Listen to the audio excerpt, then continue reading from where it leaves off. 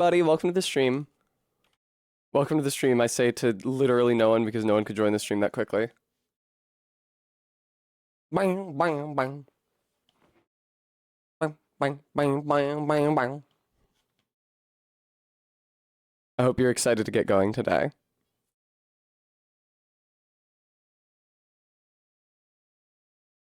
Hi, RB. All of the audio issues should be fixed. You guys let me know if you hear anything wrong. But I had tested it before stream, and I changed a bunch of shit, and I did a test recording, and me and MK both thought it sounded good. So hopefully we're just good to go today. RB, glad to hear it. I have a smudge on my monitor, but it's on top of where my face is in the stream preview, so I keep thinking I have something on my forehead. Hello, hello, Vega, welcome. Excitingly, you can see that I'm wearing a shirt that has a certain amount of green today, which means that when that stem disappears and the chroma key kicks in and we start playing the game, I'm going to be semi-transparent. So you guys will be able to see those precious few corner pixels of Phoenix Wright that you couldn't see previously. I know it was really agonizing. Hi, Diesel Shot. I hope you've all been well since the last time I saw you. We got the clown in the corner? Yeah, clown's in the corner. God's in the corner and all is right with the world. Finally, it's been so long since I was just able to stream from my place normally. Without any tech problems. That's right, I'm Bozo. For those of you who were not here yesterday for it, or who might just need a reminder, this case, the fourth case of Trials and Tribulations, has been insanely fucking horny. Frisk, thank you so much for the Prime sub and the 2-month resub at that. Diego Armando keeps calling me kitten. Like in every... I feel like if you tabulated his dialogue lines for this entire case and compared those which contained kitten to those which did not contain kitten, the former would probably be the greater. Like, he says it nonstop, and not just about me, but also about Dahlia, aka Melissa Foster. And also the judge is trying to fuck Dahlia. And also Edgeworth keeps on, like, making fun of me for my tits being too big. He called me quaggy, I think, which is not usually a word that human beings say. But I think it was like pudgy. He was, like, making, like, a weight jab because of my giant tits. And then I forgot, when I was expounding on all the ways it was horny yesterday, that Gumshoe, when he showed up, the first words out of his mouth was looking at me and said, "You're really gorgeous." Which honestly just makes me like Gumshoe more, because it shows that he has an appreciation for the finer things. AKA tits. What did I do with my candy? I don't know what I did with it. Fuck. Yeah, Frisk. Well, it's okay, Frisk. It's not technically malfeasance for your co-counsel to start coming onto you during a trial. Like, it's not a crime, but it doesn't look good for, like, the Grossman law firm or whatever the fuck. Like, I don't really know the name of it. It's run by Grossman. Like, he doesn't look good putting a couple lawyers on the bench who are constantly flirting, or at least one of them is constantly flirting with the other. Diego Armando does seem a lot fucking hornier than before he went through hell and started drinking his coffee black, but it's possible that it's just the effect that Mia has on a person. We observed that with Victor Kudo last case, so... RB, very possibly. Hi, Kringus. Yeah, a core part of his job interview process when he's hiring new partners for his law firm is body count. What? I found them. They were behind rugby. Excellent. Okay. 20 yards. Welcome to the stream. 20 yards. I don't think we've seen you for a few days. We're getting a lot of Ahegao reductions, but not from you. I'll take care of your 6, and I think there's one more from yesterday that I didn't attend to because it came right after I did a reduction. So that'll be 7, and that'll bring the price down to 733. Wait, did I fuck up the math yesterday? Did I fuck up the math yesterday when we rounded the 100? Is it supposed to be 16,633 and not 733? Did I fuck that up? I feel like I can't ask this question because you guys will just lie. But it was...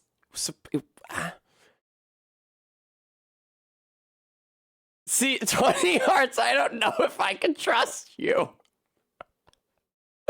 I'm sorry, I want to. And I think I might have fucked up the math, but you clearly have a vested interest. See what I mean? I gotta say, I shouldn't necessarily be opposed to making the Ahegao cheaper because the one that I did during Super Mario World honestly looked really good. It's tough to do a good Ahegao because as I've outlined, Crankus, thank God, good. Can you imagine if Godot called Phoenix Kitten during all those cases? Thank God he fucking didn't. The Ahegao I did during Super Mario World was honestly like, as I mentioned, it's difficult to do a good Ahegao because you can't see yourself while you're doing it because a core component is the eyes rolling up into the head. So, you know, if the camera's in front of you and you're looking up here, you're never going to be able to see what you look like until after the picture's taken. So it's hell trying to do a good one. Like, a core component of taking a good selfie is being able to see yourself and adjusting the angle. It's like moving this way and that way along your yaw. And be okay, where's the lighting good? It's like, hold my face like this. If I try to smile, does this look good? Oh, if I have it at this angle, I maybe want to smile a little bit on this side so that my cheek looks a little plumper. This kind of thing. You look at yourself to curate your appearance, but that's simply impossible to do with an Ahegao. So on those rare occasions where one of them actually ends up looking good, which I do think the Ahegao from Super Mario World can be counted among, it's always super gratifying.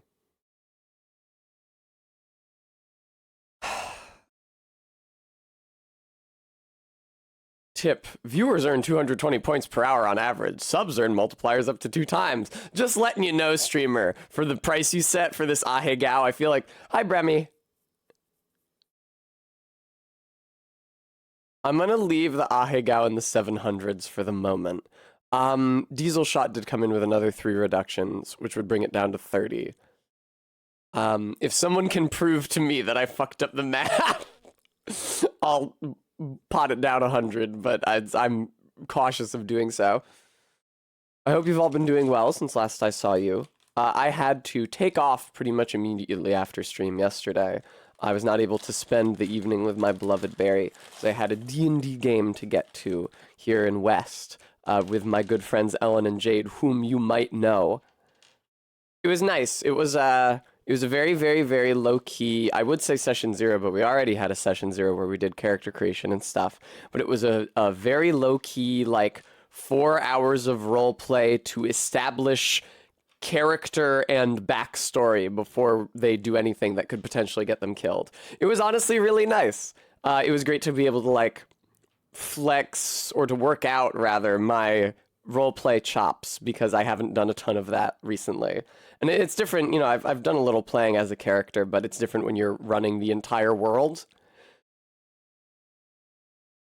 Totally a Diesel Shot. I do sometimes worry, because, like, I'm not an entire universe in real life, unfortunately. I'm just Tessa.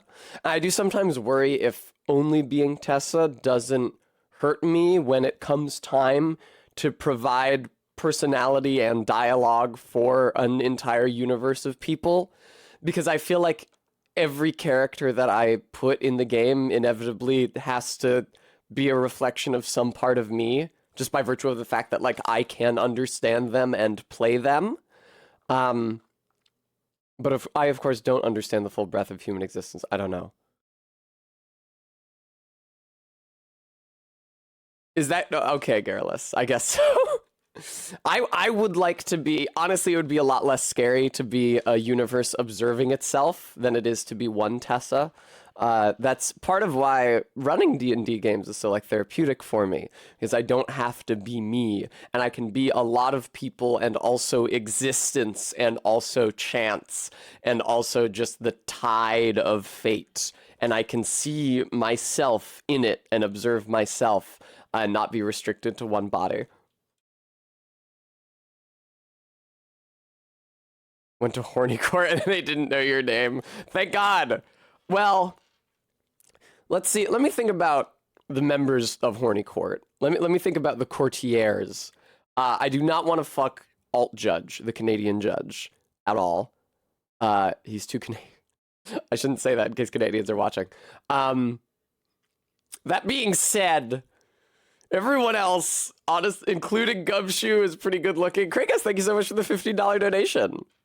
In another sense, we're all collectively the universe observing itself, so there's that. Yeah, I guess. But I can't hear the inside of your brain, though, is the thing, is that I can't hear you think. I can't verify that you are actually another person. I trust that you are, but I can't verify it, so it's very scary and lonely. Vega saith, I might finally get my GM get to GM for the first time in over 6 months later this week, and I'm ready to force myself to be a universe. Yeah, it is a little scary. I always feel a little trepidation, largely because I never prepare as much as I intend to. Fortunately, however, the trend that I discovered when I was running D&D for my friends in high school holds true to running D&D for my peers today, which is that I always feel like I haven't prepared enough, but my players inevitably never even reach the end of what I have prepared. Which is always a relief, because when you have, I think typically when you have adult players who care about the game and care about their characters, they will want to live the game as much as possible, which means slowing the game almost down to real time, at least on a scene-by-scene basis, so that things typically don't move too quickly, and if you have an entire arc planned for like an adventure, they won't hit the ground running more often than not. Being a universe like Arbeat, it's tough. What? Oh, Todd. Todd, when you typed that message, was that a flag? Was that the Canadian flag? Because to me it just looks like tiny C, tiny A. Frisk, that I am worried about that, and I really hope that's not true, because that is a very scary thought. I would much prefer the opposite. Instead of solipsism, where only I exist and the universe is a dream that I'm having and everyone that I interact with is like a nightmare shadow of that dream, I much prefer the idea that I don't exist, because you guys can't verify my sapience. So I could just be an automaton, and frankly, if I were an automaton, that would be a real load off my mind, because it means that I wouldn't have to face the horror of actually having identity, and I can just like serve the function that I've been apportioned by your consciousness, which is like really just a huge relief and exactly what I want. Brevy, come on. Yeah, just I see the country code because it's the OBS chat window, I guess. Yeah, Bremy, I mean, I think about this kind of thing all the time, which is part of why Nier Automata was so meaningful to me. But yes, we did recently get a quite heavy dose of it in Evangelion. That reminds me, I want to take out the Majora's Mask poster from back there and swap it with the Neon Genesis Evangelion poster again to memorialize our now concluded watch through. What a fucking series, though, huh? That was so cool. I think it may have graduated up to become my favorite anime, and I feel guilty saying it because it's such like a basic choice. Like, hey, what's your favorite anime? Oh, really? You like the monumentally critically acclaimed anime, like the most successful and most popular series of the past 30 years, like blew up in Japan and internationally, like it's still getting like movies and merchandise today. Yeah, really? You like that one? That's your pick? But it is just honestly really good. And every time that I have watched it, which is only 3 times, our watch along was only my second time rewatching watching it. My esteem for it has only grown. And I hate to say it, but having rewatched Kill la Kill more recently as well, I'm noticing that maybe it is a little light on the story. That's not to say there isn't a story or that the story is bad, but I don't think anyone would disagree that the story in Kill la Kill is less emotionally compelling and meaningful than the one in fucking Evangelion. Kill la Kill does have more titties, though. Not that Evangelion doesn't. Hi, Pixel Pixie. Thank you, thank you. And yeah, exactly, Naughty Gnome. That's the thing. Anime... The issue is that anime is usually discussed as a genre rather than a medium. So like people talk about anime and they talk about liking anime and they talk about like the narrative conventions of anime, and they are like drawing from an amalgam in their mind of like aspects of popular anime, average trends of the anime that they've seen in their lifetime, but it is just animation. Like film is film, or like television is television, or like music is music. So when people talk about anime, they're usually thinking about like serialized new releases, which may be better, they may be worse, and it may be based on manga, or it may not be, and it may be more or less baldly fetishistic. But really, the form is capable of like telling any kind of story, and Evangelion is divorced from its medium, just like an extremely existentially compelling story. It's like how the Seventh Seal would still be incredible if it was anime. Well, now what if you took the audio from the Seventh Seal, but then you did an anime over it? It wouldn't really work because the audio, I don't know.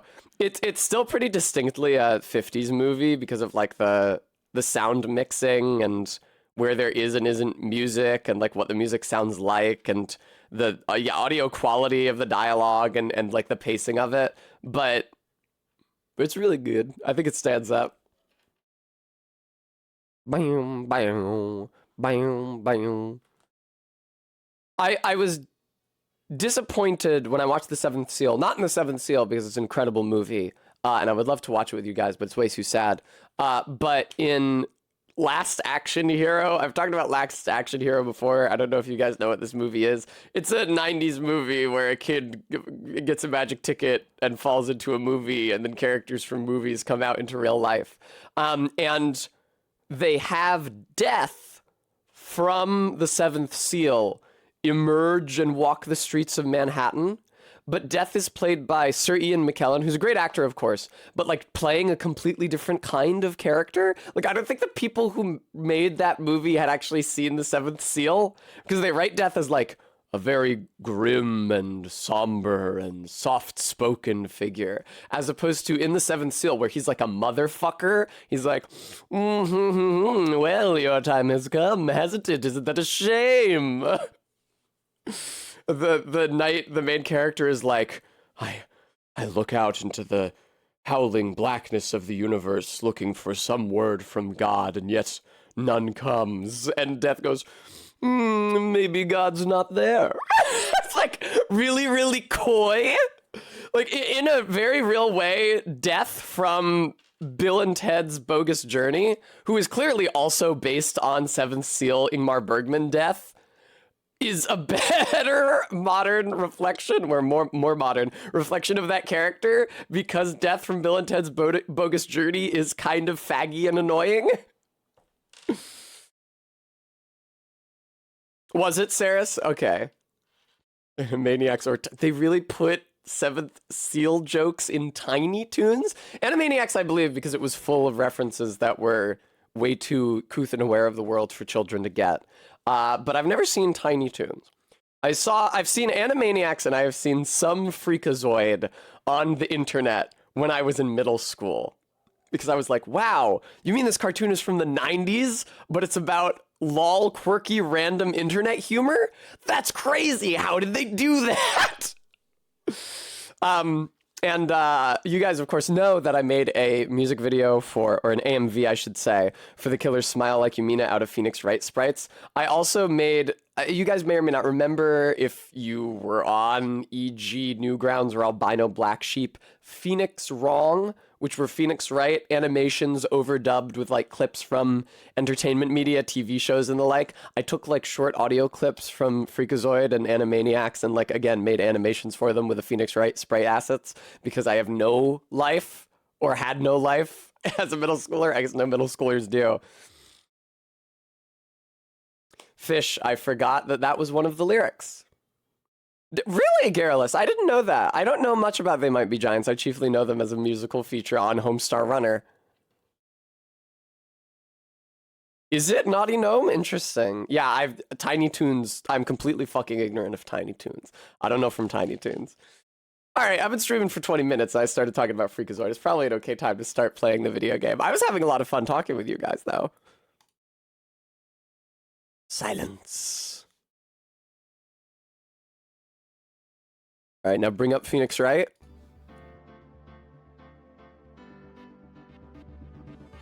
It's crazy that the music popped, it like started at the beginning of the track as soon as I unmuted the application. That's crazy. Anyway, bum, bum, bum, bum, bum, bum, bum. I'm just getting the green screen going. Blip. Yep, there I go. No, my heart. I've got options under it. Somebody, oh God, we need to operate. Beep. That'd be cool if I had an options button actually and people could customize me as they saw fit. That'd be fun. All right, here we are.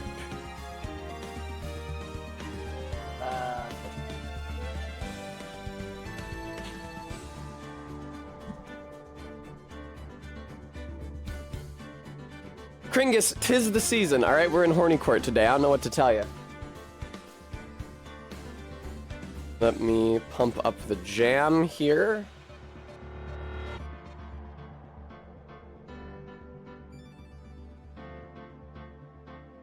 Now. Hooray! Good job, Tess. You did the green screen right. Yay! Look at me. I know what I'm doing. Yes, Todd. Funny story.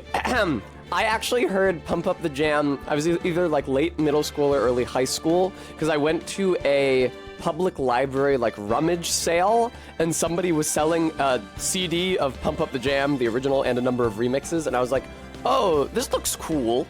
The cover's cool. Yeah, let me give this a listen. And I hated it. And I was like, oh my God, this is atrocious. This must be some like no-name like demo album that I just bought. How shameful. And then it turns out it's actually an extremely famous song. I haven't listened to it in a long time, so my opinion on it may change over the years, but I didn't like it as like a 9th grader. Yeah, just a little. A certain amount of transparency is good for establishing trust between the streamer and their audience. Thank you so much, Cyber Arcanist, for the 3-month resub. No, not a new game. No, this is not a new game. We can just continue the... Yeah. Okay. Oh, right. Maddox, very tired, Kent. Thank you so much for the $5 donation. They keep on putting shit through my torso. Mr. Falls, yeah, I'm sorry! I want to say thanks! You're really good! You really hooked me up! Thanks! We're almost there! Once I prove that she committed the crime... Yeah, but there's one more big obstacle we've got to get past, kitten. Remember me? Remember how fucking annoying I am? There's one more big obstacle we've got to get past. Me and my poor professional conduct. Obstacle? Yeah, motive. Why would Melissa Foster kill that policewoman anyway? Motive, huh? Anyway, we're still badly in need of information. Information, right. What we need the most is info about this Melissa Foster herself. All we know is that she's a student studying literature. And one more thing. What is it? The Pixar eyebrows. No, the DreamWorks face right there. Well, the incident that happened 5 years ago, of course. The kidnapping murder case that Zebra Boy's on death row for. Was he supposed to be wearing a gold chain in the original? And if so, why? I don't remember that being an aspect of his character design. I didn't do nothing. I didn't kill nobody. I'd never lie. This is, like, probably the least hinged defendant that anyone ever defends in these games, including, like, Ron Delight and Max Galactica. Thank you, Arbeat. I will have a treat.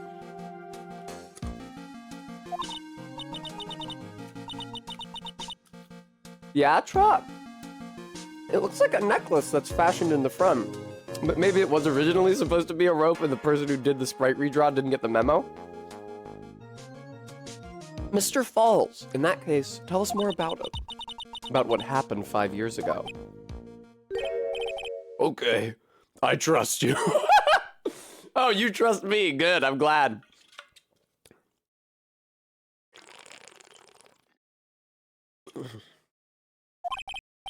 That day, 5 years ago, I dream of it every day. This picture, it reminds me everything. I'm not so good at put words sentence in. Bridge look. Oh, he is supposed to talk like a Frankenstein, actually. Bridge looks the same, just like then, 5 years ago. That's an incredible question, just. I was wondering that too. That's like, it's like a capital Ev, I think? Like it could fall apart. Fall apart any minute. So it's been broken like that for at least 5 years. Ha! Sorry, buddy, but you sound like the one that could fall apart at any minute. My defendant that I'm co-counsel for. You're a mess. It's true. I did kidnap her. 5 years ago, I kidnapped my girlfriend, Dahlia Hawthorne. Oh no. Oh no. I don't think it is is it maybe used in Icelandic? I don't know in what languages Ev is still a part of the alphabet. Maybe Icelandic. Your girlfriend? Huh? Hey, hold on there. Did you say Hawthorne? The victim's last name. Dahlia Hawthorne, Valerie's little sister. They were so smart to make this the second Mia case you play and not the first. They were so smart to have you play these cases out of order. Because a lot of this feels like constructed like a first case in a Phoenix Wright game. Like you never go investigating. You're just in the courtroom 100% of the time. And they do everything to explicate every stage of the mystery from within the courtroom. But it's so much more impactful getting it now as opposed to at the beginning. Thank you, Ellen, for contributing. Also, welcome to the stream.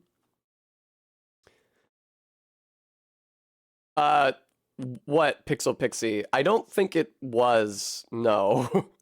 I'm pretty sure this game is too early for that. What? Are you serious? This remaster, I mean. The girl, let her go!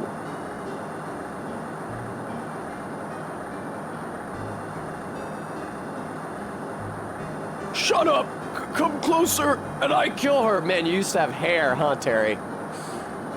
Sorry, but you're not going to get the chance.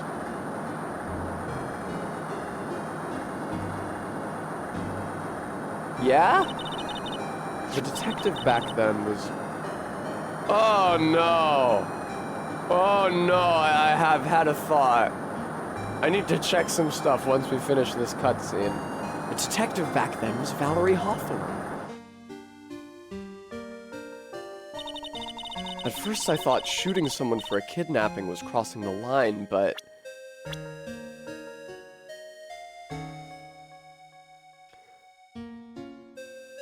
So, the kidnapping happened 5 years ago, right? And he says he kidnapped his girlfriend, Dahlia Hawthorne. You know what, though? You know what, though? Because I was gonna say 5 years ago he'd be 20 and 5 years ago she'd be 14. But... she's lying about her name, she could be lying about her age. That would actually be perfectly reasonable. Still, though... Dahlia Hawthorne, deceased. Valerie's younger sister, victim of the kidnap murder at Dusky Bridge 5 years ago. If it was to protect her little sister, I can understand why she did it.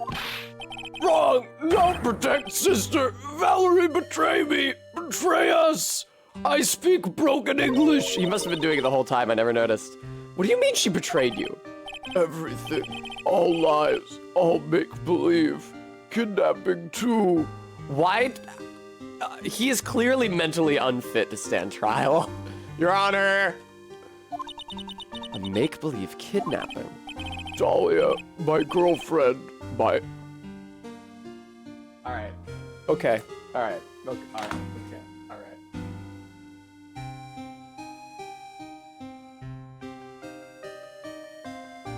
Alright. I do not make this game. I'm not affiliated with this game. Oh, God. Man, Falls, I stuck my neck out for you. I went out of my way. I was literally like, well, she could be lying about her age. I'm sure she wasn't 14 when you kidnapped her. Fucking Christ, man. Ugh.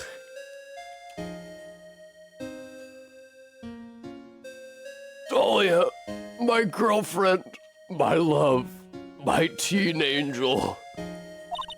Oh, God.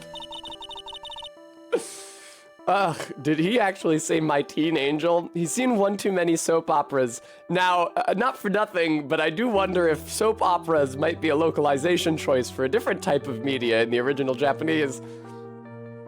Bram, if she's not lying about her age and she's really 19, then when this happened, he was 20 and she was 14.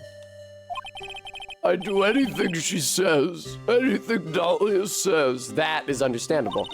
Anything Dahlia says? Hold on a minute. What you're saying is that the kidnapping 5 years ago was planned by... Yeah, me and Dahlia. And Valerie, too. Valerie was in on it? Dahlia's family rich. Jewelry business. We get one jewel. That's what we thought. Me and Dahlia wrote kidnap note. We said to her dad, asked for $2 million diamond.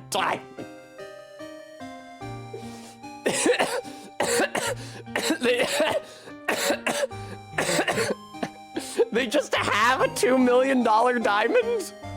Oh no, that's not the red diamond that Luke Atme has in the second case, is it? It's all coming together. We tell him Valerie make transfer cause she knew detective. Having a police detective in your pocket is a useful thing, all right. In the end, you were planning on splitting the 2 million 3 ways, huh? Bram, I don't care if they're jewelers, you knew about the time. Jewelers, just because someone is a jeweler doesn't mean they have a multi-million-dollar jewel on hand that, like, goes in a museum. Yeah, but that woman...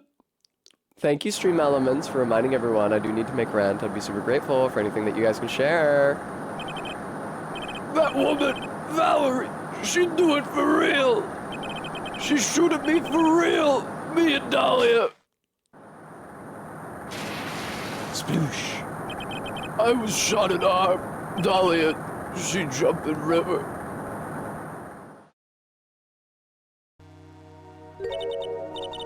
Ellen. Jump?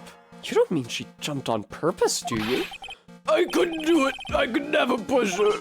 Anyway, I blacked out. Wake up with police all over. And that's when they decided to give you the death sentence. I couldn't believe it. That woman, she betrayed me. So did you kill her this time then? Oh shit, back sprite for a character we never get a front sprite for. That's rare in these games. That man, Terry Falls, he killed her. He threw her off the bridge. He threw my beloved sister into the roaring river 40 feet below.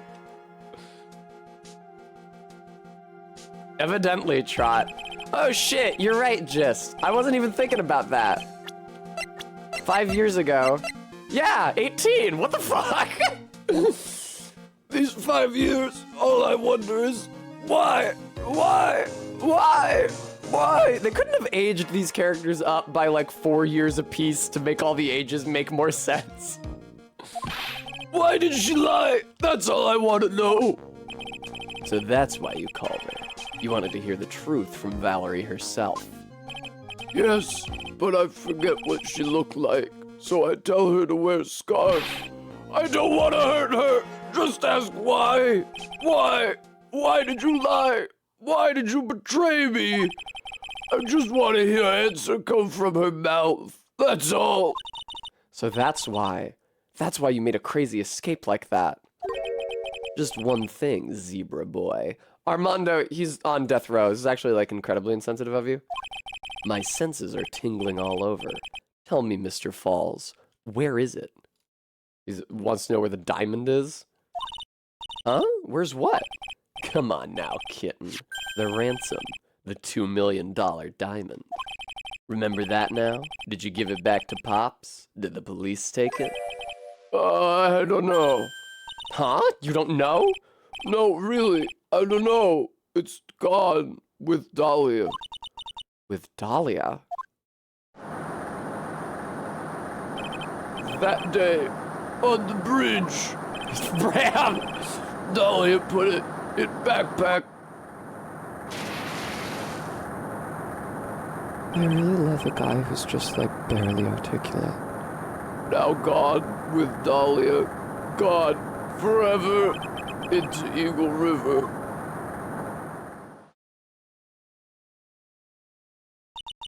It disappeared with Dahlia, huh? Wait a minute.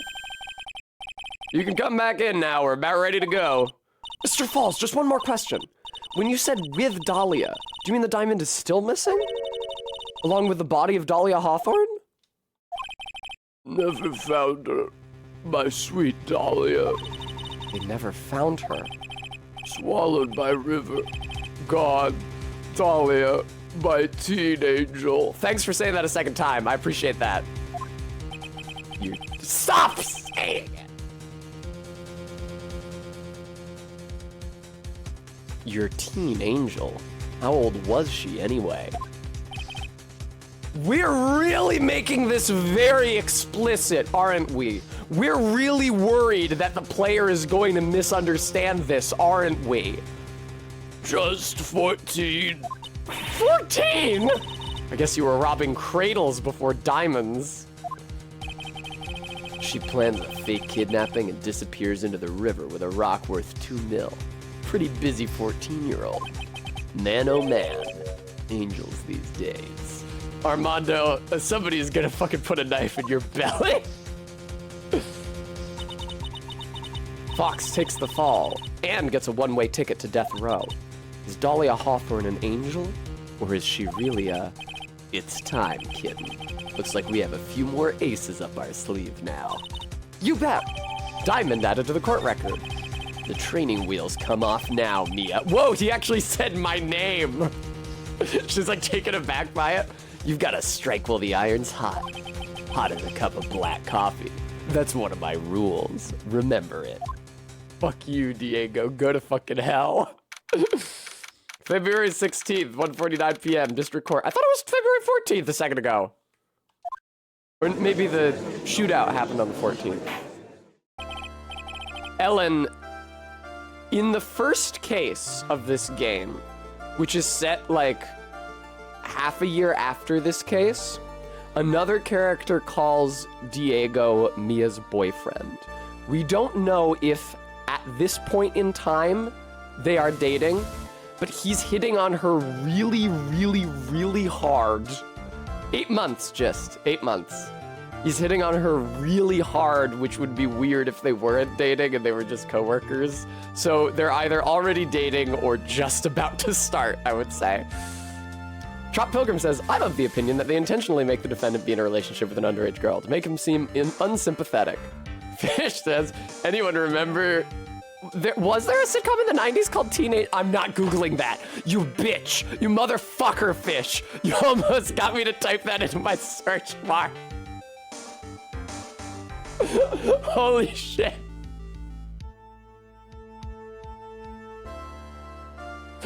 My heart. Oh my god.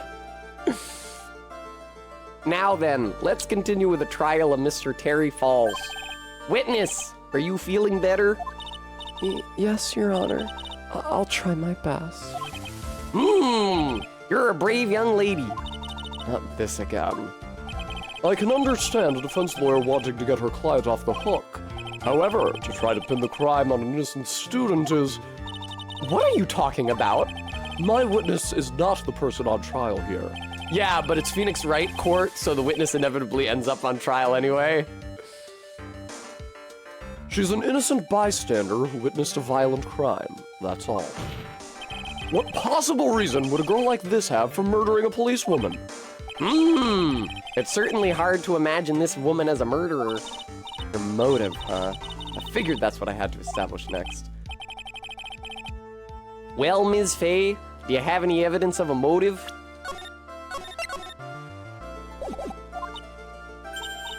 Yes, of course, I think. Huh. You're still acting as tame as a kitten. Kitten. Fuck you!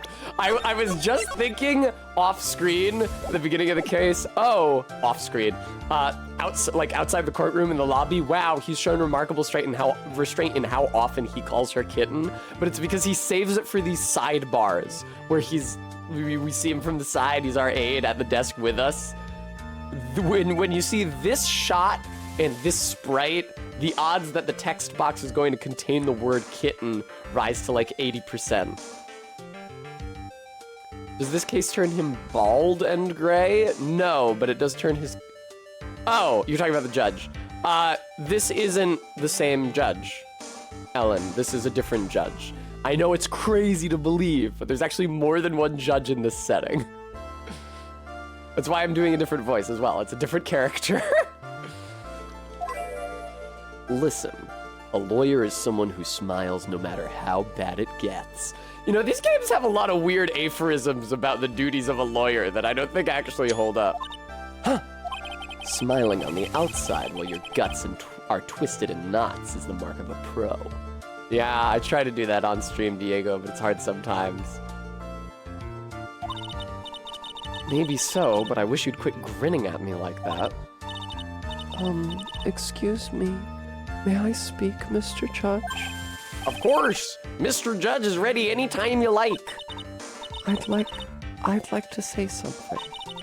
Some people here are suspicious of me, right? That's why I at least wanted you, Mr. Judge, to know that it's not true. I see. You're such an honest and upstanding young lady. Looks like this witness is a real professional. What do you mean? Look at that 100-watt smile. Just when things are darkest for her, click, she lights right up. Very well then, let's hear what the witness has to say. Boom boom, Melissa Foster's history.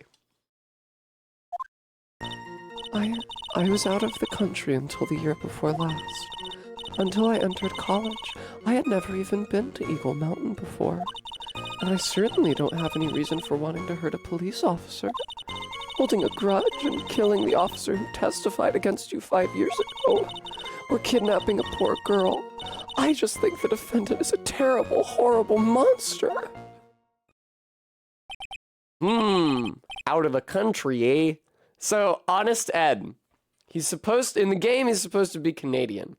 I can't fucking do a Canadian accent, really. I know that Midwest Canadian accents share a lot of features with Midwestern American accents. I don't know where they differ, and I'm probably never going to know.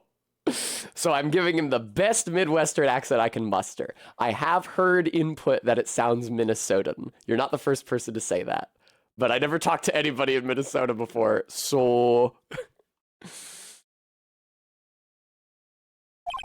Precisely. Furthermore, she has no possible motive for committing murder. Indeed. You're up to bat, kitten. Sharpen those claws and put on your best smile. Fucking God, dude, chill out. Mia, would you have some backbone? You bet.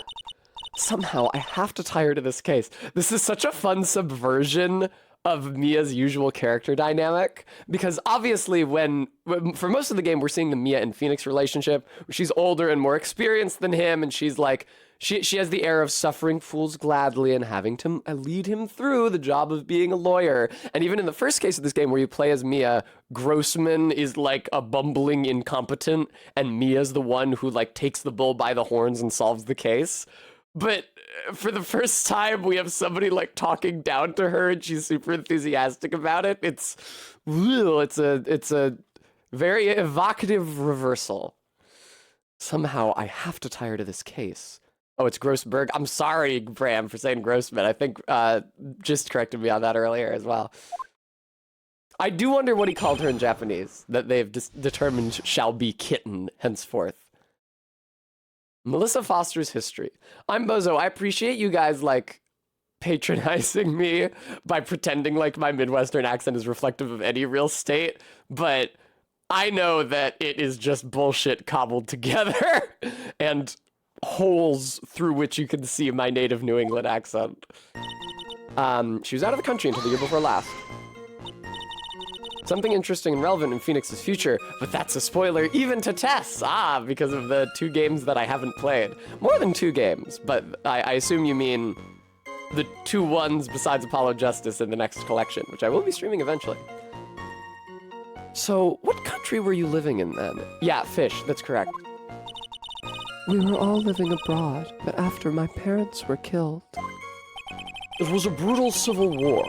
She had to try to make her way back home alone. Where the fuck was she, Sudan? I lost everything. I didn't even have any personal identification. What kind of sob story is this? What do I do? Should I press her for details? Yes. What the fuck country were you living in? Answer my question. I'll even repeat it for you. What country were you in? Your Honor, this line of questioning is childish. What country she was in and how many languages she may speak are irrelevant here. What we're here to evaluate is whether this witness has any connection to this case. I've lived abroad ever since I was a little girl. That's why I could never have known Mr. Falls or Detective Hawthorne. Yes, I think we've established that point. Yes, indeed. Well then, shall we add what you've just stated to the official testimony? Yes, please, Mr. Judge. Naturally, I didn't know either the victim or the defendant. I feel like that is probably not a contradiction yet. Oh. But now we press this. It's like, oh, if you don't know the victim or the defendant, how do you know the ins and outs of the case already? A grudge. Well, the policewoman's testimony was crucial, wasn't it? Crucial in getting the defendant sentenced to death. Yes, and that's precisely why he harbored such deep anger against her. So much anger that he forgot his own guilt. My client has always maintained that he's innocent of those charges. He seems rather forgetful. Your client, I mean. Not only did he forget about what he did, but he forgot the poor policewoman as well. What do you mean by that? Your client, he forgot what the detective looked like, right? It's too bad for her that he didn't forget about her testimony as well. Well, she's right about that. Mr. Falls is kind of forgetful. No, why do you know so much details about the case if you never heard of them before? You said he forgot what the detective looked like. What did you mean by that? Well, he couldn't tell who she was without some kind of identification, right? Quite right. That's why the victim was wearing a scarf as identification. Why, if I had been wearing a white scarf that day... Dahlia, you're overplaying your hand! Then he probably would have tried to kill me. That's true. He's clearly a bitter man. This is bad. Mr. Falls' reputation just keeps getting worse and worse. Sometimes it's best not to poke too deep. What should I do with that last statement? No, we're gonna keep that. Your Honor, what the witness said just now was tremendously important. I'd like it added to the official testimony. The prosecution has no objection. After all, the defendant is a killer and a mentally unbalanced one at that. That testimony only helps to further prove that point. I will say that, Canadian or no, this judge says a lot more than the normal judge. And he's clearly actually going, because the sprites don't change between language versions. No, that's not why I... Enough. Witness, if you would. You know, the alt judge, enough, isn't quite as fun as the OG judge, enough. My ship sails in the morning. My pleasure, Mr. Judge.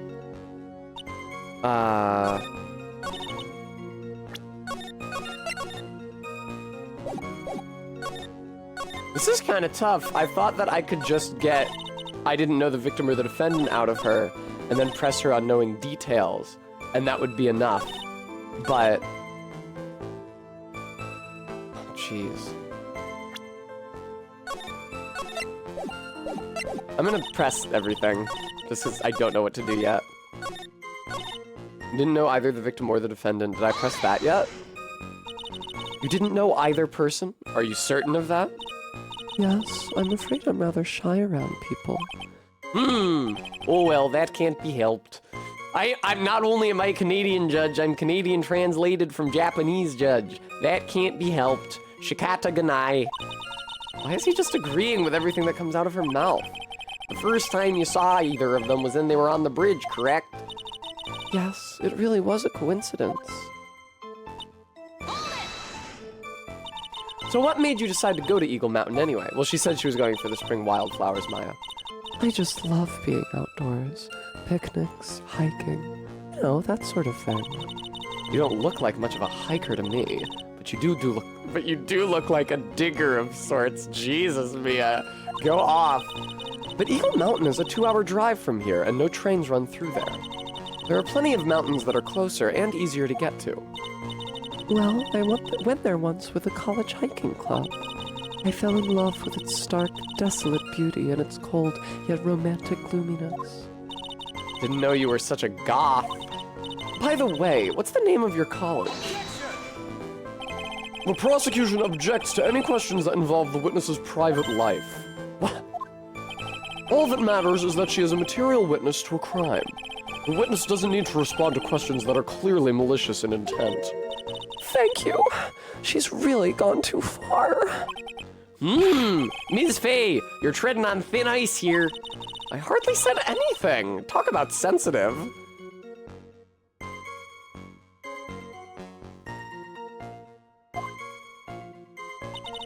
And I certainly don't have any reason for wanting to hurt a police officer. Perhaps, but your behavior that day was very suspicious. Not only have you contradicted yourself here in court, but you know things you shouldn't. For example, the scratches on the trunk of the car. Oh, that's... Unfortunately, Ms. Faye, your last statement proves nothing.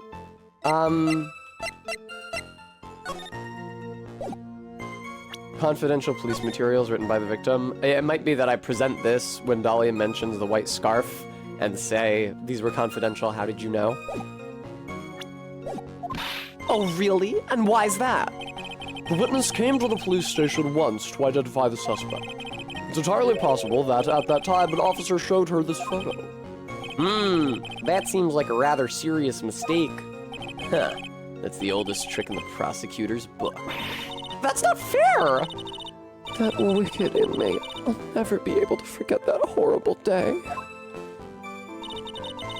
Oh,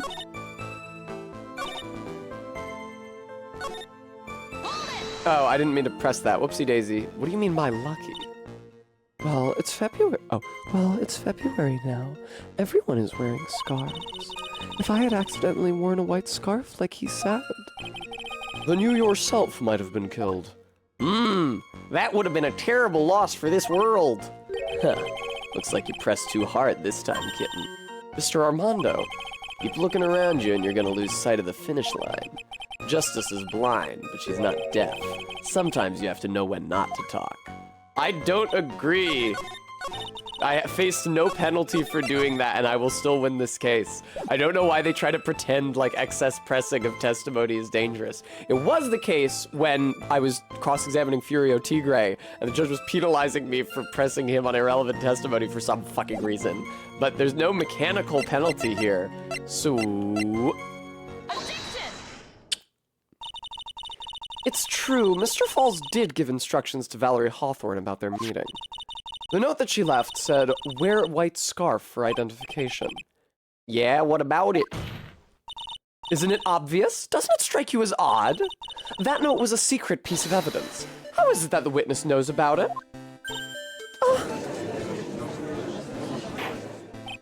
Order! Order!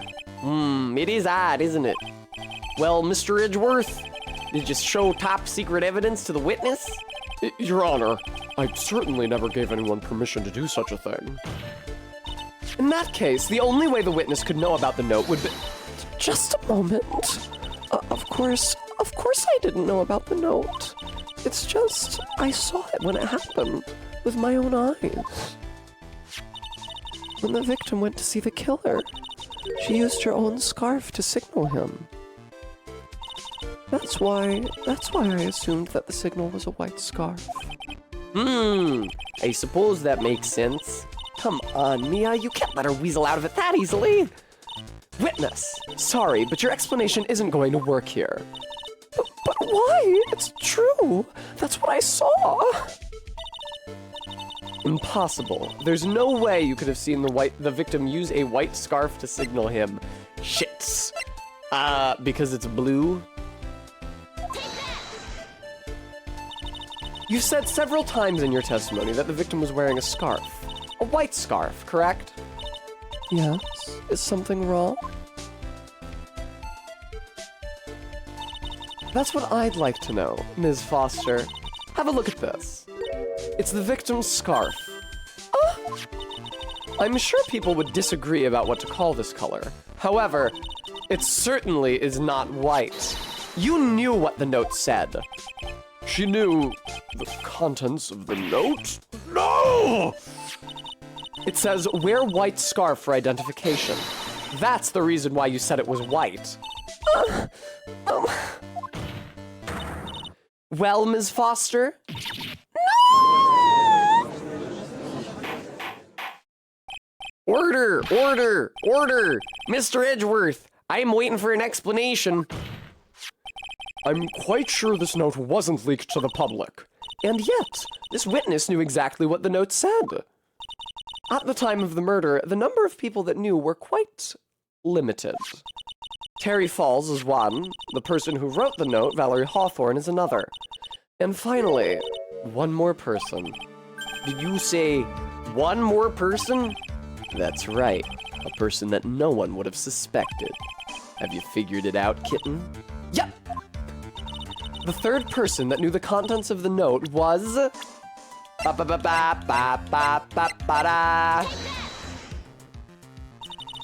that person is Dahlia Hawthorne. Dahlia Hawthorne? I've never heard that name before. I really like how she looks with her hair down in the silhouetted character portrait. She looks really good. Dahlia should consider taking out the braids and wearing your hair like that more often. Look at the victim's note. This is what it says. Talk to Dahlia. Tell her this time. There's her name right there. What's this? So who is this person? This Dahlia Hawthorne? I didn't remember that it said Dahlia. Hello, F.A. Huh. Miss Fay must be desperate if she's trying to bring the dead back to life. The dead? Dahlia Hawthorne was the victim's deceased younger sister. She was killed in a crime 5 years ago. Killed in a crime? You don't mean...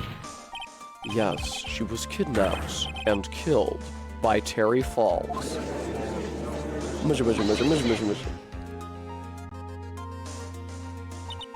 You said she was killed, but was she really? What are you implying? Of course, people thought she had died 5 years ago, when she fell off Dusky Bridge and was lost in the Eagle River. However, her corpse was never found. She was declared legally dead 5 years ago. That seems like not how much time you're supposed to wait before declaring a missing person deceased. As far as the law is concerned, Dahlia Hawthorne is officially dead. But the fact remains that her body was never recovered. Dahlia Hawthorne was 14 years old 5 years ago. If she were still alive, she would be 19 now. Melissa Foster. I believe that's the same age you are. Even you couldn't... Miss Faye, you're not saying... But I am. That's precisely what I'm saying. This witness before us is the girl that was kidnapped and killed 5 years ago. I hope that at some point later in the series, I don't think they do this, but it would be cool to play more prequel cases as Mia with Phoenix as her assistant, because I really, really like playing as Mia, and we rarely get a chance to get a sense of what she's like as a lawyer, this being one of the rare exceptions. This witness before us is the girl that was kidnapped and killed 5 years ago. Because, like, spirit channeling heir turned bad bitch lawyer is actually a pretty cool character concept. This girl is, in fact, Ms. Dahlia Hawthorne. What? Huh. Nice work. That was like tossing a grenade into a 3-alarm fire. Hey, look, I came up with an analogy that isn't based on A, coffee, or B, fucking. But unless you can tie all the loose ends together, you're nothing but a hit-and-run arsonist. Go to hell, dude. I understand. If I can expose her true nature, I can turn this whole case on its head. Now's my chance to make Mr. Edgeworth squirm. Chill out, Mia. Witness, just who are you anyway? I didn't think it'd come to this. That's enough. You don't have to say any more, witness.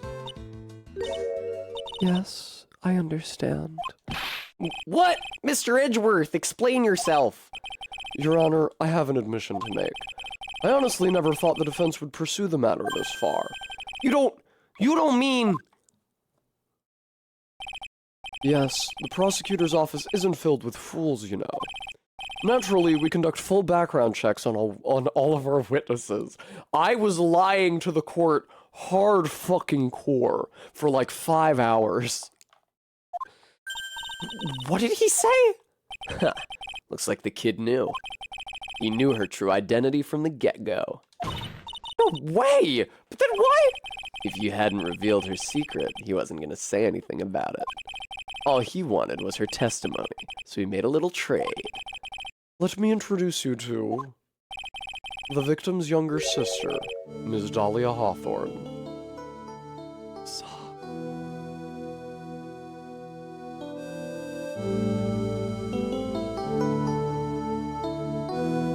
I love her songs so much, you guys. But, I thought she died 5 years ago.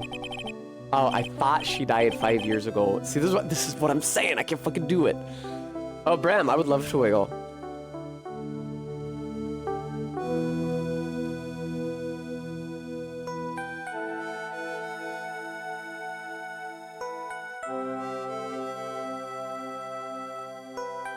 It's such a pretty song. This is one of my favorites in the series. It's not a coincidence that Dahlia is also one of my favorite characters, if not my favorite girl. Thank you, Stream Elements, for reminding everyone.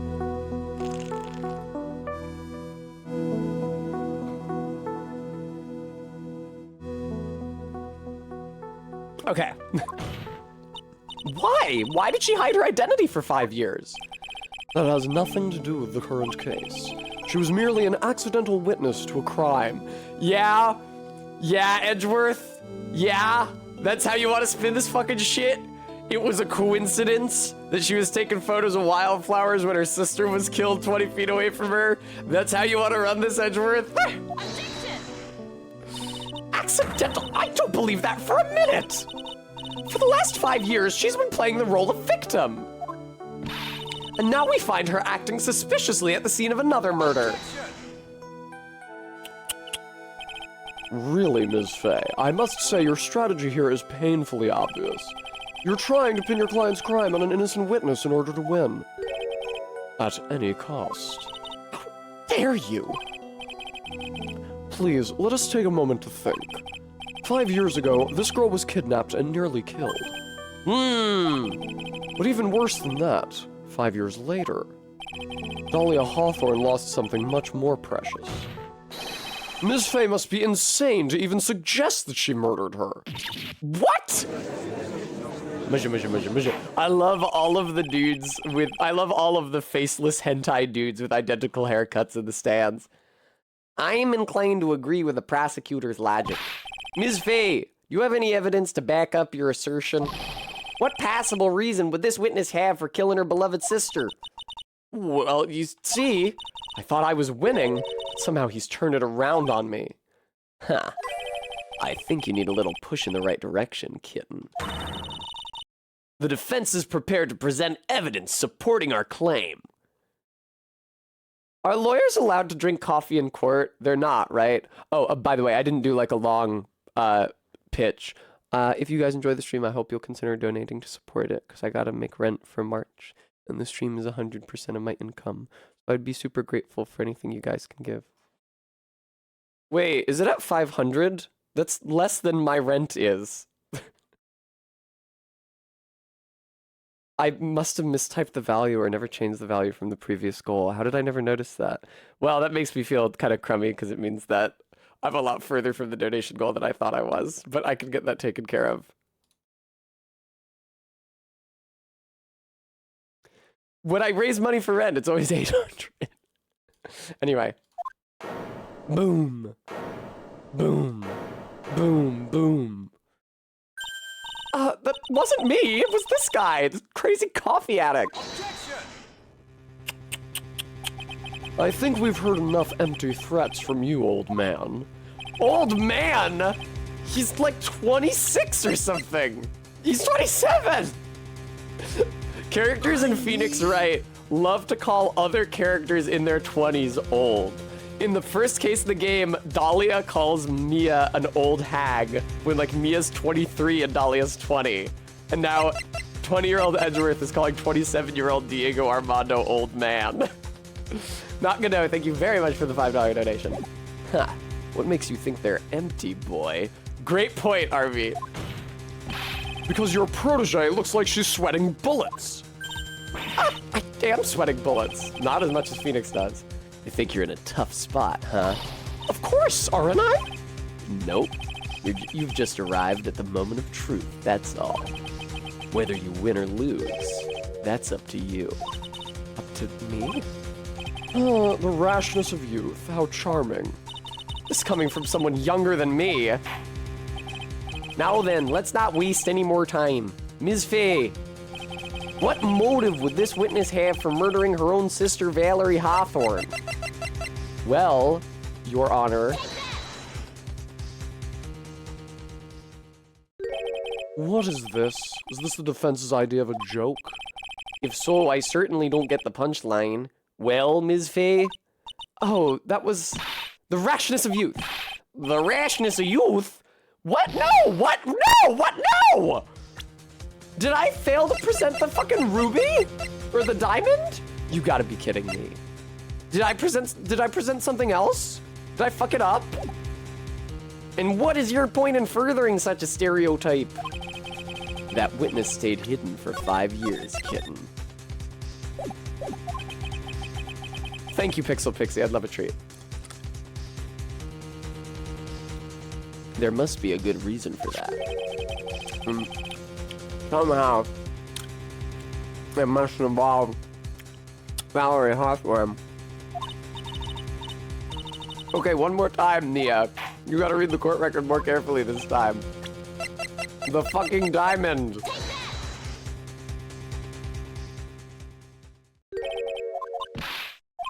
That's insane. That's insane. The reason I presented it a second time to make sure is because it's so obviously the right answer. What?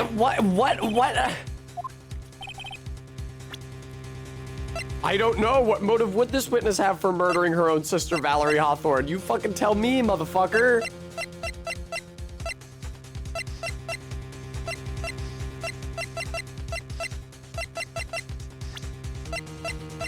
To hide her identity as Dahlia Hawthorne, I guess?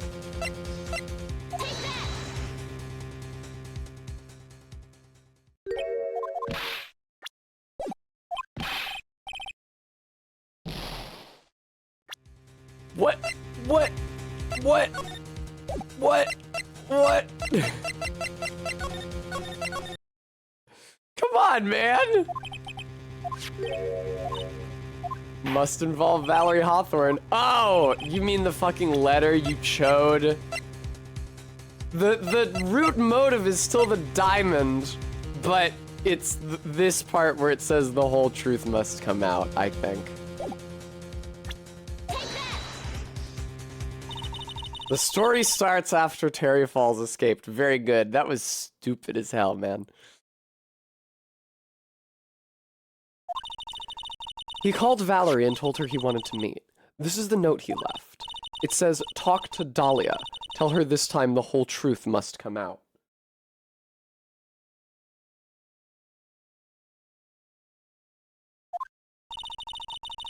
Valerie Hawthorne gave Dahlia a warning. I would like a grilled cheese, Bram, but there's nobody here to cook one for me. She told her she was going to reveal to the world the whole truth. That's a very strangely arranged sentence. The whole truth? There was a dangerously important secret between Valerie and Dahlia. That's the reason Dahlia felt she had to kill Valerie. To keep her mouth shut permanently. A terrific story, Ms. Fay, if you like fiction, that is. Enlighten the court, Ms. Fay. What was the secret that was so important?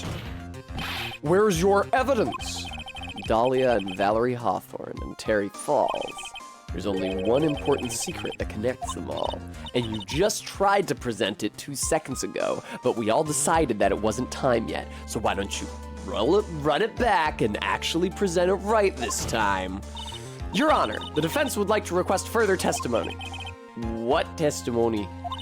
Regarding the kidnapping 5 years ago, we believe it will explain a lot of things, such as the nature of the important secret between the Hawthorne sisters. Very well. I'll grant your request for further testimony. I know it'll be painful for you, but can you enlighten us a little more? Oh no. But can you enlighten us once more, my little maple leaf? Yes, I'll try, Mr. Judge. Putting on the old charm once more, Dahlia. This'll be the last time you hide behind your womanly wiles. My little maple leaf. 5 years ago, I was kidnapped by Mr. Falls. The ransom price was a raw diamond. My sister, Valerie, brought it to the bridge. After she made the exchange, she shot Mr. Falls in the arm. Sploosh. That's when Mr. Falls tried to kill me by shoving me off the bridge from behind. I survived, but I was afraid I might be kidnapped again for my family's money. So I decided to change my identity and start a new life. Speaking of her family's money, where are Dahlia's fucking parents? The kidnapping left her emotionally scarred. With her sister's help, she left the Hawthorne family and started all over again. And we're to believe after all that she murdered her sister? Preposterous. Thank you, Mr. Edgeworth. Ms. Fay? Yes, Your Honor? As you've heard, the witness is still traumatized from the kidnapping. I'll ask you again to be extremely gentle in your cross-examination. Mr. Edgeworth got the jump on me again. We're not allowed to fight, then let's twist some arms. Listen up. We've still got that info. That ace up our sleeve. What info? Come on, kitten. Don't say you've forgotten already.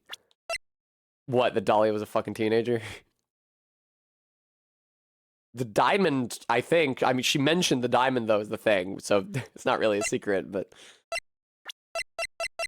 the only new info we have since the first half of the trial is that the bridge has been broken down for 5 years. And the diamond. And the Dahlia Hawthorne profile, and that's it. The fact that the kidnapping 5 years ago was staged. Oh, that's what he meant. That's right, it was a fake kidnapping. Terry Falls told us that in the lobby. I'd do anything she says, anything Dahlia says. Nit, think again, my friend. What you're saying is that the kidnapping 5 years ago was planned by... Yeah, me and Dahlia, and Valerie too. Yes, that's it. The fake kidnapping is your best shot, Mia. That's her secret. 5 years ago, by Dahlia Hawthorne, age 19. Did you and Mr. Falls have a relationship? Yes, as a tutor. What was he tutoring you in? You were tutoring him, Mr. Falls? No, of course not. Don't be ridiculous. Mr. Falls came to the house to tutor me. That makes sense. 5 years ago, she was only 14. He probably came up with a kidnapping plan during that time. What could he have conceivably been kidnapping her in? Or kidnapping her, tutoring her in? I'm actually English professor. The Hawthorns are in the jewelry trade and quite wealthy, you see. Quite the clever fella, that Mr. Falls. Did I hear him right? You just call Mr. Falls a clever fellow? I heard that diamond is valued in the neighborhood of $2 million. $2 million?! It was still uncut, so it was about the size of a pint of milk. What the fuck? A $2 million pint of milk. You don't know what to think about that. The defendant demanded that her sister, Valerie, make the exchange. Not as a detective, of course, but as an individual. By the way, I want to ask you, Mr. Edgeworth, why do you think he wanted to make the exchange up there on that mountain? If he ever got surrounded, it would be hard to escape. There's one thing a kidnapper wants to prevent, and that's police involvement. In a place like that, it would be easy to tell if he was being followed. With only one entrance to the mountain, he was ensuring his safety. What a wickedly clever man that Mr. Falls is. Yeah, right. It was all your plan. Anyway, Valerie brought the diamond to the mountain, and after she made the exchange, she shot Mr. Falls in the arm. Why did she do that? That was a dangerous thing to do, considering you were being held hostage. Yes, but actually that saved my life. What do you mean? You see, Mr. Falls was holding a knife in his right hand. Somehow, I just knew he was going to use it. I knew he was going to use that knife to kill me. That's why my sister shot him. It was to save me. That's when Mr. Falls tried to kill me by shoving me off the bridge from behind. I'd like to hear more about what happened right at that moment. Well, when Mr. Falls was shot in the right arm, he let go of me. I was dazed. I turned to try to run away, but Mr. Falls turned to grab me as well.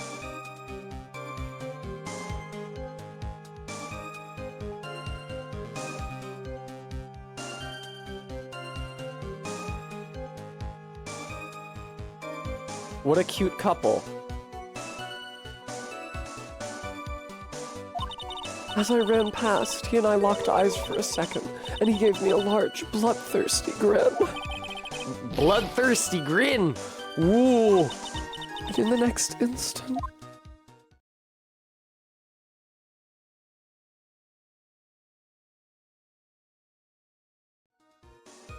I was being sarcastic, but don't ellipsis test me!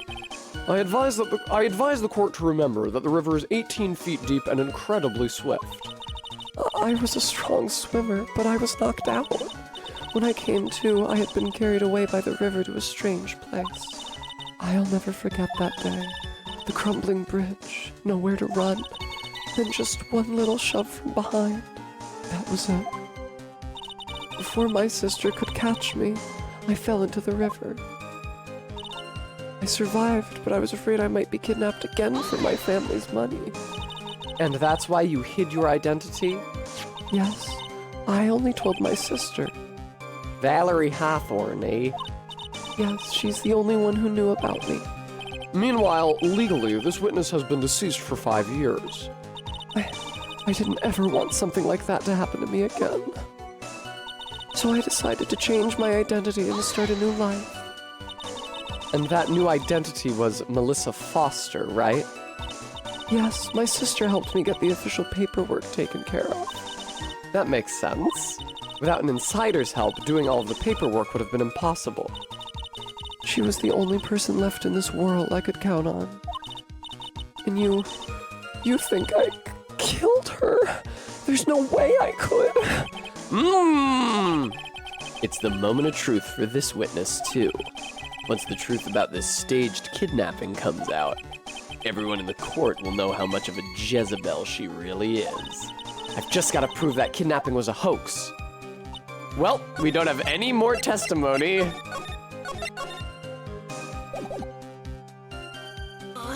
ZJ Mac, thank you so much for the $20 donation. Thank you, ZJ. Thank you. Fuck.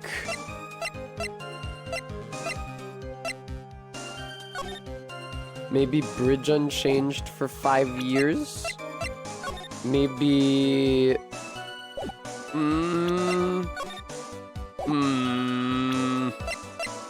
Maybe the diamond comes up?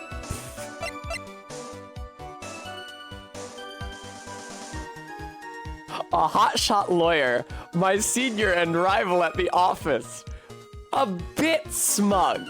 He's just a bit smug. Just a little bit. Not especially smug. Just a bit. I was kidnapped by Mr. Falls. The ransom price was a raw diamond. My sister Valerie brought it to the bridge, and we have that diamond here. After she made the exchange, she shot Mr. Falls in the arm. So Mr. Falls tried to kill me by shoving me off the bridge from behind. I survived, but I was afraid I might be kidnapped again for my family's money, so I decided to change my identity and start a new life.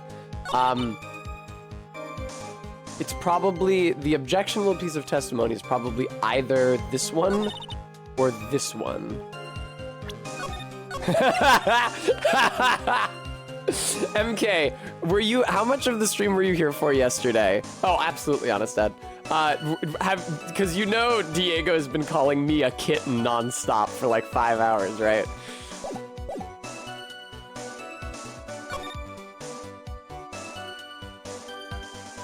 I guess why would he try to kill her if she had the diamond? Okay, MK. Yes. It doesn't happen at the end of the testimony this time, but he's been doing it non-fucking stop. If you check the VOD, honestly, if you just click to a random position at the VOD, you're likely to find Diego calling her kitten. And not just calling her kitten, also calling Dahlia Hawthorne kitten, also saying, time to sharpen your claws and get back into it, kitten. Shit like that. He's been going nuts on her. Shit like, you're too young to drink coffee, kitten. Even though she's 23. He's a real fucking pervert. Yes, capital K on kitten, which makes it worse. Yeah, MK, yeah. Okay, why would he shove you off the bridge if you had the diamond? That was not it. Nice try, bozo. Now I'm the judge.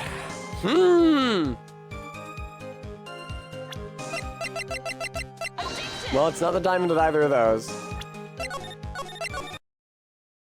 Your newest hire at work has been wearing a bandana every day until Friday when he revealed he has a perfect hairline.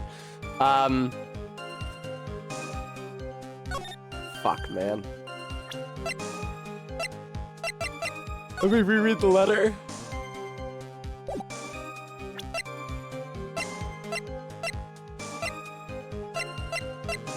No, it's a shame we don't have an affidavit from Falls that says, like, Dahlia jumped, I didn't push her. It would be, like, her word against his, so that wouldn't necessarily be super useful, but it would at least directly contradict something she said. Almost, yeah, I don't think Gumshoe is going to be relevant evidence in this case, Mia. It's funny that Melissa Foster and Dahlia Hawthorne are still two different profiles in the court record. Yeah, oh, MK, I didn't notice that, Jesus. Yeah, he is 26. Hi, I'm Dick Gumshoe, I'm 26 years old. Well, I mean, that's why, so it was professionally inappropriate for Gumshoe to start hitting on Mia as soon as he rolled up in the courtroom, but they're only 3 years apart, so it's not socially inappropriate. If they were at the lawyer bar after the trial, it would be a different story. I have no fucking idea what to do here. I have no idea what to do here.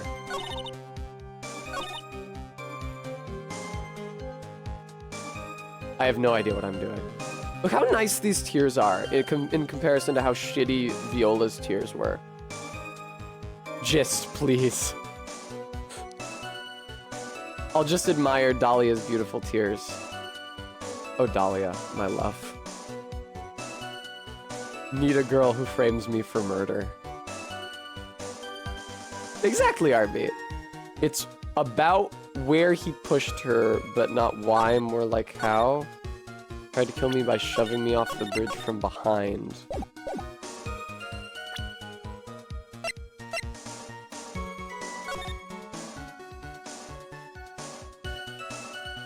Oh, because she would have landed on the rocks? Let's try it. That's right. Congrats, MK! Now I reveal my selfish motivation for hoping that lease went through, because I want to visit and stay with you. You say that Mr. Falls pushed you into the Eagle River. However, that's hard to believe. But it's true. I felt a push on my back. I'm certain of it. It was Mr. Falls. I'm sorry. I guess I wasn't clear enough. I shouldn't have said, that's hard to believe. I should have said, that's impossible. Impossible? I ask that the court recall the condition of Dusky Bridge, now and 5 years ago. That bridge hasn't changed one bit in these last 5 years. What was, MK? If someone had pushed you from behind, as you've claimed,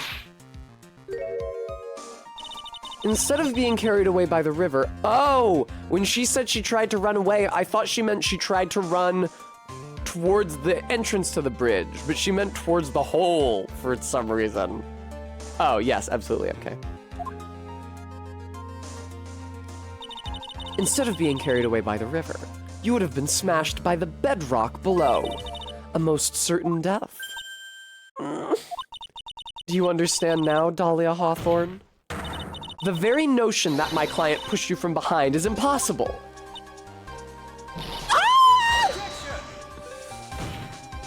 Your Honor, this event occurred 5 years ago.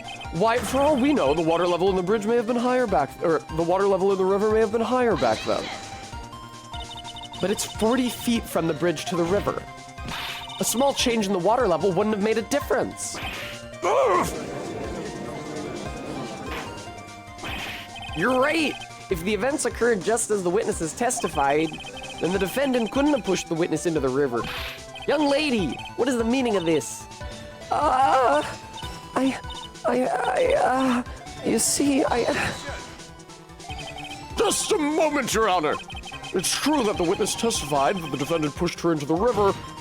However, she never stated that she fell from the back end of the bridge. It is good, RB. What do you mean? Well, she could have fallen from a different point on the bridge.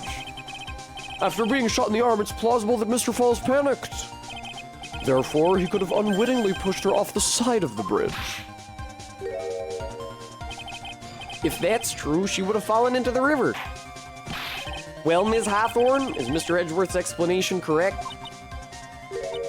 now that you mention it, I do remember now. When I fell off the bridge, my skirt got caught on one of the bridge's side wires. You can't be serious! Order! Order in the court! It seems Ms. Faye's assault has finally reached its conclusion.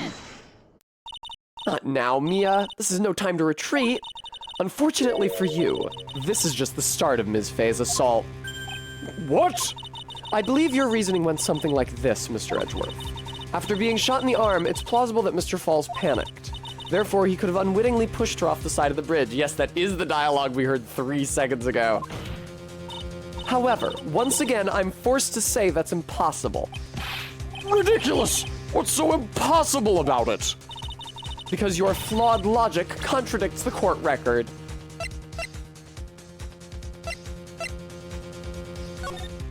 Oh, wow, look at that. It's way too high. I never looked at the support wires in this photo. I never noticed them. Your Honor, all of the answers are right here in this photo. Take a look at the wires supporting both sides of the bridge. They extend up to about 5 feet off the ground. It would be impossible to push someone off from there. But let's remember the size and strength of the defendant. Wires like this wouldn't be a problem for him. He could have easily picked up a 14-year-old girl and thrown her over.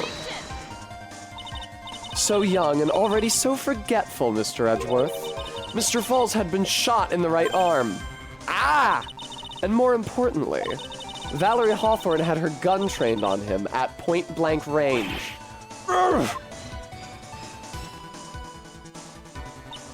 Netherlast, I think that does happen to some people. Are you saying that because that happened to you? I definitely wanted to be a lawyer when I played this game in middle school. So, Mr. Falls throwing the witness off the bridge? That is clearly impossible. Being a lawyer in real life is actually way easier than being a lawyer in Phoenix Wright land, because in real life, all you have to do is prove that your client is innocent. You don't have to find the real guilty party. But in Phoenix Wright land, unless you can do the second of those, your client gets declared guilty anyway. Order! Order! What's the meaning of this?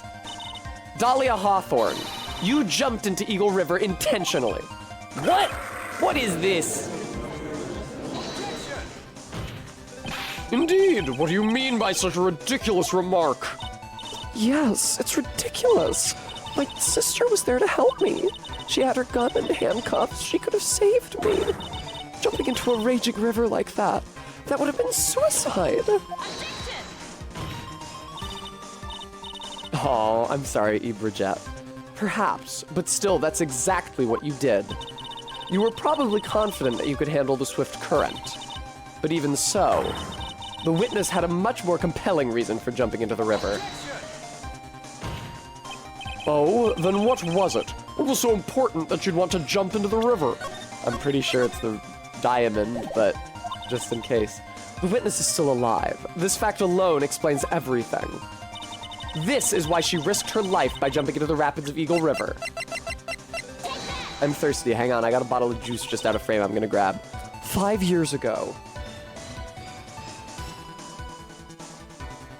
I also had a bottle of tequila just out of frame, but I'm not gonna start drinking that just yet. 5 years ago, something else disappeared along with Dahlia that day. The item that Valerie brought up to the mountain with her, the $2 million diamond. I've never seen a woman. An edgelord. I'm pretty sure that like 50% of my Monday night streams are tequila streams.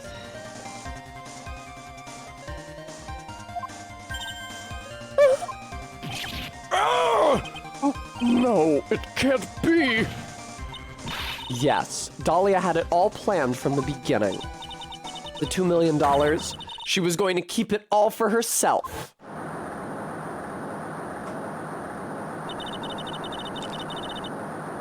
She forced Mr. Falls to help her fake the kidnapping.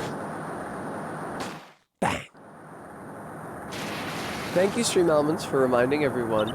Folks, if you enjoy the stream and like to help support it, I hope you'll consider helping me to make rent. I'd be super, super grateful if you have anything that you can spare. Also, whenever you give money to the stream by any means, you can have it put towards my streaming a specific game of your choice via the Test Custom system, like Metal Gear Solid 2, which I will get back to once I finish Phoenix Wright.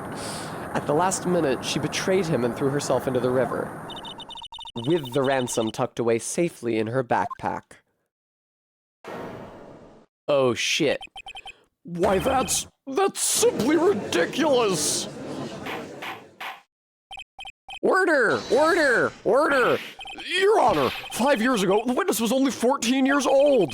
Do you really think a 14-year-old is capable of such a demonic plan? This woman is a demon. Mia, you've known her for all of 6 hours, please. And there was one more person who helped make a demon out of her. Her sister, Valerie Hawthorne. She spoiled her emoto. You mean the victim was involved in the kidnapping plot as well?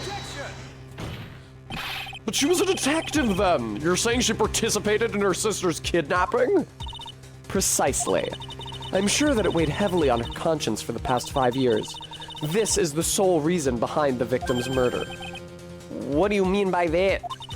On the day of the murder, after receiving the phone call from Mr. Falls, Valerie called her sister Dahlia. And then she told her what she was planning to do. Planning to do? She was going to tell the whole truth, as she wrote it in her note.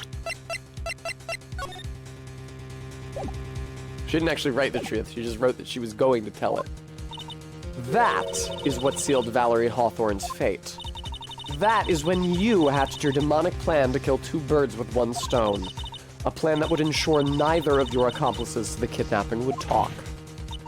And that is why you killed your sister, Valerie. You killed your sister, Valerie Hawthorne.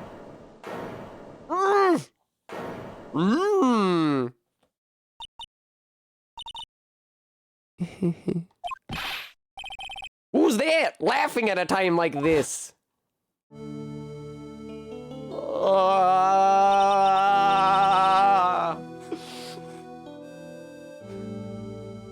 Forgive me. It's just hilarious. Witness? Is that you? You amuse me, woman. Ms. Mia Fey. You can certainly weave an exciting tale. Naturally, you have the evidence to back it up, don't you? Evidence? Evidence that I planned the kidnapping, of course. That at 14, I plotted it with Mr. Falls and my sister. Well, And one more thing. What happened to the $2 million diamond? If you can't provide evidence to at least show that. Well, Ms. Fey? I don't know. What a joke. You, Ms. Fey. Are you stupid or something? How can I prove a fake kidnapping that happened 5 years ago?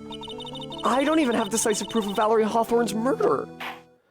Antabaka. You, Ms. Fey. What are you, stupid? Well, it seems that we've come to the end. To be honest, the witness's behavior does raise certain suspicions. However, I am forced to reject the assertions made by the defense. Of course you are. Is this it? Is it really over? That girl made a fool out of me and there's nothing I can do about it. Ha! Without evidence, the trial is over? Who decided that? Mr. Armando! Come on now, kitten. Haven't you figured out that you can make your own rules? Not usually in court, but I will again point out to the viewer that he calls her kitten and she calls him Mr. Armando. Not even Diego, Mr. Armando. For example, even if there's no evidence, there's still testimony. Testimony? On the day in question, Dahlia Hawthorne murdered her sister, Valerie Hawthorne. She hid her body in the trunk of Mr. Fall's stolen car and then went to meet with him. Haven't you figured out this backwards court is fake as fuck? It's clearly just a set court from a porno. That's why we're all trying to fuck each other. Disguised as her sister, Valerie Hawthorne. That's what you think, right? Yes, that's right. I know she's his kohai. In Japanese, do you think she called him senpai? Armando senpai? Yes, that's right. In that case, there's only one answer, right? There's only one person left who can testify about Valerie Hawthorne's murder. Since there's no proof, there's only one thing left to do. Who is this one person who can testify to that demon woman's crimes? Terry Falls, of course. Your Honor, the defense wishes to call a new witness. A new witness? Yes, we would like to hear the testimony of Terry Falls. The defendant? There's only one person that can shed any further light on the situation. Only one person that knows what Dahlia's role in the kidnapping was. Only one person that can say whether the person in the photo is Valerie Hawthorne, or whether it was in fact her younger sister Dahlia disguised as her. There's only one person who can solve this riddle once and for all, and that person is Terry Falls. Honestly, yes, Garrulus, it is. That's what I was thinking. Well, Mr. Edgeworth, what's your take on this? Huh. Why not? The prosecution has no objection. Very well. Bailiff, bring the defendant to the witness stand. This is my last chance, Mr. Falls. My last chance to establish Dahlia's guilt. You're all I have left.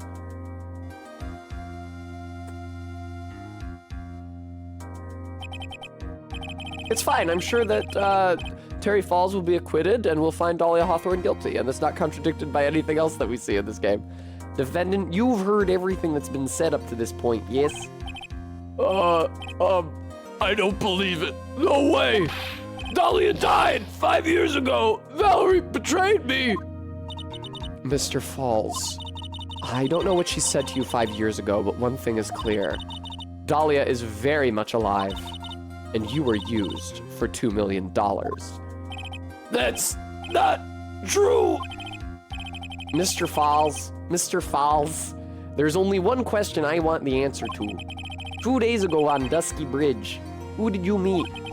Was it Valerie Hawthorne, or was it Dahlia Hawthorne? Dahlia, did you betray me? 5 years ago, she promised never, ever betray each other. Terry. Oh, it's Dahlia. Terry. Dahlia, it's true. You are alive. You don't trust me anymore? That makes me sad. Tell the truth, the real truth. I believed in you. I shouldn't need to say it. You should already know. Ugh. But there is one thing I will say. My life is in your hands right now, Terry. Dahlia! She's so fucking evil. She's so fucking evil. I love her so much. Oh, she's so fucking evil. I will allow Mr. Falls to testify once and once only. Well then, Mr. Falls, yours will be the final testimony in this trial. Witness! I'm sorry, I apologize. Oh, did they say sorry, actually? I'm sorry, I apologize. Water, please, water. Can't talk, need water. Huh. Oh well, I guess it'll have to be my coffee instead. At least it'll match the way he's probably feeling right now. Darker and bitterer than hell itself. Fuck you, dude. Whoa!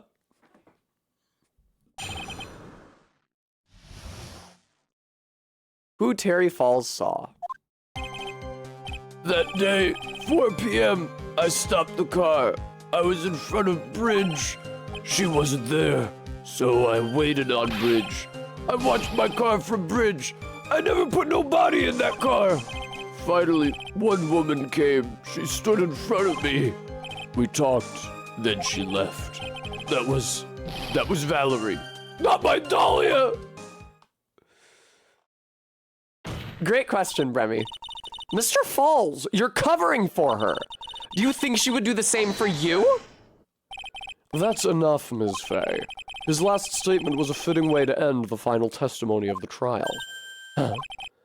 Well then, Ms. Fay, please proceed with your cross-examination. In U.S. court, at least, it's not cross-examination, it's regular examination, because I'm the one who called the witness, but whatever. Is this how you want it to end, Mr. Falls?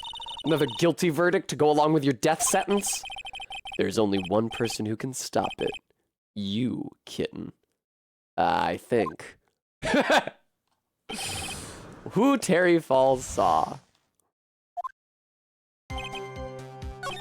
She wasn't there, so you waited on the bridge. You never put a body in the car. One woman came. Let's start talking about that woman. Mr. Falls, think carefully now. Are you certain that it was Valerie Hawthorne? I never lie. It's the truth. It was Valerie. I remembered her face. Wait a minute. If you had remembered her face, then why did you make her wear a scarf as identification? Sorry. I told a little lie. But the woman I met, she was different from the woman standing here now. She was different. It was Valerie. Are you sure about that? How can you be so sure? It was raining at the time, and sunset that day was at 5 o'clock. It would have already been pretty dark on that mountain at 4:30. Please, Mr. Falls, this is your last chance.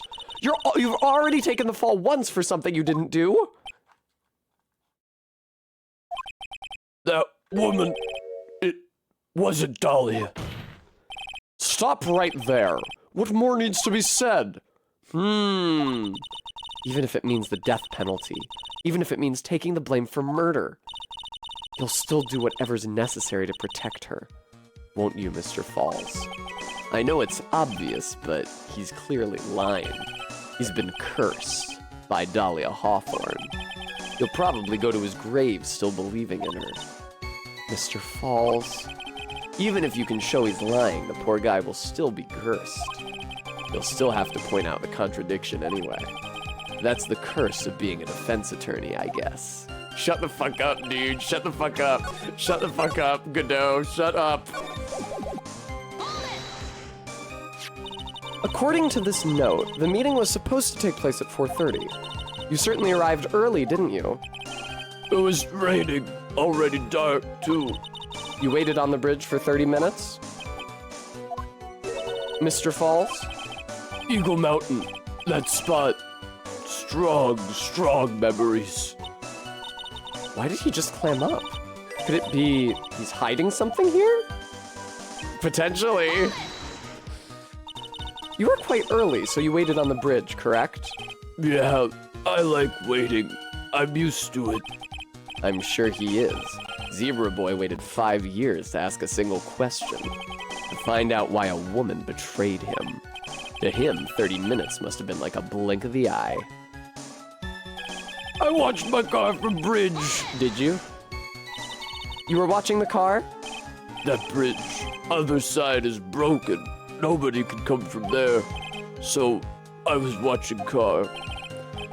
What else were you expecting him to do? I suppose that's the obvious thing to do, but something's bothering me. I'm getting that feeling. Contradiction? I wonder what's on the other side of that broken bridge anyway. No one lives there. There's a small shrine up on the mountain, but that's it. You know, the small shrines that we all have in our highest mountains here in the US? Where we put shrines there to the the dirt devil?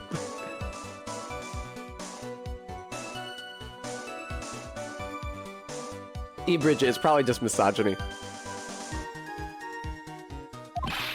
Anyway, nobody came. No car, nothing. Do you want me to just present the photo of the body in the trunk? I mean, he didn't do it, but... No, you don't want me to do that. Okay.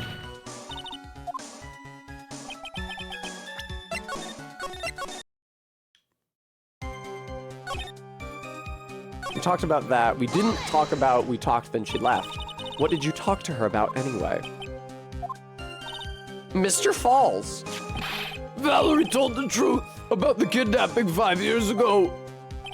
She said someone needed to take the blame for it. That was all I could think to do. She said that. Thank you, Persephone. That's why she lied. Got me the death penalty. And were you satisfied with that answer, witness? Dahlia died. It was my fault. But I don't really remember. Maybe I did push her in. It don't matter no more. Either way, my Dahlia, my sweet teen angel, dead. But you just saw that she isn't dead. After Valerie talked to me on bridge, nothing left to live for. Shit, man.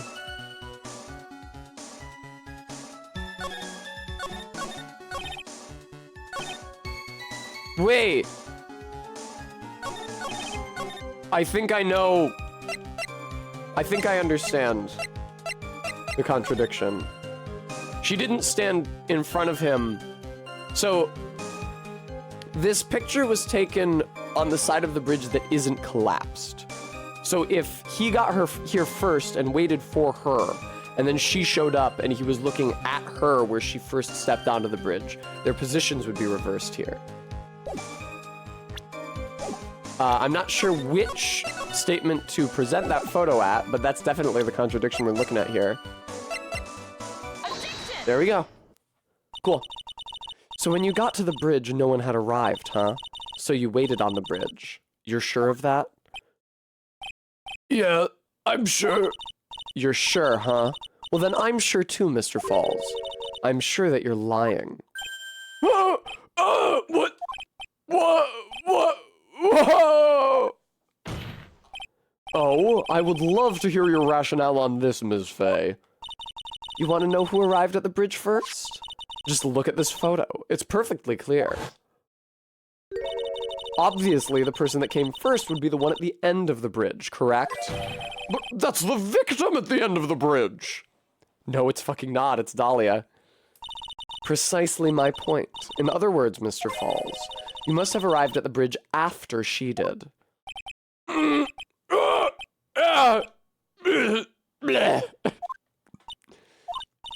Mr. Falls, please don't get so worked up. We just want the truth. I got there around 4 o'clock. It's true. I had somewhere to go. A special place. Did you go to this special place before you went to the bridge? Yeah, it's an old temple about 15 minutes from the bridge. 5 years ago, me and Dahlia, we promised each other. We swore we wouldn't betray each other.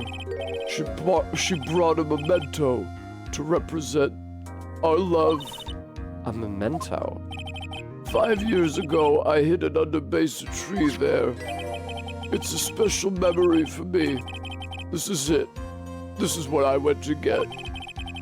This little battle on a necklace is your memento? What a cute pendant. What a cute charm on that necklace. Isn't that adorable, viewer? It's quite charming, but it looks empty. Your Honor, you heard what my client said.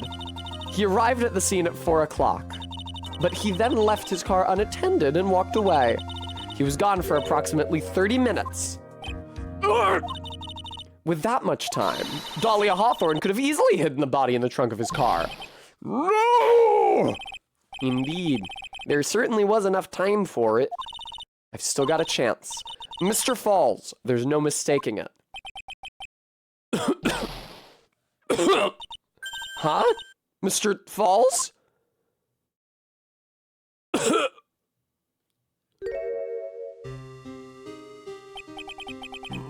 That's enough. Please. Witness? I promised her 5 years ago, if it ever happens, that we can't trust each other no more, then we're supposed to drink bottle. No! Stop the trial! Your Honor, we need a recess! I was stupid, couldn't keep promise, so I did it. I drank this. No! We're so close! Just a little more! I was going to prove your innocence! No, don't want that. Don't trust. Self. Maybe kill again.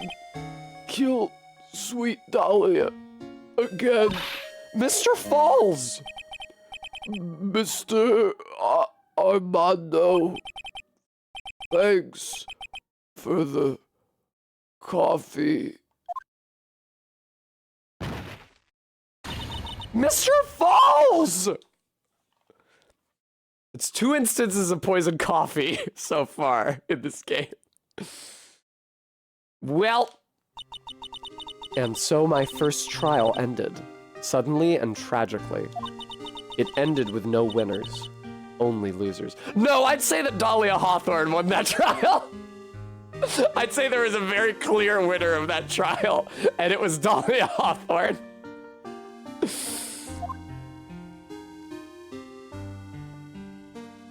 I ended up with a wound that cut so deep into my soul I thought it'd never heal. I'm sure it was the same for the young prosecutor as well. But one person, the true criminal, Dahlia Hawthorne, she left the courtroom with a secret smile on her demonically sweet face.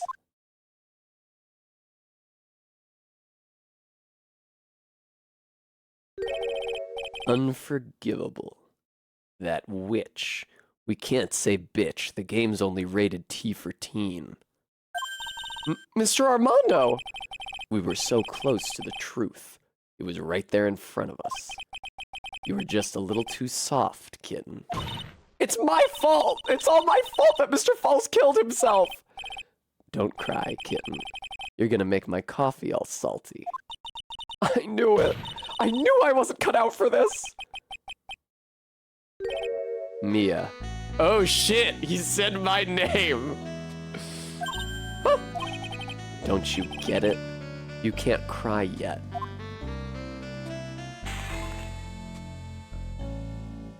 Diego, can you not self-harm in the court? The only time a lawyer can cry is when it's all over. Mr. Armando! Persephone. No matter how tough the case, no matter how bitter the memories, they always fade over time, and you file them away and eventually forget them. I don't know if I'm Mia or Phoenix speaking right now. I'm voicing it as though it's Mia, but it might actually be Phoenix.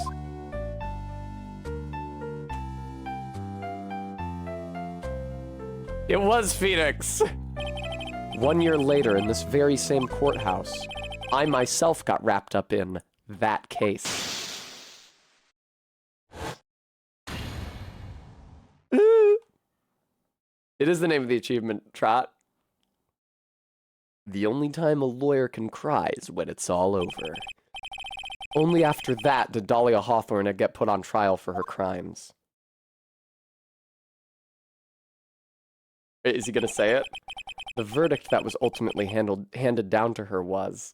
the verdict that was ultimately handed down to her was... guilty, of course. Naturally, when the verdict was read, she had a perfect angelic smile on her face.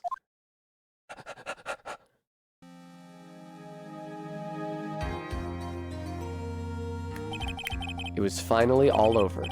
At least that's what I thought at the time. Unfortunately, I couldn't have been more wrong. It's been 5 years, but now something's happened that's made me remember all this.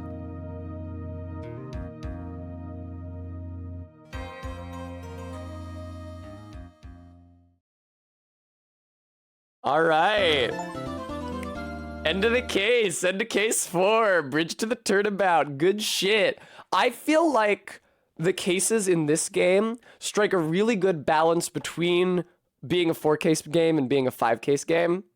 Because, like, the first game, originally, Phoenix Wright Ace Attorney had 4 cases, and then they added the 5th bonus case to the DS version when it was released on that platform. But like the 4th case and the 5th case both feel like finale cases. So they're both insanely long. Especially the 5th case. I think they wanted you to have your money's worth if you had already played the game on Game Boy Advance and you were buying it again on the DS. Because the last case of Phoenix Wright Ace Attorney, Rise from the Ashes, is like as long as the rest of the game put together. It feels like, at least. It took me like 3 streams to get through. So there were 5 cases, but they were like really, really long cases. And then Justice for All and Apollo Justice, which is the 4th Ace Attorney game, are both 4-case games. And they're both like, they work well as 4-case games. And the finale of each of them feels momentous and appropriately dramatic.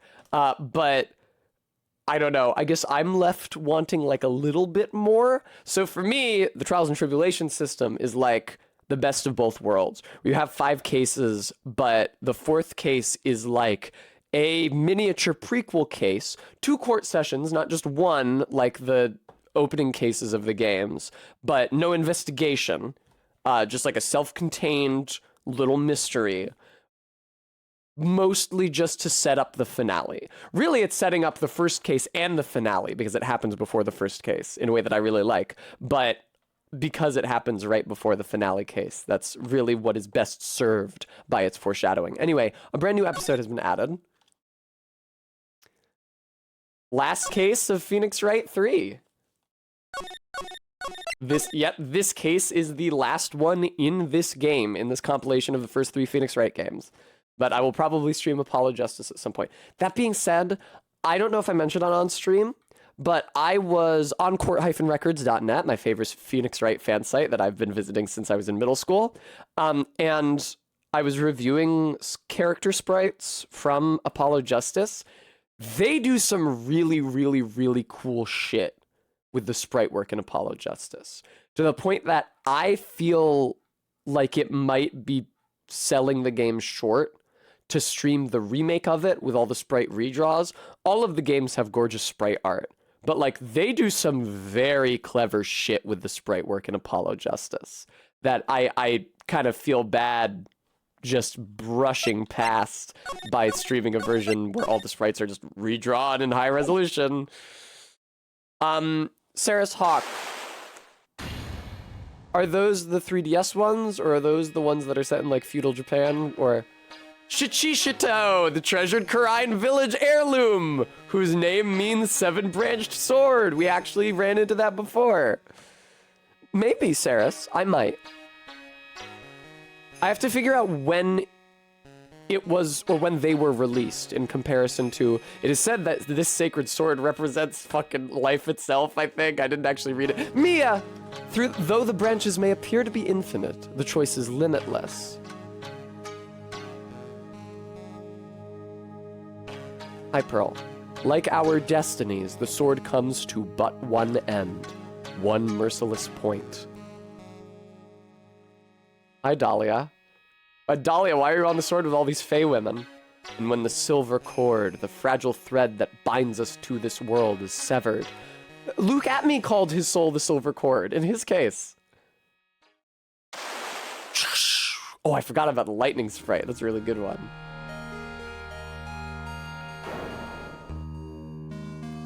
The illusion is revealed, and the implacability of fate is finally laid bare. Damn. Fucking setting this last case up big.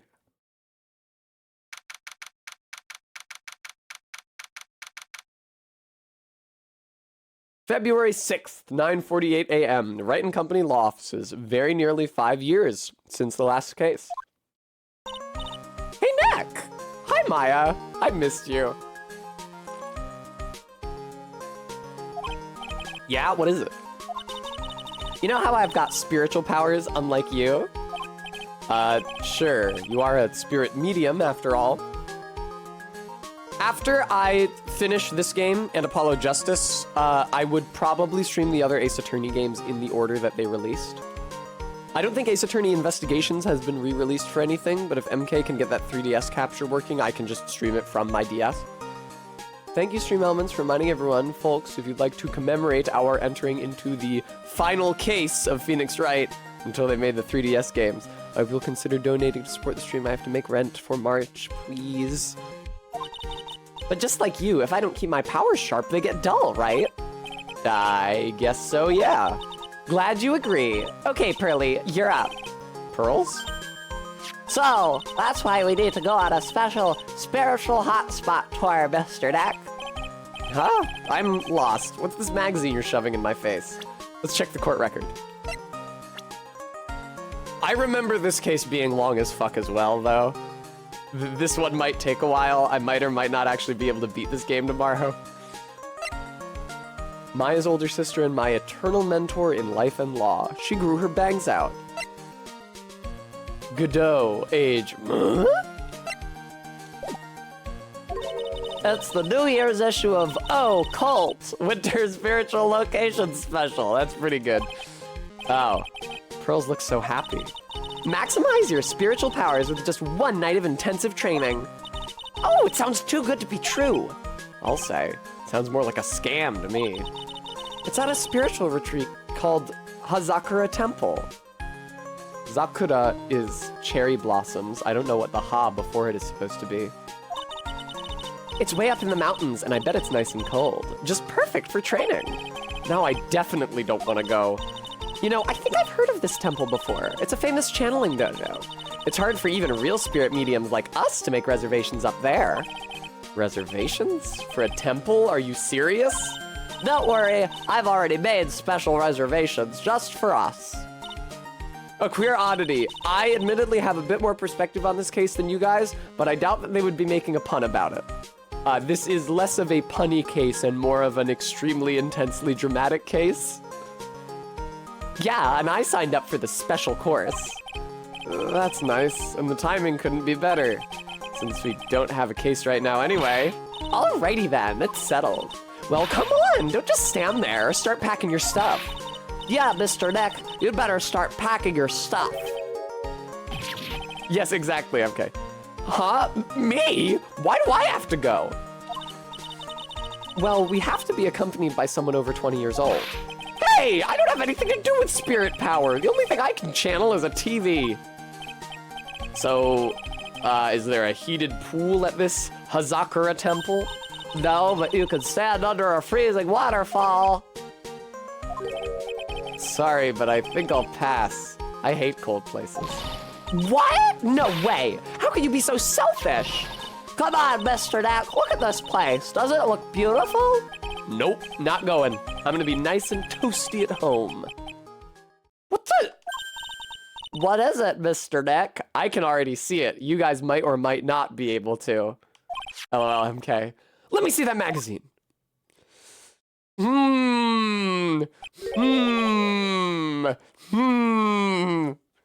This nun. Is she a friend of yours or something, Nick? This girl. It's... My name is Dahlia Hawthorne. I just want to say, it's an honor for me to be here in your noble presence. Yeah, let's flash back. I didn't remember who this was. If you could flash back and show all her greatest moments. Honestly, how can any woman ever count on you for anything? You disgust me. Those are Phoenix's two memories of her. Is her introducing herself and her saying, how can any woman ever count on you for anything? You disgust me. Yes, MK, it's fine. I mean, they need a word for female monk. But it can't be. She was found guilty and should still be in prison. Mr. Nick? I'll go. I have a chance to get with my ex-girlfriend. Huh? Hazakura Temple. I said I'll go. Yay! Isn't that great, Prilly? Yeah, oh, thank you, Mr. Nick. You'd do anything for Mystic Maya, right? Even walk over burning coals, right? Yes, for Maya.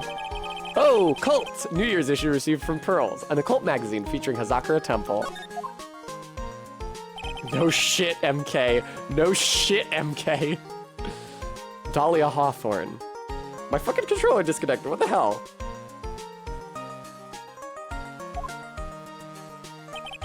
I knew there was no way she could possibly be at that temple. But I just had to be see for myself who this nun really was. I think they accidentally combined be sure for myself and see for myself.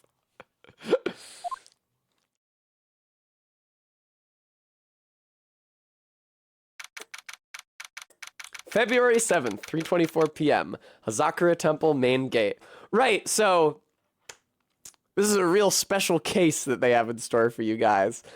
In addition to wrapping up this game, we get a lot of cameos from a lot of characters from across the Phoenix Wright games, because this was kind of the finale of the series. They made Apollo Justice after this, but first of all, I don't know if that game was planned to be in development when they finished this, or if they decided to make it later. Second of all, Apollo Justice is really its own thing, and Phoenix steps out of the limelight and you play as a different defense attorney, which I think was a good idea, and I'm kind of sad they rolled that back for the 3DS games. But anyway. It's so cold here, Nick. For the love of everything fraggable, it's farking cold here. Maybe you should put on something warmer for a change. Well, it's supposed to be cold. It's training. Achoo! Your teeth are chattering so loudly, it's all I can do to make out what she's saying.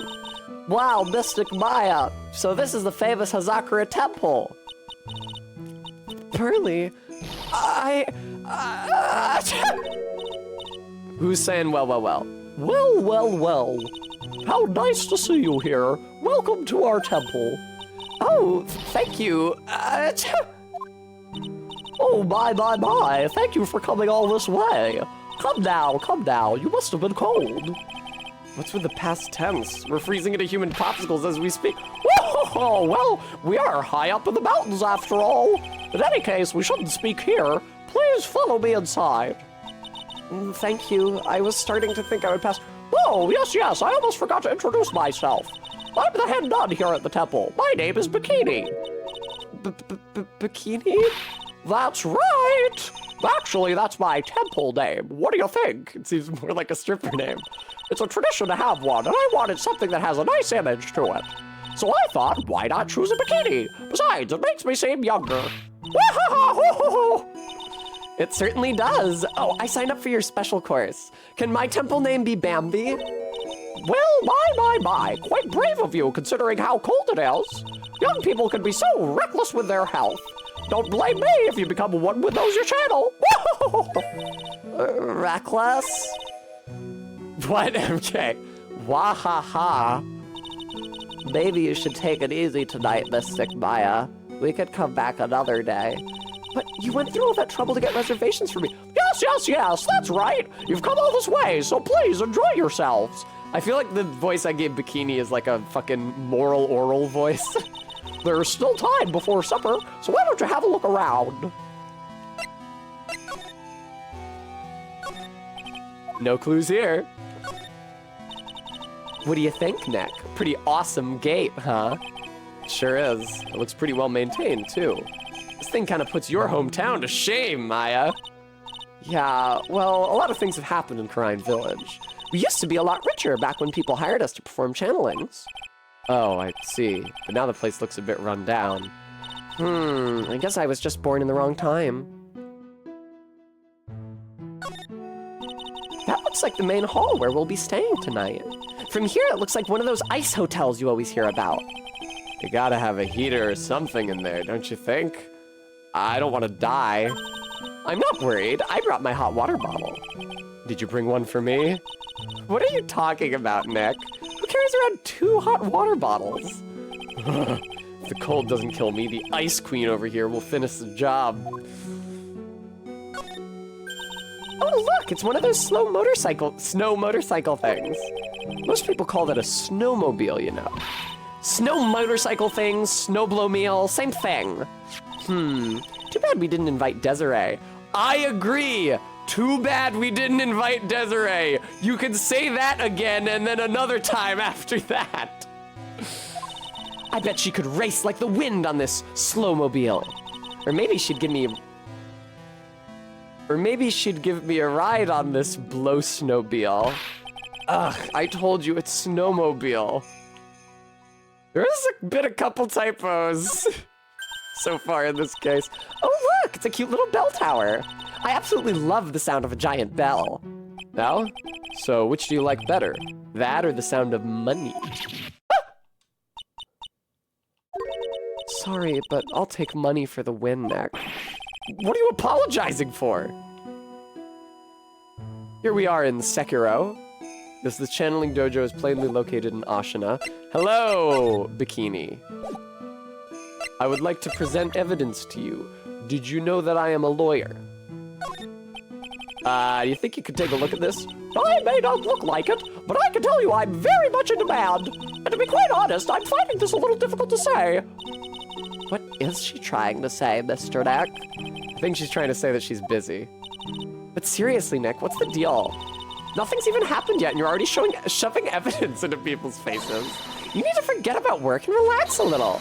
Try to have some fun, okay, Mr. Nick? Yeah, you're right. Sure, pin the hypothermia on the lawyer is great fun. I would like to talk about your magazine appearance. She doesn't want to talk about it, huh? Does she want to talk about herself? She's 48? Wow, she looks pretty good for 48.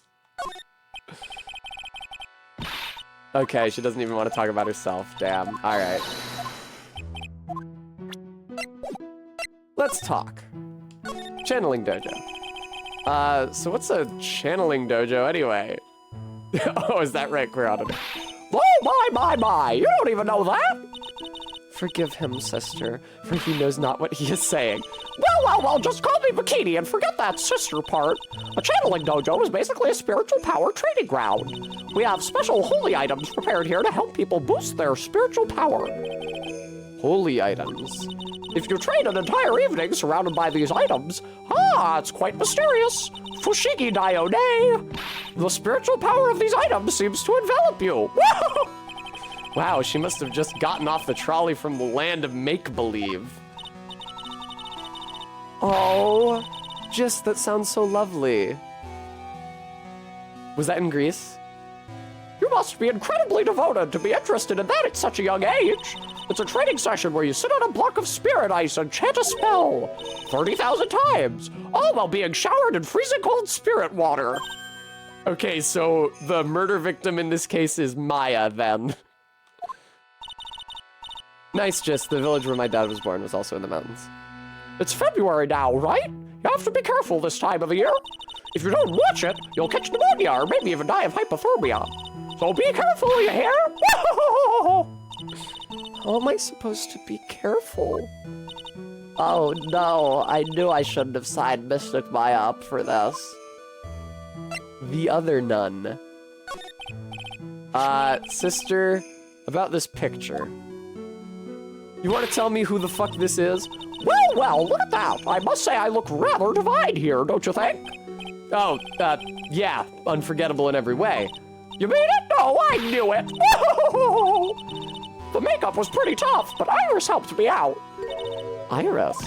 The cute little girl in the photo. She looks just like me, doesn't she? We're just a small temple here, so she and I run the entire place. Really? That kind of sounds like fun. Sorry to cut in, but this Iris, where is she right now? Oh, just listen to you. You haven't come all the way up here just to find a girlfriend, have you? Well, an ex-girlfriend. No. That's not what I had in mind at all. I wasn't trying to hook up with my ex. Anyway, Iris is in the inner temple preparing for this evening. Inner temple? Yes, that's right. Iris will be back this evening. Why don't you go have a look at the main hall for now? So she's in the inner temple, huh? You notice how it's also a flower name? Iris and Dahlia. Damn, we got 2 different places to go. I'll go to the main hall. February 7th, Hazakura Temple, main hall. Damn, look at that giant fucking Magatama. The main hall, I think it's even colder in here. Wow, Mr. Neck, do you smell that? It smells like beaten gravy. Yeah, you're right. I guess it's pot roast for tonight. Yum. Weird. Thought they'd serve something a little more, well, traditional. What are you talking about, Nick? You think monks and nuns just sit around eating rice gruel all the time? Mystic Maya's right. Oh, I hope there's mashed potatoes, too. I love mashed potatoes.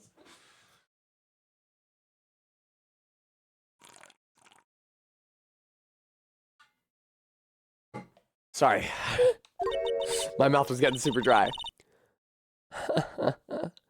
What a cute little acolyte. Is it who I'm thinking? Yeah, it was who I was thinking. Greetings to all of you. Oh, hello. Wow, this lady makes Maya looks like a 6.8 out of 10 on the weirdness scale. Nick, you're such a douche. Your outfit. Did you come here for the special course too? Unfortunately, no. Actually, I'm... Ah! You're busy, least... Dudib? How the fuck is that supposed to be pronounced, bro? All right. I'm retreating to Google Translate. I'm going to type those letters into the French side of Google Translate, and then I'm having the robot voice say it. And that will dictate how the fuck I'm gonna pronounce this, because I sure as fuck never understood it when I was in middle school. I think I called her denouement internally, because I had just recently learned that word and it superficially resembles it.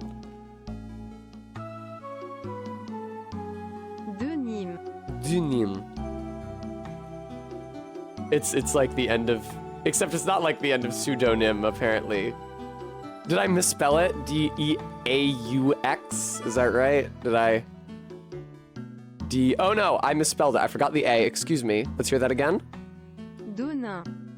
Dunam. I don't know why it fucking changes the fucking pronunciation of the vowel in the second syllable. French is such a fucked up fucking language, dude. Dunam is what I'm getting. It's probably supposed to be a pseudonym pun, yes. But it's not pronounced like it.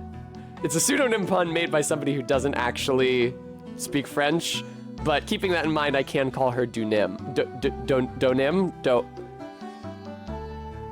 Elise Donim? That blows. I can't do that. We're doing Dunant. Yes, that's right. You know of me. My name is Pearl Fay. I'm your biggest fan. Who is she, Nick? I see it now. Svari, a fortune teller? I've got all your books, Ms. Dunam.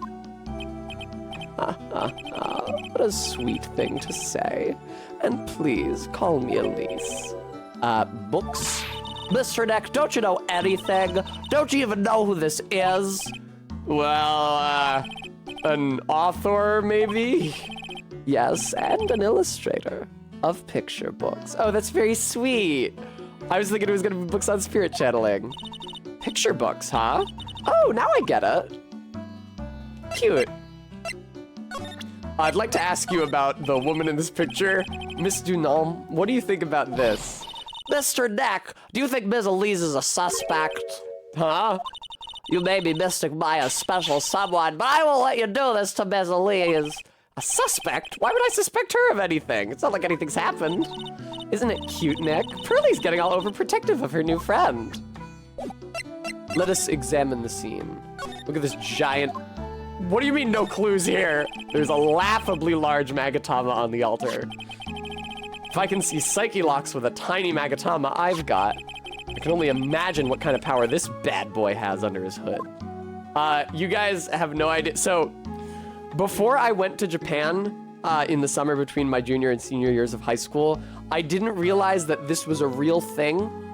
I thought that this shape of pendant had been invented for Phoenix Wright. And so when I got to Japan and there was like no end of souvenirs and keychains with the Magatama at the end of them, I was like, oh my god, Phoenix Wright must be so popular here.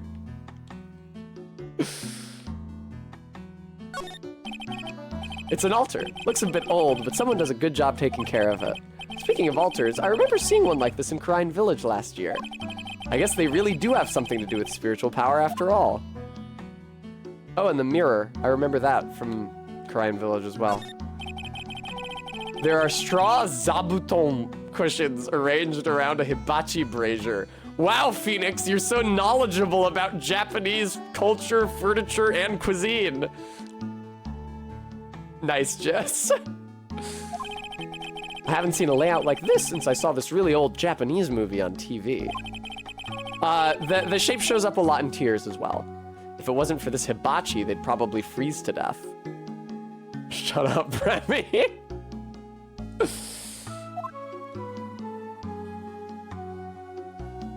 Damn, the walls are all writ over like crazy. I bet the writing on these sliding doors is instructions for spirit channeling. Kind of like how we scribbled math formulas on the bathroom walls to remember them. Except we couldn't go to the bathroom during tests. And I can't read these walls. Yes, correct, CRISPR bird. They're in California, naturally. Let's talk to Elise Dunant. I'm sorry I didn't know who you are. I don't get a lot of chances to really enjoy picture books. It's all right. I take no offense to that.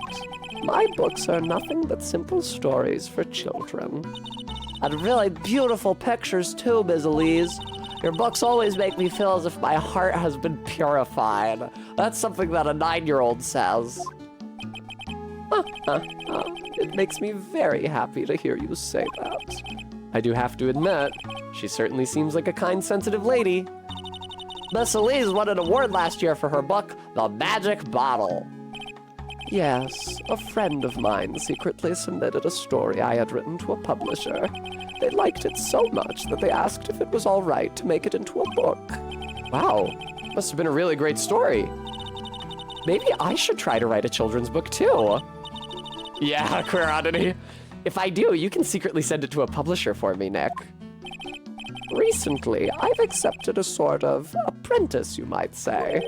An apprentice? He calls himself Maurice. Oh, for fuck's sake, really? Maurice, do know. I believe he's off doing some landscape sketches now. On Maurice's behalf as well, I'd like to thank you for your support. Of course, Ms. Elise, anything for you. Hey, Larry, have you gotten into MILFs?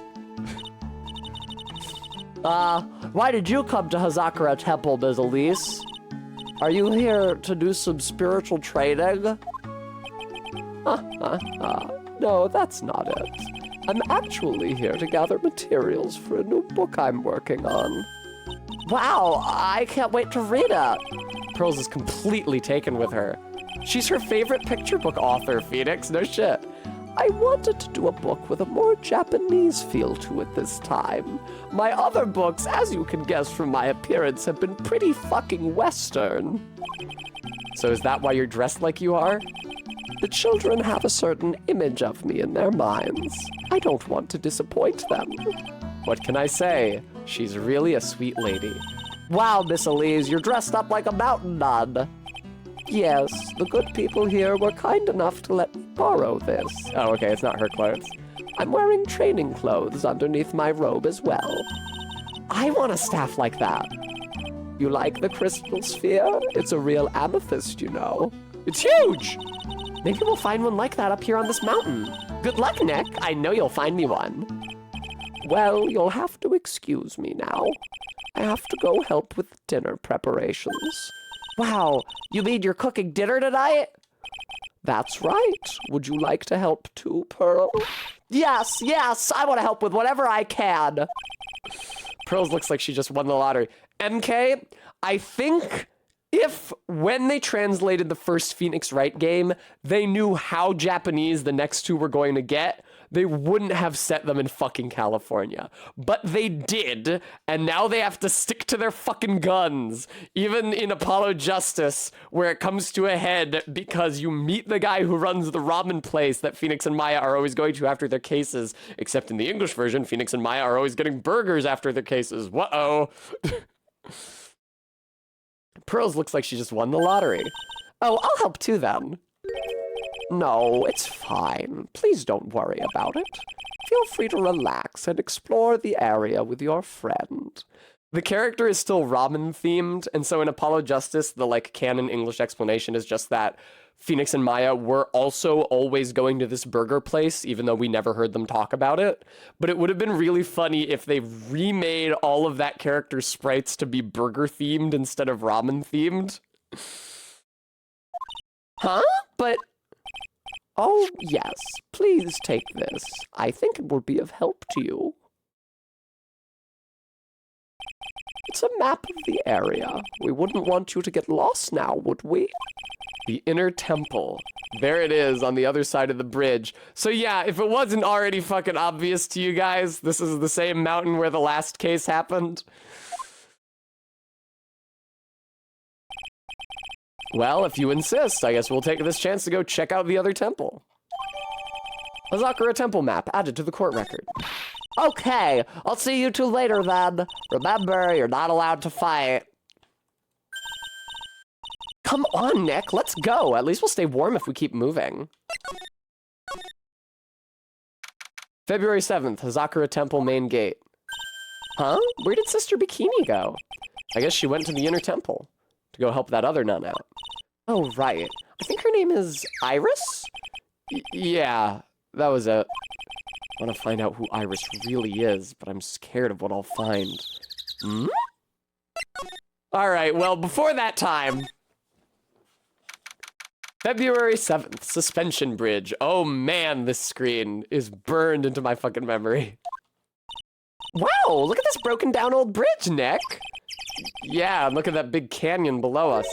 Hey, there's a river down there. It looks like it's flowing real fast. What's wrong, Nick? You look like you've seen a ghost. I'm just not very good with heights. That's right, MK.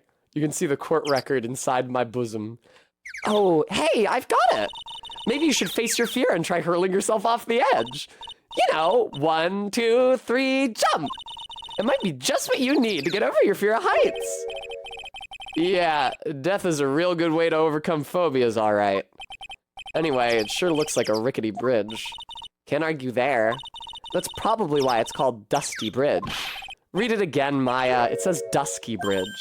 Well, it's practically the same thing. Anyway, the inner temple is just up ahead, right? So let's go and check it out. Ugh, why isn't there another way across? Very good for oddity. Looks like it's about 20 yards to that cliff over there. I guess that's where I'll be training tonight. You want to train with me, Nick? And do the special course? I think not. But it'd be so great if you had spiritual powers too. Really? I see dead people sounds more like a cause for alarm for me. Cause for alarm to me, I think it was. Heavenly Hall. There's a narrow path going off in a different direction than that of the main hall. The sign here is so old, the text seems to have vanished. No, I can read it extremely clearly. The path leads to a wooden staircase that goes down to the bottom of the canyon. Okay, alright, wooden staircase on it then. Do you really think that's necessary? You'd have to be blind not to see the stairs. Well, it can't hurt. Just pass me a pencil, okay? Graffiti is a crime, Maya. It would be very useful, yes, a queer oddity. Some letters are engraved into a roughly cut boulder. D-U-S-T-Y bridge, huh? It says Dusky. Dusky Bridge, okay? Come on, Nick. Take a look at that bridge and tell me it's not supposed to be dusty. The sign is obviously wrong, and I'm gonna fix it. Now give me a pencil, Nick. Do I look like a pencil holder to you? I can't believe there's a public phone here. Who would ever use it? People who live here, I guess. I doubt they have any real phones here. Yeah, but it took like 20 minutes to walk here from the main hall. It would have been smarter of them to build the main hall here, don't you think? Maybe you should work on channeling someone who makes logical sense, Maya. Come on, Nick. Why don't we hop across the bridge? It'll be fun. I'm not so sure. It looks like a bunny hopping across the bridge would destroy it. Okay, Nick. Then let's try to find a cute, fluffy little bunny and test your theory. That right there sums up the fundamental difference between sane and insane. I don't know what manzai means. I have to Google that. A style of comedy. Oh, it's like the straight man, funny man shit.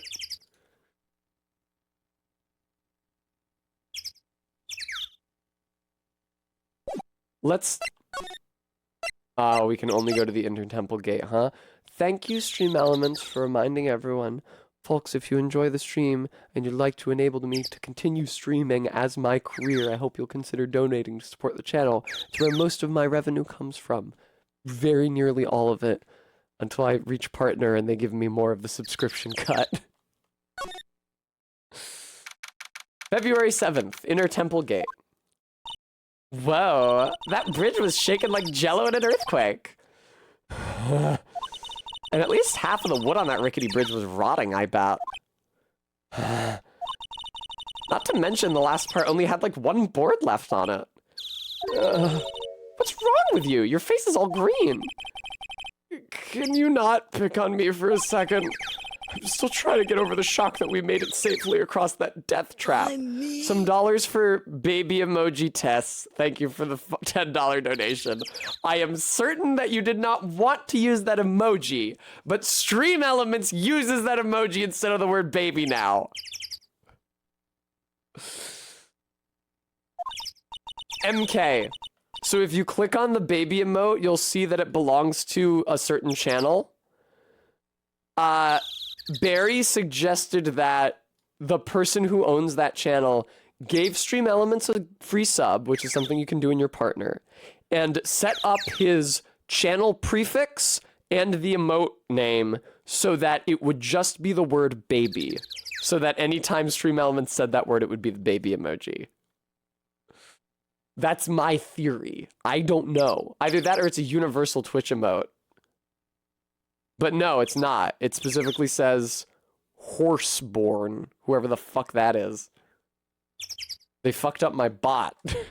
Anyway, I guess I'm a little surprised too. Oh shit! This is a 2-screener. Yikes! That temple is in bad shape. It looks like it could collapse at any time. I guess people don't use it too often. Is this really where you're gonna train tonight? That has to be it. It's kind of creepy around here, like a ghost might jump out at you or something. Spirit medium afraid of ghosts? Isn't it ironic, don't you think? No. Just go back over. It looks like this bridge is suspended by 4 of these wires. They're really thin. Shouldn't they be just a little thicker? Oh, stop it. You're such a worrywart, Nick. If the bridge were really going to collapse... Are you serious, Bremy? I'm pretty sure the boards would break before these wires ever did. What's wrong? You're turning into an overripe avocado again. I don't care how much you pay me. I don't want to cross that bridge again. No worries, Nick. No one's offering you any money. That's because no reasonable person would call that pile of popsicle sticks a bridge. The latter half of it was nothing more than a few planks of wood and some string. Hey, if we want to get back, we've got no choice but to cross it again, you know. Maybe I'll just stay. I've always dreamed of living in a little shack in the woods. Wow, you really are scared, aren't you? Oh, wow, look at these neat Buddha statues. Maybe I'll take one home with me. Maya! But there are so many. They wouldn't notice if I just took one. Are you kidding? Of course they'll notice. What are you gonna do with one of those anyway?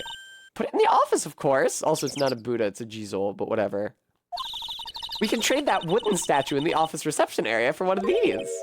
You know, come to think of it, where did that wooden statue come from anyway? We have a wooden statue in the office reception area? Hey! There's a giant robot buried in the snow! Well, there's something buried in the snow, but I think it's an incinerator. Oh, but you gotta admit it looks a lot like a robot. Sure. Anyway, I don't think it gets used much. It's pretty rusty looking. Hey, Nick, do you think this giant robo-cinerator can walk? I told you it's not a robot. It's not especially big either. But you have no imagination. I thought it'd be real neat if you had to beat it to advance. A fight between a lawyer and an overgrown furnace? Who'd ever pay to see that?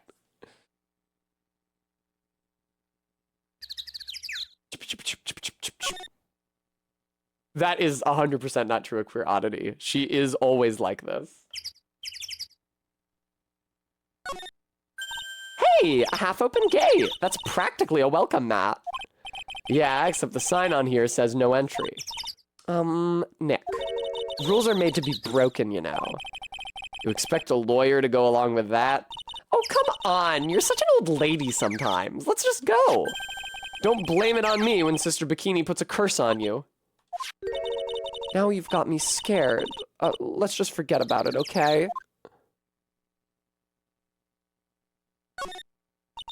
So that's the inner temple up ahead, huh? Looks kind of run down. Well, it wouldn't be very temple-like if it was all bright and shiny.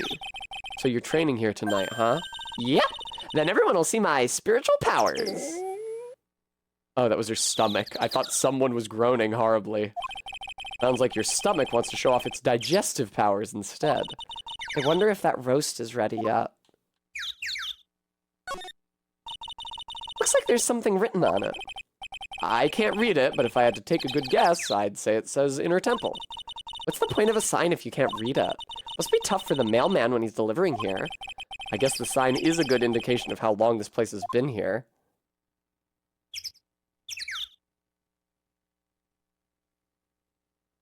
Wow, really? There's just nothing to examine on the right half of this fucking screen? That's crazy. Look at this. From this point right, there shall be no examination whatsoever. I wanted to examine the lily pads. Whatever. To the training hall. Jesus fucking Christ, it's a prison. February 7th, Inner Temple Training Hall. Man, look at this place. It's just a tiny, freezing cold room. So this is where you'll both be training, huh? Huh? What do you mean both? I'm the only one. Really? But I thought... Pearlie's just a little kid. She couldn't handle this kind of intense training. So says the girl who I can barely hear over her teeth chattering. Anyway, the real training room must be behind that door over there. Yep, definitely getting the feeling it's back there. Even I can sense that there's something supernatural about the cavern behind that door.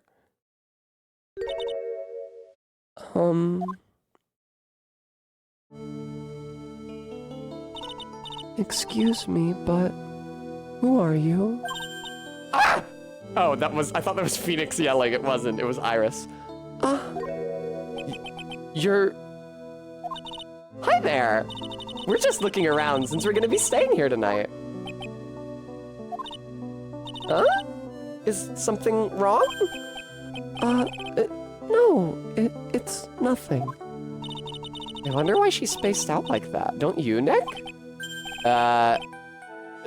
Did you say something, Maya? Not you too, Nick. My name is Iris. I'm one of the nuns here at this temple. I'm Maya Fey. It's a pleasure to meet you. Daphnia Hawthorne? The pleasure's mine. Oh, please excuse me. I have some, chores to attend to. She sure is beautiful. And a bit spacey, I guess. I guess she's just not used to talking with urban sophisticates like us. Neck? That girl. It can't be, but... Hmm? Phoenix, good job not asking the one fucking question that you wanted to ask. The actual training area must be on the other side of this door. I wonder what it's like. Phooey, it's locked. Come on, Nick. You know you want to open it for me. I can't. You've been in kind of a bad mood lately, haven't you, Nick? Sorry, I know what it is.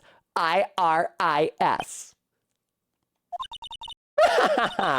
Iris and Nick, sitting in a tree. KISSING. Maya, you know not what you do.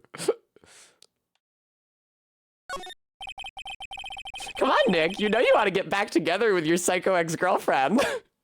There are a bunch of musty-looking blankets and bedding sets piled up here. I wonder why they're even here in the first place. It's because all spiritual training is done under the supervision of a nun. I wonder if Sister Bikini is planning to sleep in here while I train. But if they sleep, what's the point of having them here in the first place? Look at this antique dresser. I wonder if there's anything valuable inside. Let's have a look.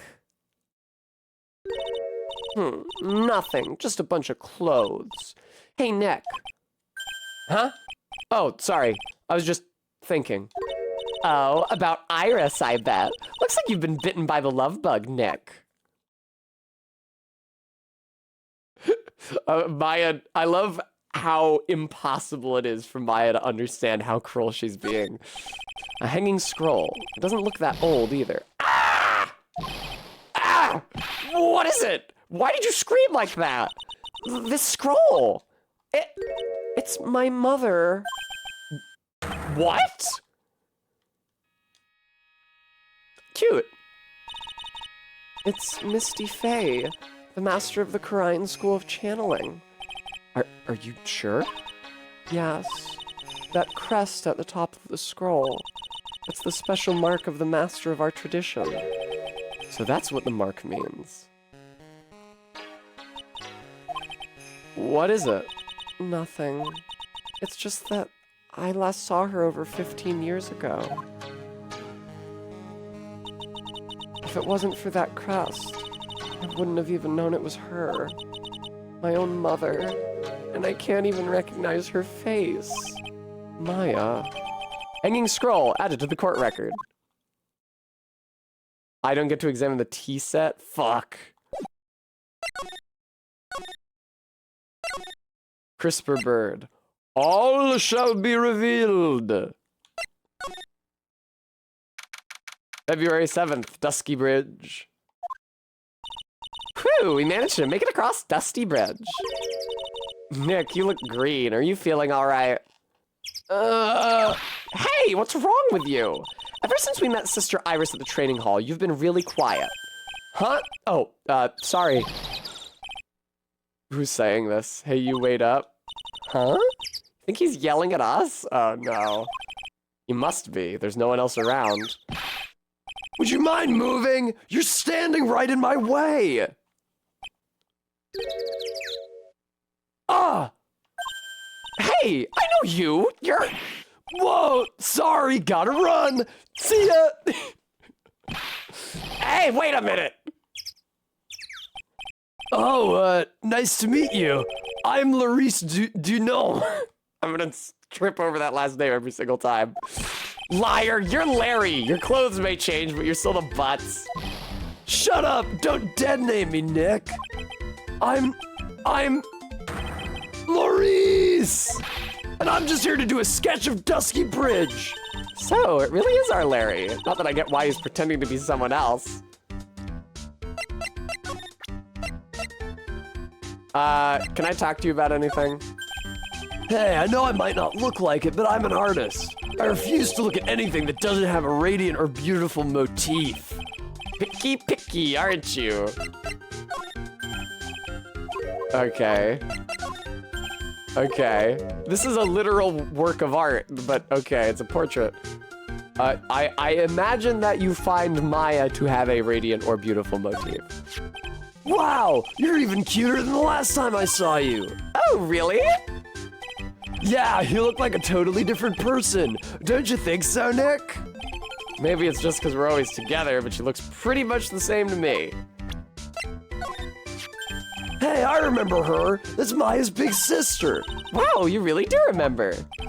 Yeah, who could forget? A couple of gorgeous sisters. Hubba hubba. You hear that, Nick? Gorgeous. Oh yeah, that's right. When I defended Larry, Mia was still alive. You know about Godot? Hey, I know I may not look like it, but I'm an artist, so I don't ever have to look at men. We're not gonna show him Pearl. She seems really motherly, doesn't she? What do you mean, seems motherly? She is my mother. Really? Thank you, KSPPTV. She's your what? I'm gonna have to take a pass on answering that one. Wait a second. Why is he getting off so easy this time? Is she really your mom? Let's talk about Elise Dunion. French is so hard to pronounce. Elise is really something. She's like a mother to me. Unlike the lady, the monk, who's actually my mother. Yeah, you can tell from the kindness reflected in her eyes. What did Queer Oddity say? Being boiling frogged. When I first looked into her eyes, I just couldn't help it. I started blabbing about all the bad things I had done in my life. She just laughed that gentle laugh of hers and listened. You sure she wasn't just laughing at you? Let's talk about you. Hey, I know I might not look like it, but I'm an artist. I refuse to look at anything that doesn't have a radiant or beautiful motif. Oh my god! I'm fucking hideous, dude. Can you not show me a picture of myself, please? Woo, yeah, her, my little Iris. Larry, Phoenix, you are between Phoenix and a 100-foot drop right now. I think that you should be picking your words carefully. She's really pretty. This girl, she's perfect. She's exactly my type. I wonder if she would model for me. I want to draw a portrait of her. Yeah, you always liked those model types, didn't you, Larry? Hey, wait a sec. Didn't you say you were swearing off women? Huh? Yeah, that's right. Of course I have. I have, basically, but buy it. But Iris is different. I feel like I still have one chance left at the dream. This guy will never change. Laurice Dunon. So what are you doing with the last name Dunon? Well, I wanted to start over again with a clean slate. A clean slate? You remember, don't you, last time? The mask to mask case. After that, I started to realize I didn't like this guy known as Larry Butts. And that's when I came across it. The Book of Destiny, a children's picture book. The Book of Destiny? Do you mean The Magic Bottle by Ms. Elise Dunon. It's so beautiful, so moving, so gentle. My heart felt cleansed. I was saved. maybe I should buy a copy of The Magic Bottle? Wow, Larry would make a great book salesman. I really want to get that book now too. Elise Dunon. She's the most wonderful person I've ever met. I'd follow her anywhere. Well, she certainly is a very elegant lady. You see? Here's a photo I took of her in secret. Fuck you, Larry. Here's a creep shot I took. It's not in secret. She's looking directly at the lens. She clearly knew you were taking it.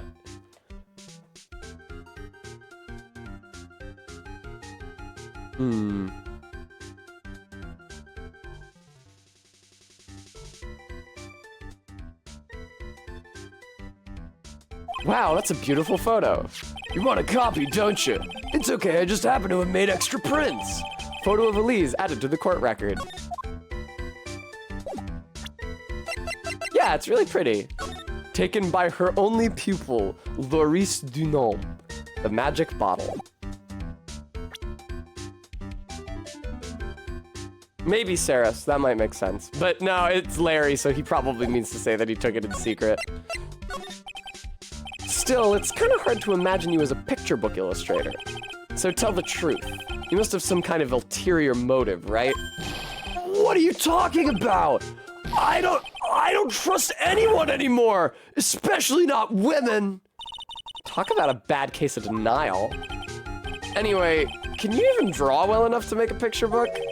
Art isn't only about technical skill, you know. It's also about having a pure heart. I agree. And that's why I'm asking, can you draw well enough to make a whole book? Damn!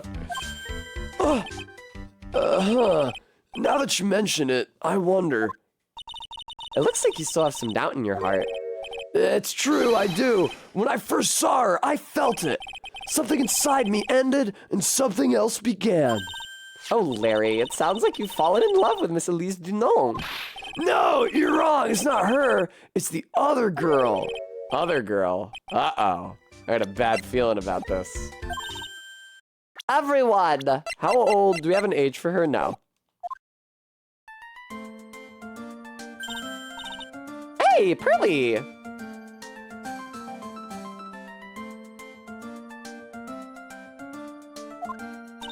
Dinner preparations are complete. Please come quickly to the main hall. All right, I can't wait to dig in, Pearly. I'm gonna go to the inner temple and call Sister Iris. I also want to have a look at where Mystic Maya's gonna be training. Todd. February 7th, 7:46 p.m., Hazakura Temple Main Hall. Boy, am I stuffed. Are you sure it's alright to eat that much before your training? Well, this kind of training is a battle of endurance. Mystic Maya, please don't do anything that might put your health at risk. No pain, no gain, I guess. I'm still worried about you. Well, let's not dilly-dally shilly-shally. You must get ready for tonight. Good luck, Maya. All right, here I go. I'll see you all tomorrow, I guess. Iris, please bling the bell at 10 o'clock for lights out, all right? Oh shit, I think I remember something that happens tonight. Yes, Sister Bikini. And then after you ring the bell, I want you to come and join us at the training hall. I understand, Sister Bikini. Maya and Bikini really seem excited about this training thing tonight. Well, Pearl, what are you going to do tonight? Well, if you'd like, you can come to my room. Perhaps we can read some books together. Really? I'd love to. I'm not very good at reading. Well then, would you like to practice reading with me? I'd love to. Pearls is absolutely smitten with Ms. Dunant. So, Larry, what are you gonna do, motherfucker? A queer oddity. It takes longer for Japanese kids to learn how to read because it is difficult to learn the kanji. There's a lot of kanji, and they're complex, so it's difficult for kids to read them. Indeed, MK. So, Larry, what are you gonna do? Me? Well, I'm just gonna hang out in my room. I can't stand the cold at all. I totally hear you there. Miss Elise, so, for example, how do you read this? It says gravely. That's kind of a tough word. Oh, okay. And what about this word? Yes, I know, MK. That's another tough one. It says roast. That's not tough. What kind of a book is she reading anyway? Well, I'm gonna go wash the dishes and help clean up. I'll go visit you when I'm done, Miss Elise. Well, not much to do except head to my room and huddle under the covers, I guess. February 7th, 9:12 p.m., Hazakura Temple Main Hall. Ugh, it's a whole different type of cold up here in the mountains. Why couldn't the nearest bathroom be just a little closer to my room? Mr. Wright? Ah! Oh, I thought it was gonna be Iris, but it was Elise.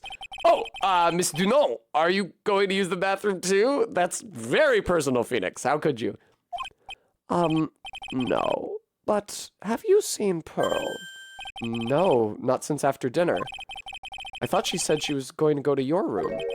I know, but she never showed up. I'm going to go look for her. Excuse me. Miss Elise Dunant, a woman as mysterious in origin as her last name. But the really mysterious one is... Oh. Sister Iris. Good evening. The really mysterious one is this girl. Are you on your way to the bathroom too, Mr. Wright? I can't let this chance pass me by. User likes coffee. Thank you for the follow. I should try to talk with her. Maybe get some answers.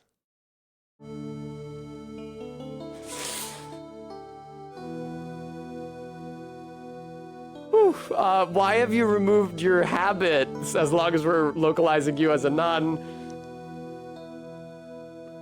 No butterflies, a queer oddity. They can't survive at this altitude. This is clearly not Dahlia Hawthorne. As you can see, she has black hair. Dahlia Hawthorne famously has like a Ariel red hair?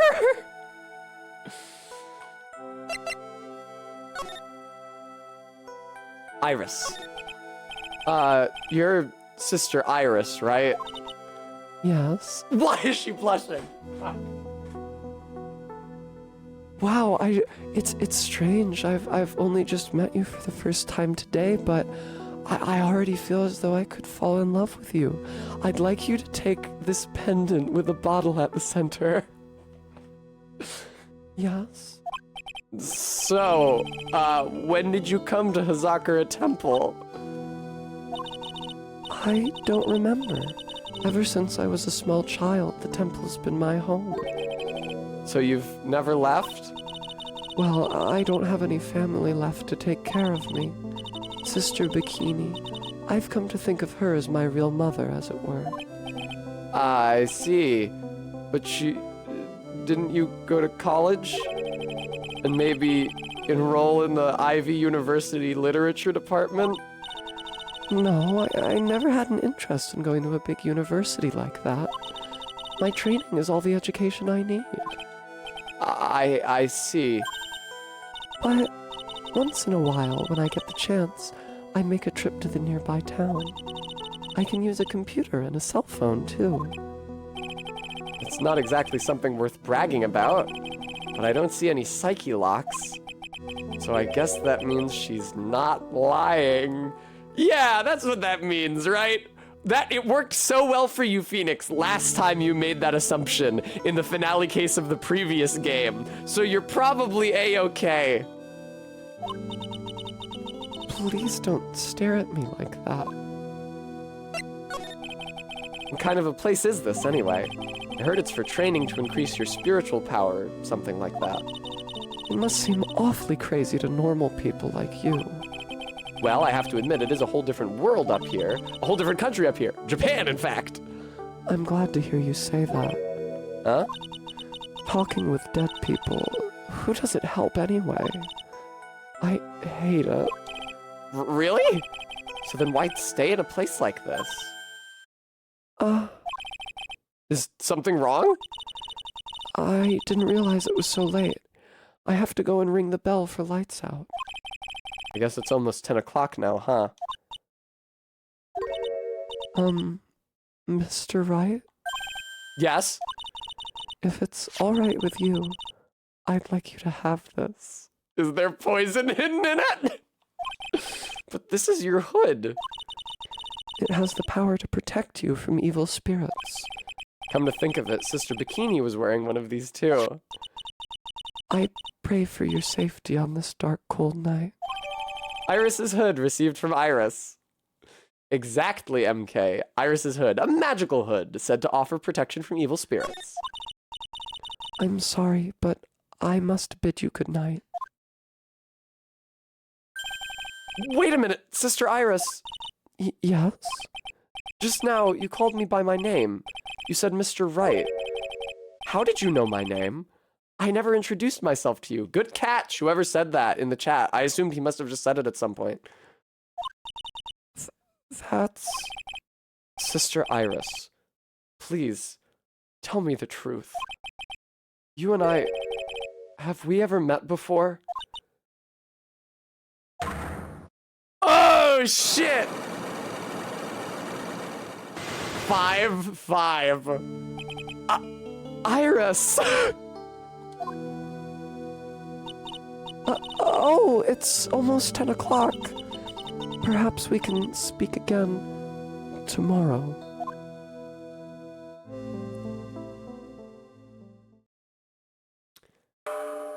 Yeah.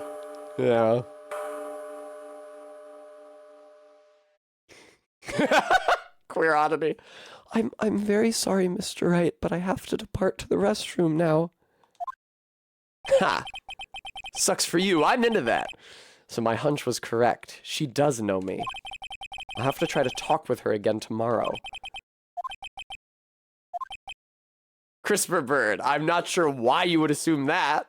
Who says there has to be murder in a Phoenix Wright chapter? Why can't we ever just go to a mountain and meet some people? Why does there always have to be murder?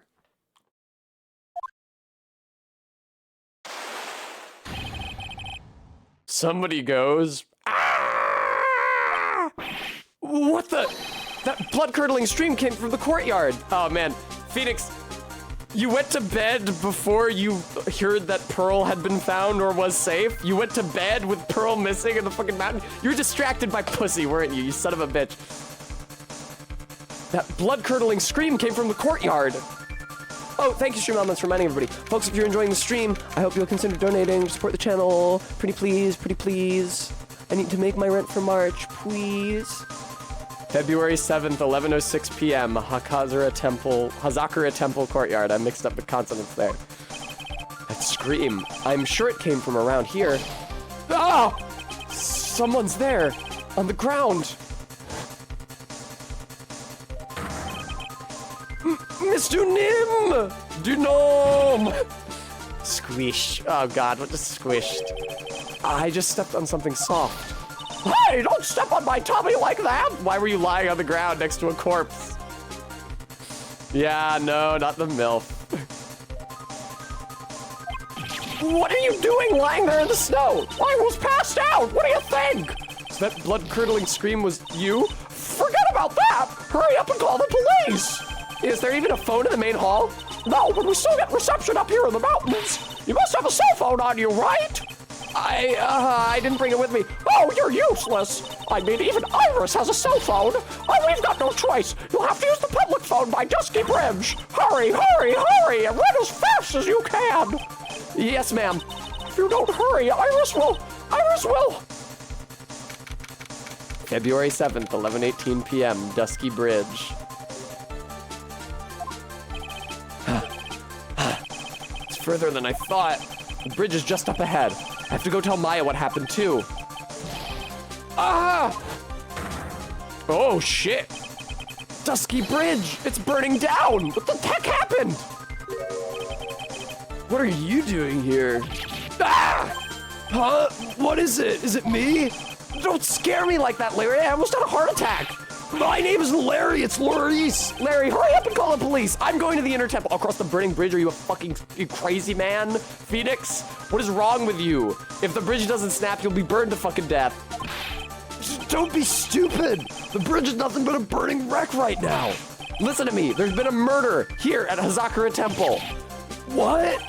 The murderer might have fled across the bridge. I have to make sure Maya's safe. But please, call the police. I've got to go. Get out of my way, Larry. It's too dangerous. Nick, wait. I must have been crazy. I knew how dangerous it was, but I still went for it. Crack. Ah! Nick! Weakened even more by the fire, the rickety old bridge's planks snapped and gave way.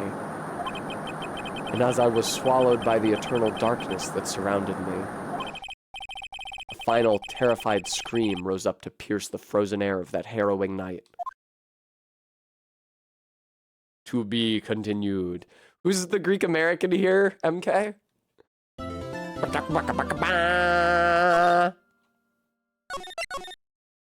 Is it Nick, just because he's named Nick?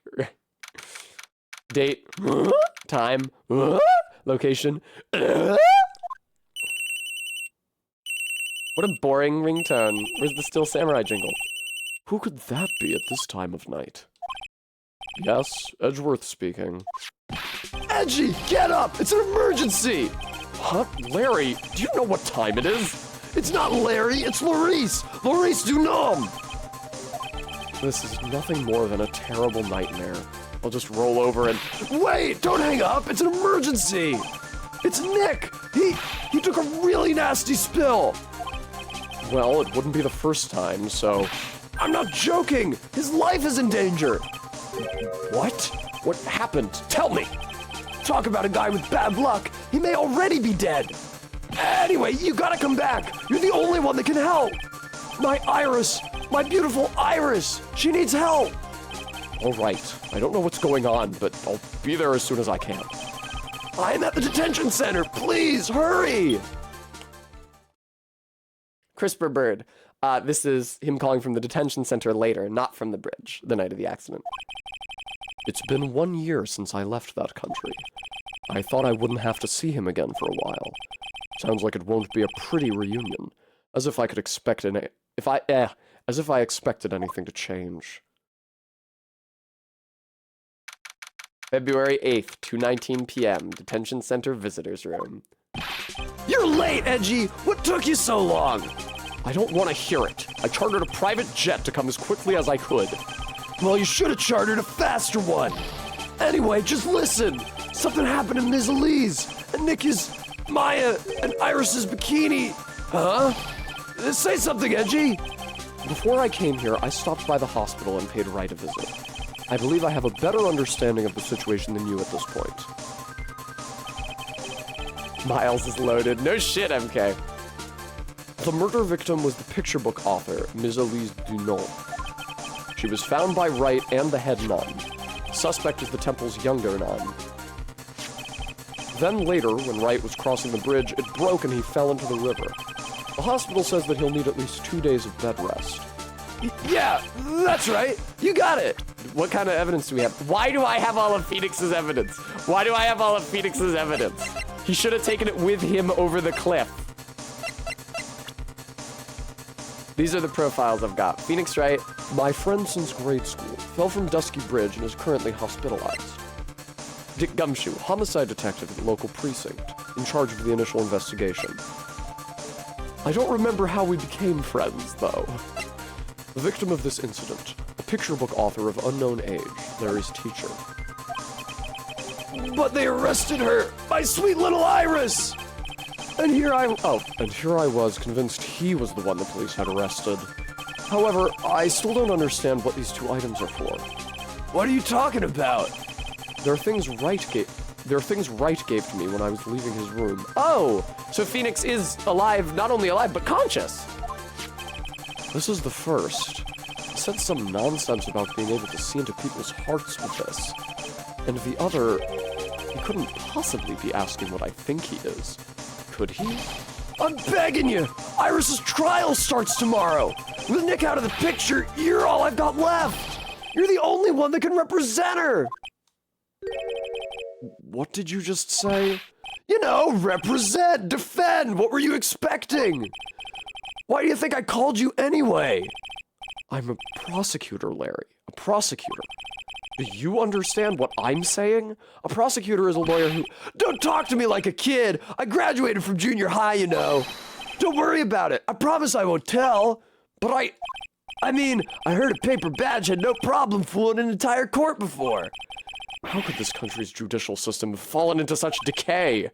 Please, Edgy. At least listen to her. Listen to Iris' side of the story. So Wright wasn't joking when he gave me this badge after all.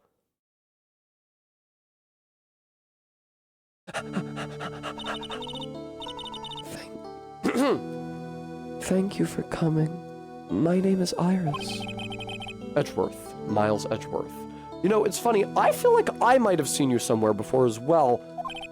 I don't know if I can be of any help, but I will at least hear what you have to say about the murder. There is a certain amount of prosecution defense flip-flopping in this game, isn't there? Godot starts off as a defense attorney as Diego Armando and becomes a prosecutor in this game. And Edgeworth is, of course, the prosecutor for the first game, but he acts as the defense attorney for the final case. What? Why are you yelling Tessa? I didn't do anything. I didn't do anything this time. Why are you yelling Tessa?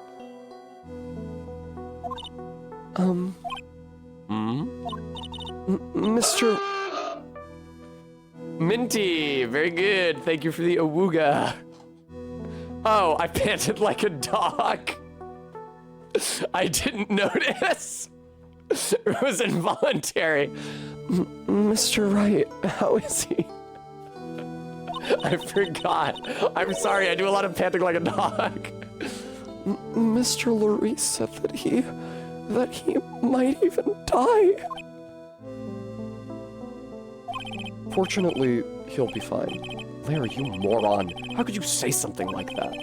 He was badly bruised when he hit the water, but otherwise he is unharmed. Thank goodness. But he's caught some kind of nasty cold. A cold? He's running a high fever and is drifting in and out of consciousness. He must be imagining things. This woman, I feel like I've met her before. GM, I would not mind a treat for Tess. Thank you very much. I will take your suggestion under advisement. MK? MK, you think she like sprayed her hood with some kind of poison, aerosolized poison, so that when he touched it...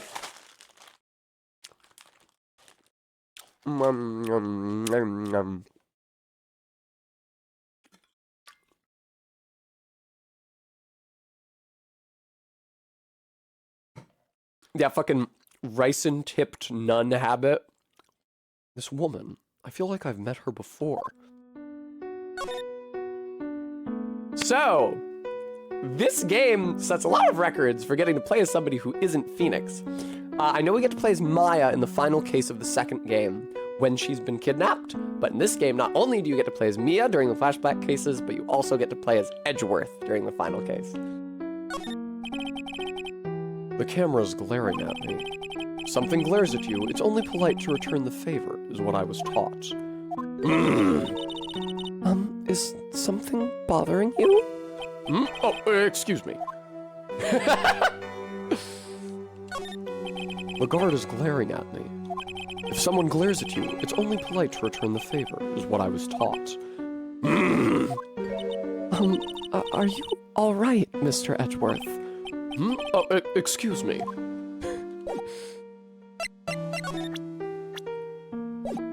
Let's just start by talking to her. Let's talk about you, Iris. Pardon me, Iris. I would like to ask you something, if you don't mind. I have the distinct feeling you and I have met before. It must be your imagination, Mr. Edgeworth. After all, I hardly ever leave Hazakura Temple. Hazakura Temple? What's that? It's a place where those who wish to boost their spiritual power come to train. You need to undergo some very difficult training to release your inner spiritual power. Spiritual power? Did you go to that temple for that reason as well? No, I don't have any spiritual powers. I don't need them. In that case, what are you doing at that temple then? I've committed some sins. Sins that I need to pay for. That's why I'm there, and why I continue to train. To purify my soul.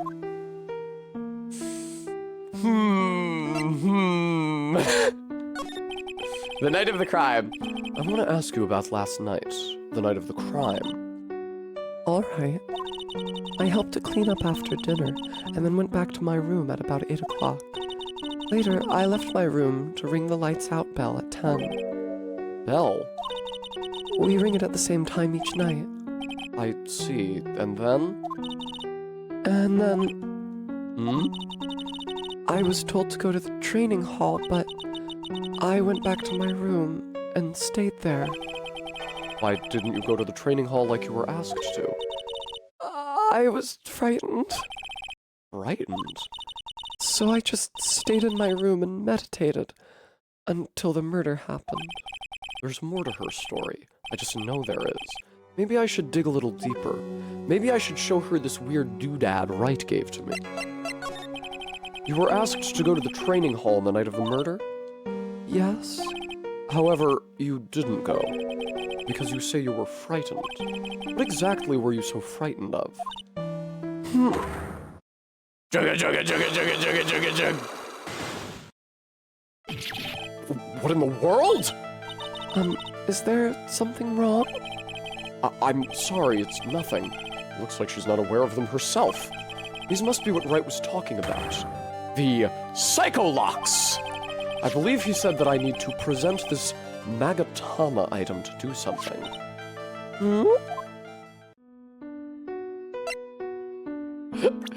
It's so great, because in the initial game, and you understand that I played this game before I played, but even in this game, you see Edgeworth as a prosecutor in the flashback case, and you're like, wow, this guy is such a chode. He's cool as a cucumber, and he's so smug and so full of himself. Little Mr. Perfect. But then you play as him, and he's like an insane fuck-up. Any idea? So do you have any idea as to what really occurred last night? I think it was the result of the tremendous spiritual power that was unleashed. Spiritual power? Yes, spiritual training has been a cause behind many great tragedies. This incident was just another example.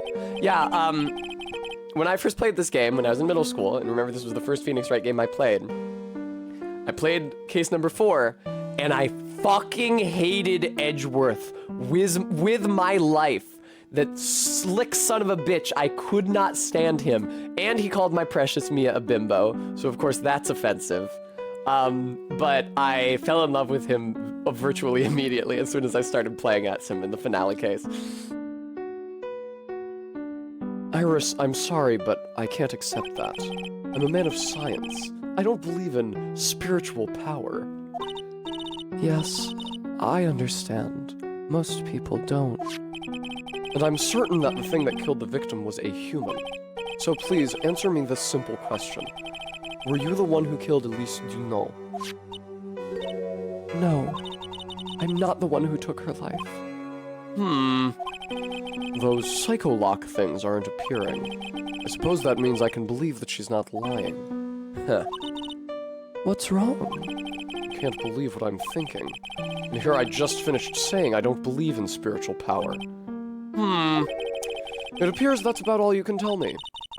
Thank you very much for listening to my story. I visited Wright at the hospital before coming here. He asked me to take care of you. Me? Yes, at the trial tomorrow. He asked me to defend you. If Mr. Wright has that much faith in you, Mr. Edgeworth, then I will gladly entrust my fate to your capable hands. But before that, I have one question. Yes? Do you know Wright? Why would you ask that? Whenever you came up in our conversation, he would begin to act a little strange. CRISPR Bird, I'm very sorry, but I think you did this yesterday. Either you or someone else called her Francesca in chat yesterday as well. That would be the Italian version of that name. Her name is Francisca. Mr. Edgeworth, what is Mr. Wright to you? He's a very dear and indispensable friend. It was 5 years ago. That's when I deceived him. You deceived him? I heard that he was in a lot of pain afterwards because of what happened. I know what a weak person I am. That's why I thought it was best if he never saw me again. I wanted him to just forget about me without learning the truth. Well, if you ask me, Wright is still suffering. And until he learns the truth, I don't think he will ever be able to truly recover. Iris, it's not too late. You should go to him.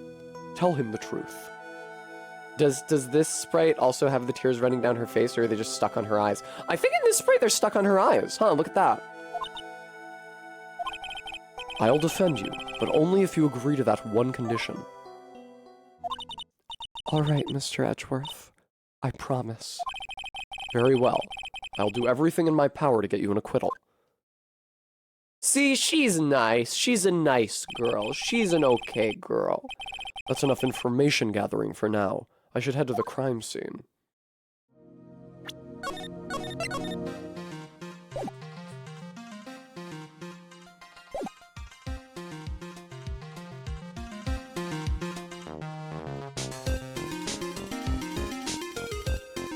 This is great. Is this Edgeworth's theme? I wonder if they remixed this for Ace Attorney Investigations. Investigations has never been re-released, has it?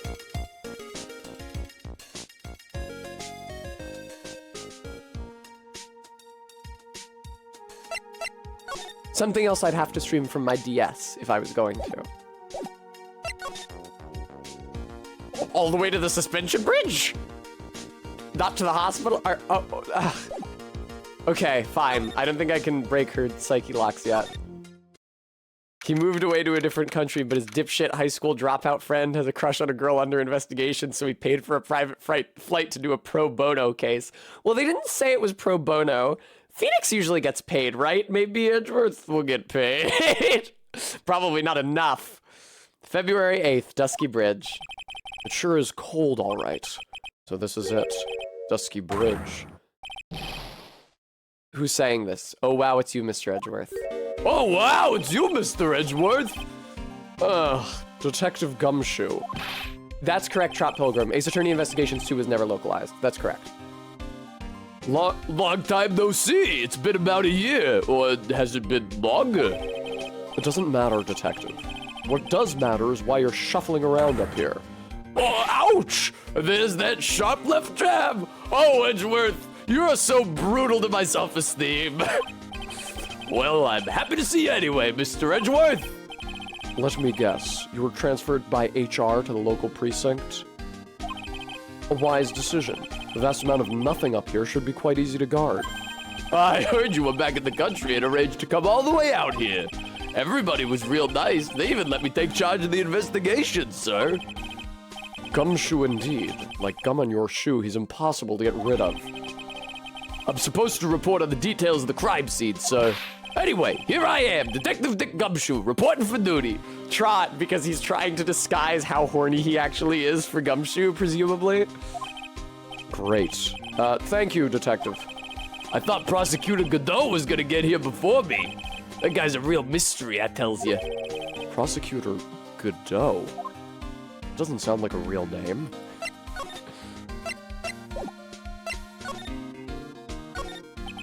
So this is the bridge Wright tried to cross? Pretty reckless, if you ask me. I'm amazed he survived the fall from up here. Edgeworth, do you not remember that this is where it wasn't his first case, but do you not remember that this is where that kidnapping case happened, Edgeworth? Are you really that fucking stupid that you don't remember that fucking shit? I mean, I get that it wasn't a formative life event for you like it was for Mia, and you didn't see that story resolved like Mia did, but come the fuck on!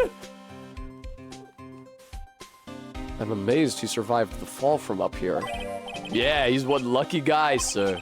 Now I see how he manages to win his cases in court. Blind luck. I think dumb luck suits Wright just a bit better. Damn, Edgeworth, you're such a cunt. There's a little shack down that way called Heavenly Hall. A shack? It's like a rundown doghouse for losers that can't bear the freezing drafts of wind. Kinda reminds me of my apartment, sir. The name Heavenly Hall makes it sound like a palace. Giving a hovel a great name is a crime in itself. I'd call it false advertising. By the way, the name of my apartment complex is Compton Castles. That's not such a great name, if you ask me. Well, it's not such a great apartment either, sir. In Compton, apparently, okay. Some letters are wildly engraved into a Roughly cut boulder. I wouldn't say that they're wildly engraved. It's a fucking serif font. Dusky Bridge. Certainly is an appropriate name. You need to get some glasses, Mr. Edgeworth. That sign says Dusty Bridge. We needed the straight man, funny man dynamic even when it's Edgeworth and not Phoenix, so I'm here now. I guess this does presage Ace Attorney Investigations in a big way. Although, for some reason in Ace Attorney Investigations, they felt that Edgeworth needed a cute girl sidekick like Phoenix has. And so instead of just using Gumshoe as his sidekick, we're using, I don't know, Emma Skye, who is already designed to look exactly like Maya, fulfills her role in the finale case of the first game, and is associated with the district attorney's office. They invent a new cute girl to accompany Edgeworth on his investigations. It kind of ticks me off. Right, just, I don't know, anyway. I can see how you read it wrong, though, sir. You're the one who needs glasses, detective. Try reading it one more time. You're right! It is Dusky Bridge after all! I guess whoever wrote this made a mistake. Hey, it's a public phone. You don't see a lot of these anymore. That's true. Since we got one here, why don't we take a photo as a memento? Well, sure, why not? Ah, darn it. I don't have a camera with me. You're investigating a crime scene. I'm gonna go buy a disposable camera. I'll be right back, sir. What's so special about public phones, and why is he so fascinated by them? Looks like a pretty good distance to that far cliff. Oh, was that Edgeworth? Looks like a pretty good distance to that far cliff. Yeah, it's gotta be around 100 yards or so. Ellipsis. Detective, that's not even close to 100 yards. Well, I gotta admit, I'm not very good at judging distances. It's about 20 yards or so, and impossible to cross without a bridge, it seems. This is just the hills around LA. Okay. Ahem. All right. Let's talk about Iris, age 25. Is that the right age for Dahlia? I think it is. I feel like I've seen this girl somewhere before. She wasn't from a prior case, was she? Nope, can't be. We did a database search with the fingerprints and came up with nothing. I see. I just can't shake this nagging feeling. Well, everyone knows that you're quite popular with the ladies, sir. Maybe she's an old girlfriend that you sent to Dumpsville when you were younger. Detective, where did you hear such a nonsense from? I didn't hear it from anyone. It's just sort of how I imagined you to be, sir. You fuck like a lot, right? I usually imagine you fucking. Do I really inspire this sort of frothing desire from the female masses? Damn, I am sure that screenshot has been saved and shared. That's how you can tell Edgeworth is gay, because of every fucking word in that sentence. There's a lot we don't know about this victim. We don't know her real name, a background, we don't know anything, really. That's rather odd. If she was trying to hide her identity, why would she become an author? I'll bet it was just one of those things, you know. She probably never expected to get so popular. He's supposed to be Miss Elise Dunob's apprentice or something. I'm gonna have to say Dunab, because I can't be going into the French accent through this shit. I see. Yeah, he drew a nice portrait of me.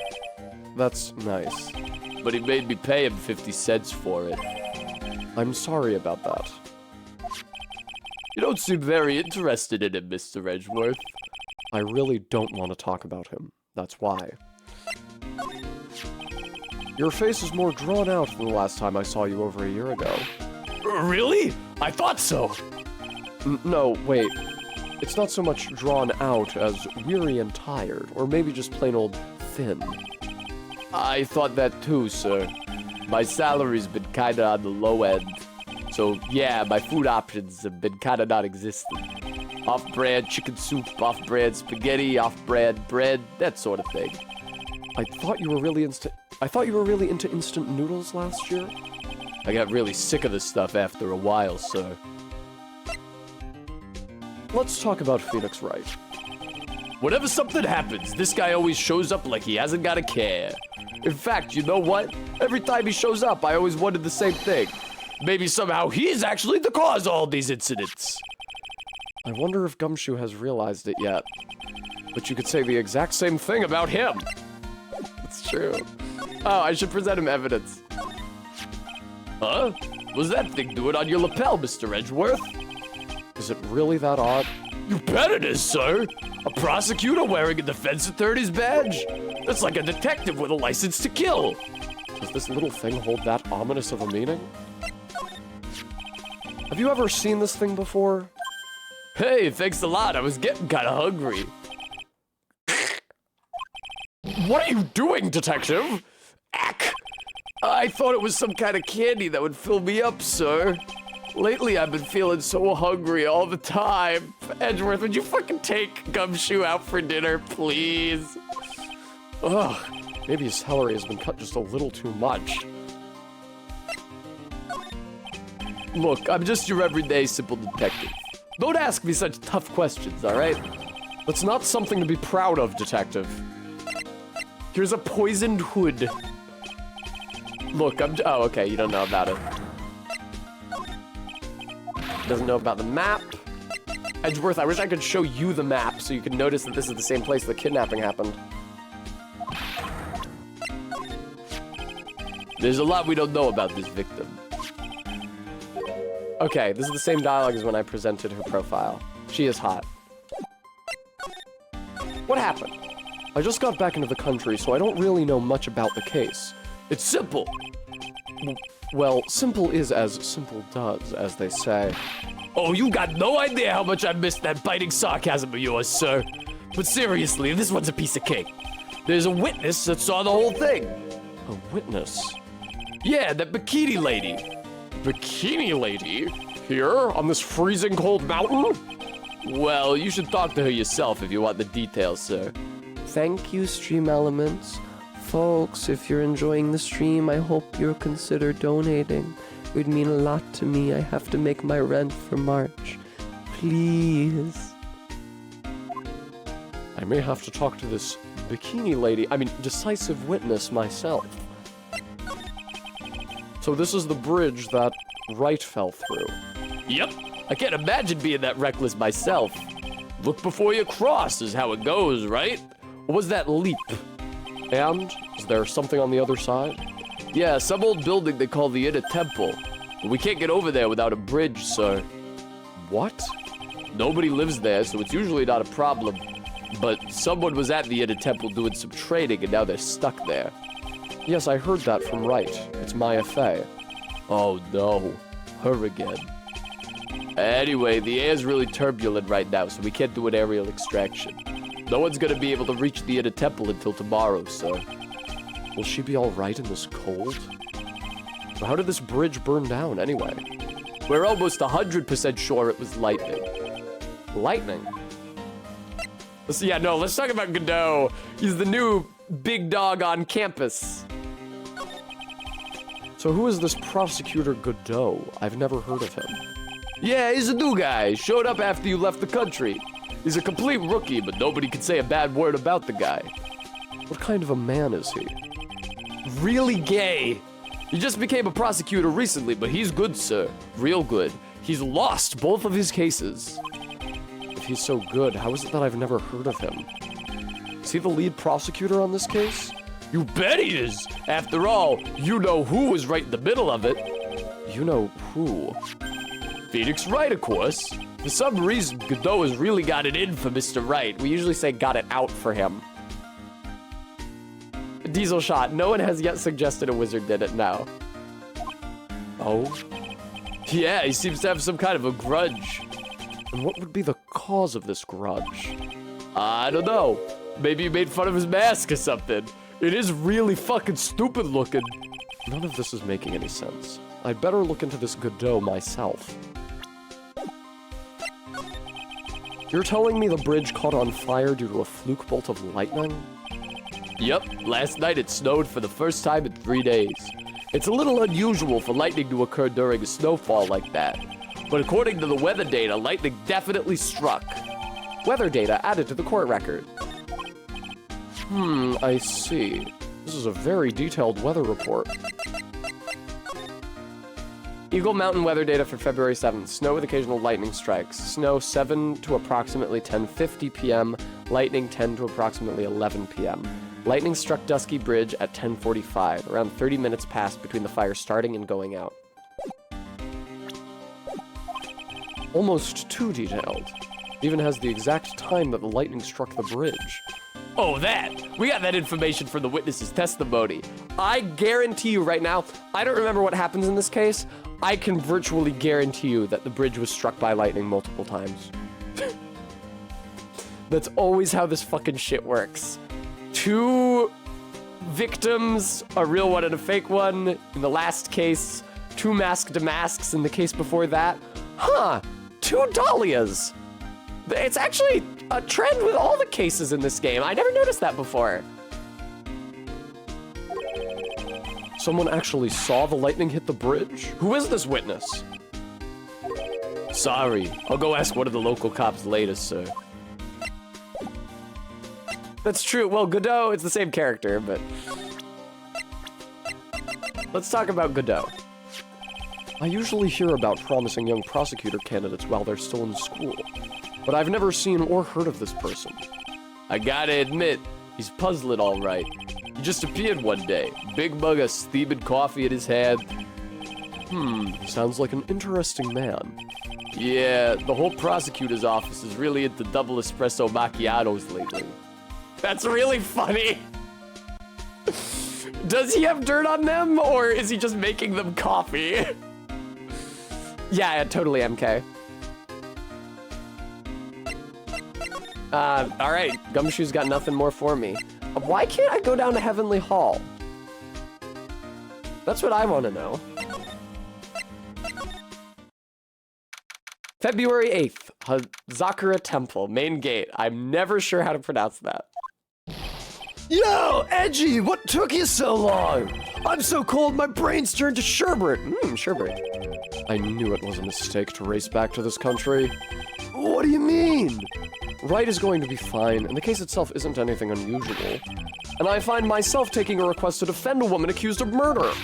Hey, wait a sec. Hold it. Objection. What's going on here, Mr. Edgeworth? It's hard to explain, but one thing led to another, and... What kind of lame excuse is that? And you call yourself a defense attorney? Uh-oh. Edgeworth's 2 boyfriends are pulling him in opposite directions.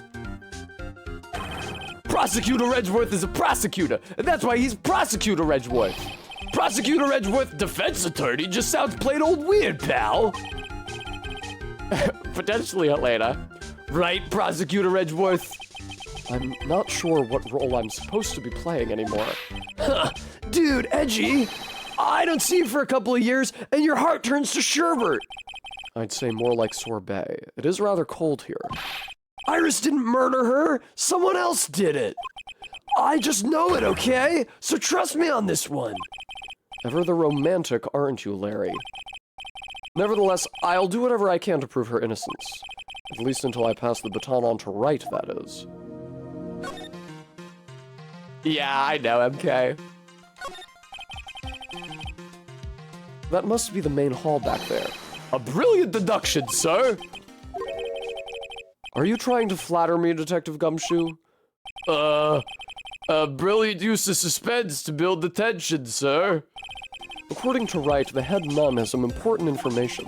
I can't miss the opportunity to speak with her. This gate looks quite old, strong enough to resist the weight of time.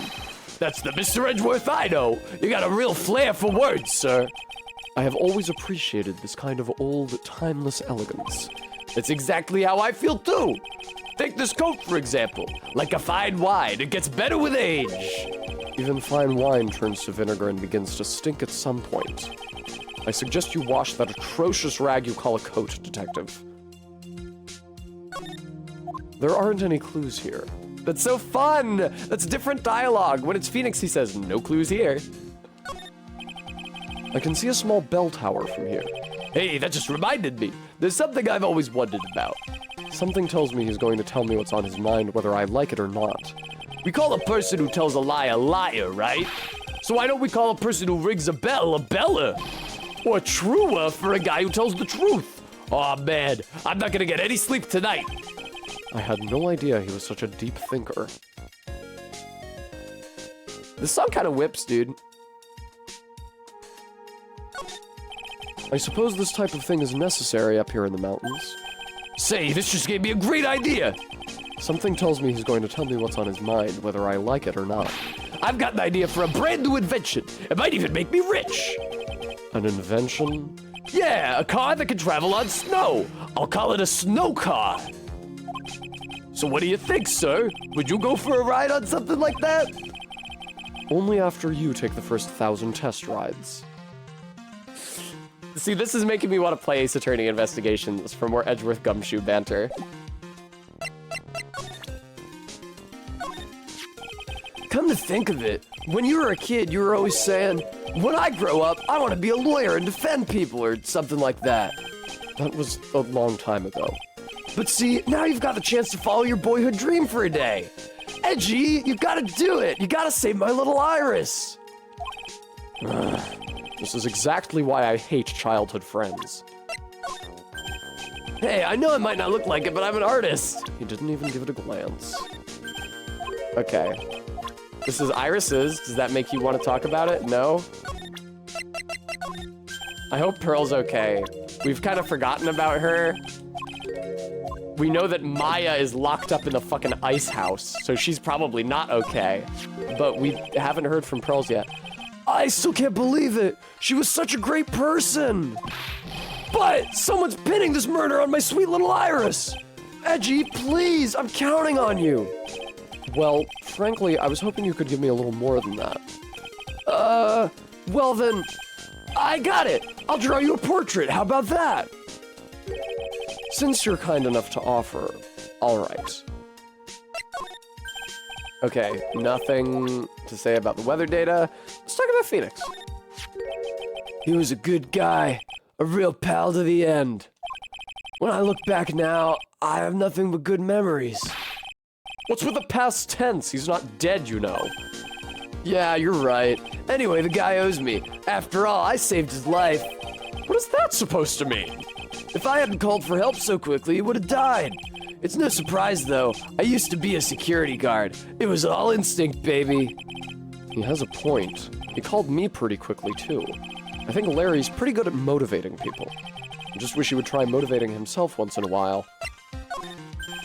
Okay, doesn't want to talk about Gumshoe. He called him ugly, and Gumshoe was right there, but Gumshoe didn't say anything about it. I know, right, Aquariodity? Huh? Me? All you have to do is... Oh, all you have to know is to remember not to call me Larry anymore. What? I'm a new person now. I've been reborn as Larice Dunam. All right, fine. Let me ask you something else then, Larry. Call me Larice! If you don't, then I'll call you Melisse Dunam! Oh, right, we actually did this dialogue already. Let's talk about Iris. I have a feeling that she's hiding something. Could be. After all, she's shy and gets embarrassed pretty easily. I started leaning into the mic there before I read Larry's line because I was looking at Iris and thinking, oh, I need to do my Dahlia/Iris voice. Let me lean into the mic. I don't think that has anything to do with it. Why not? Look, I know all about this kind of thing. Come on, Edgy. You were a guy once. Yeah! Lots of girls are like Iris. You know I'm right. Well, you most certainly seem to have convinced yourself. Man, I love shy girls like her. It's just so cute. You know what I mean? More homophobia. Building off of that last case. Still doesn't listen to others, I see. I guess some people just never change. Do you know the fucking prosecutor? I doubt you do. No, he doesn't. Okay. Iris. Man, I'm telling you, Iris is so cute. Right, Edgy? You think so too, don't you? What's wrong? Why are you so quiet? To put it simply, your comment has me highly concerned. Could it be that the reason you think she's innocent? Come on! A girl that cute can't possibly be a murderer! I was right after all. I should never have come back. No, don't worry. I see things for how they really are this time. Honest. I had a penny for every time he said that. It's just that, well, Iris is a delicate flower. You can't force things too much, know what I mean? Huh? I have no idea what you're talking about, Larry. Oh, forget it. I didn't say anything. The night of the crime. Larry, where were you and what were you doing on the night of the crime? Larry? What? Don't tell me. You think I might have done it? What? Get lost. Go back in your charter jet and get out of my sight, you creep. And I hope your plane crashes and you die. I'll ask just one more time. On the night of the murder, where were you and what were you doing?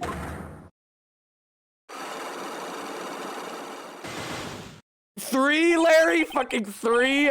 As I suspected, psycholocks. I'm sorry, man. You know me, I just don't remember. My short-term memory's a wreck, dude. Alright, Larry's got psyche locks. Iris has got psyche locks. I don't think I have the evidence to pierce either of them yet. February 8th, Hazakura Temple, Main Hall. Oh, she's sad. Oh. Hey, hello there. So how you feeling? All right, I suppose. Huh? Who's this? My name is Miles Edgeworth. My, a handsome boy such as yourself is always welcome. Oh, if circumstances weren't so tragic, I might just... Please don't call me boy. I'm sorry to trouble you, but I'm looking for a woman in a bikini. Well, you found her. Now, what can I do for you? I'm sorry, but I don't see any bikinis. If you ask nicely, I might give you a peek, big boy. Mr. Edgeworth, this is the head nun, Sister Bikini. She's the witness. Why didn't you tell me that earlier? This is exactly why your salary keeps on getting cut. Ugh, my stomach is already growling in protest. So, what's the latest about my beloved Iris? Well, first, I want to hear what you know.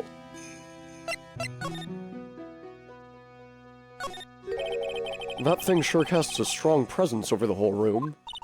This is the Lesser Magatama. It's a precious heirloom containing a great many souls. Huh? This is lesser? What is the greater one like?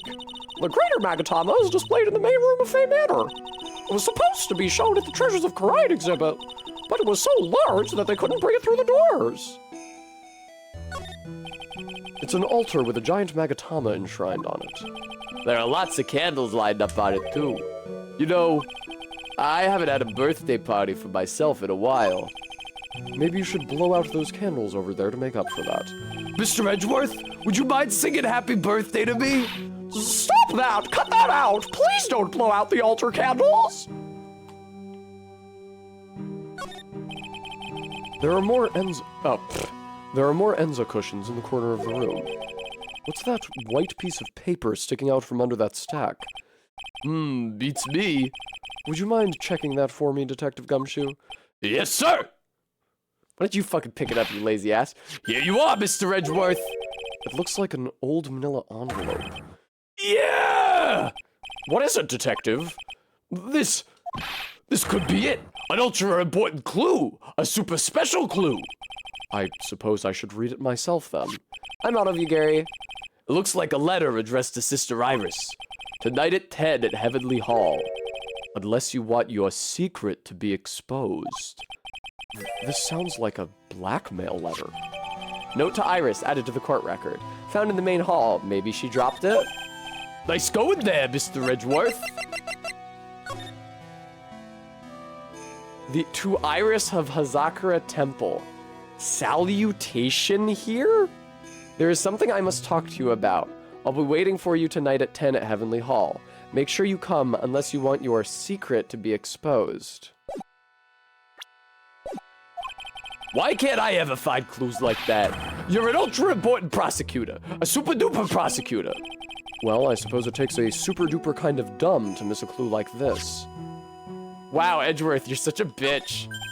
Oh, it's a warm cat box. But where are all the cats? It's called a hibachi. It's for heating the room. Oh, look at all these ancient straw frisbees. Those are a type of zabuton cushions called Enza. Why are you giving me such a hard time? Huh, Mr. Edgeworth? Why? Because learning something new might actually be a good thing for you, Detective. This is me and Minty.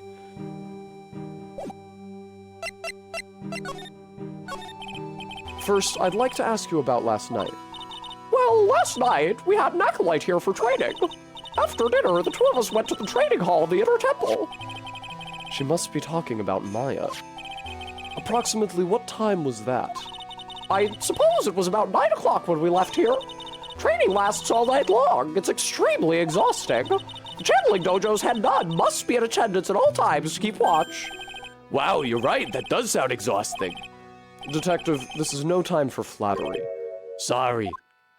Sometime around 11... Sometime around 11, you witnessed the incident in the courtyard. But your duty was in the Inner Temple. Why did you come back here?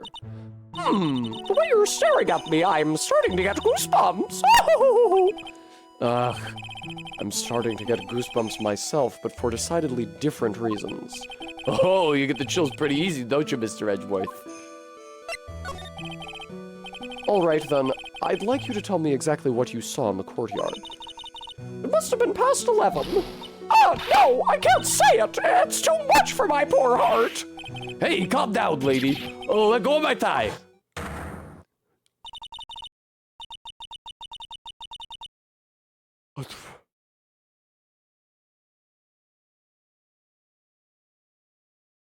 I saw two people. One of them was lying on the ground. The other one was stabbing her from the back with a sword. Really? Really, Minty? To this?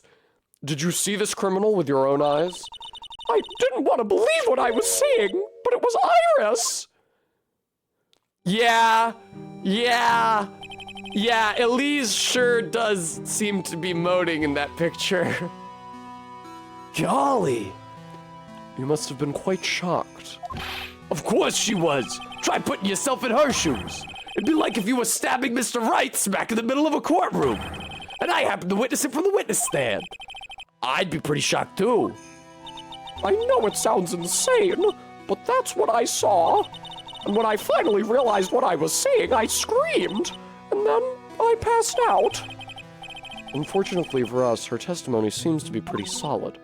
However, the idea of Iris doing such a foul act seems unnatural. Unnatural?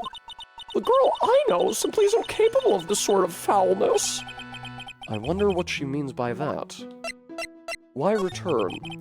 As the head nun, it's your duty to stay with the acolyte at all times, correct? Yes, that's correct. I know I may look strong, but the truth is, I've got a bad lower back. A bad lower back? Yes, it's especially bad in the winter. So bad that I can't even lift a bucket. Do you remember how cold it was last night? My bad back felt as stiff as frozen glass. I just wanted to take a nice hot bath to ease my aching back. That's why I returned to the main hall. So you left the disciple all alone?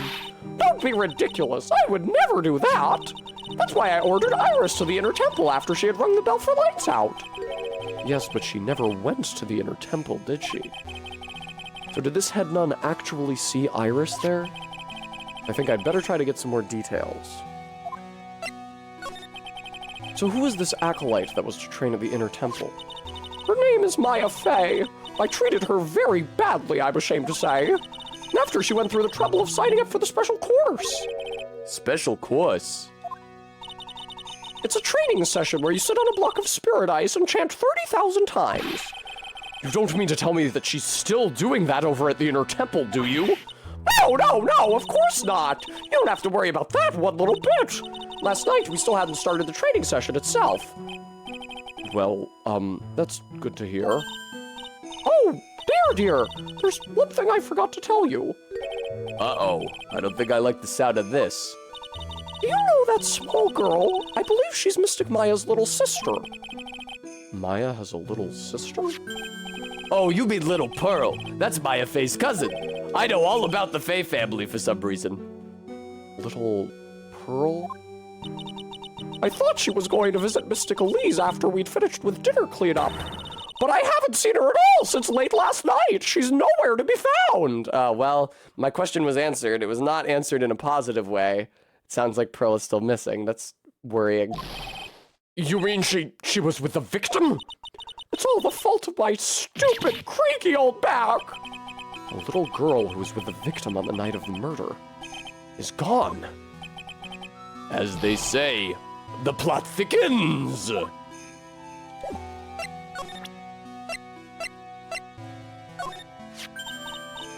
Well, that's a demon warding hood. Acolytes are highly susceptible to possession by evil spirits, you know. That's why we always wear these for protection. Oh, I see. What are you waiting for? You won't get any protection just by holding it, you know. Put it on already. No, I can't. I was just... Whoa! It's like it was made just for you, Mr. Edgeworth. Oh my god, he put it on.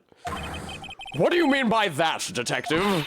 It looks absolutely marvelous. You've just got to keep it on for a while. Is this some sort of divine retribution?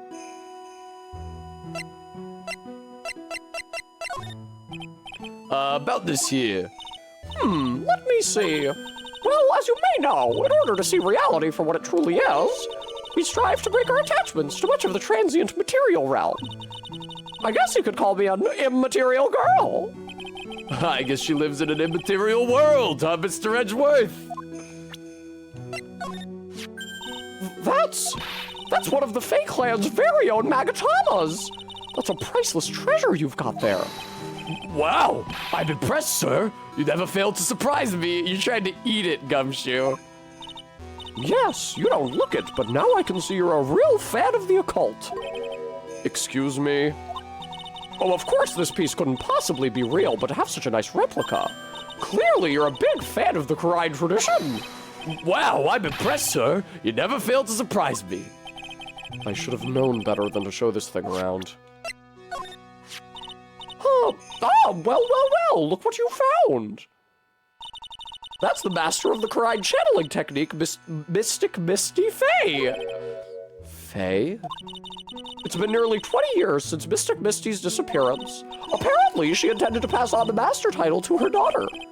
Who is this daughter? Well, I myself am part of a branch family of the Fey clan, but even I'm not privy to information concerning the main family. How could you not know? Their names are Fey. Maya came here. How could you not know? Okay, she's an immaterial girl from an immaterial world. About this picture. Well, look at that! I look pretty S to the XE, don't you think? My fucking controller disconnected. This cord must be showing its age. Yeah, absolutely. Up until recently, we've avoided exposure in such magazines, but this time we had our reasons. Is that so? For example, Well, why deny the world of the sight of such a lovely face? Oh! How could such a terrible thing have happened? It's all my fault! Well, come on, lady. I don't think you need to take all the blame yourself. Quiet! What do you know anyway? Ouch! You're scary. With that stupid 5 o'clock shadow and that stupid old coat of yours. It's too bad that you weren't the one who disappeared. poor Gumshoe. Why does she have to take it all out on me? Her anger does seem a little manufactured. Okay. She has nothing to say about this. Stop.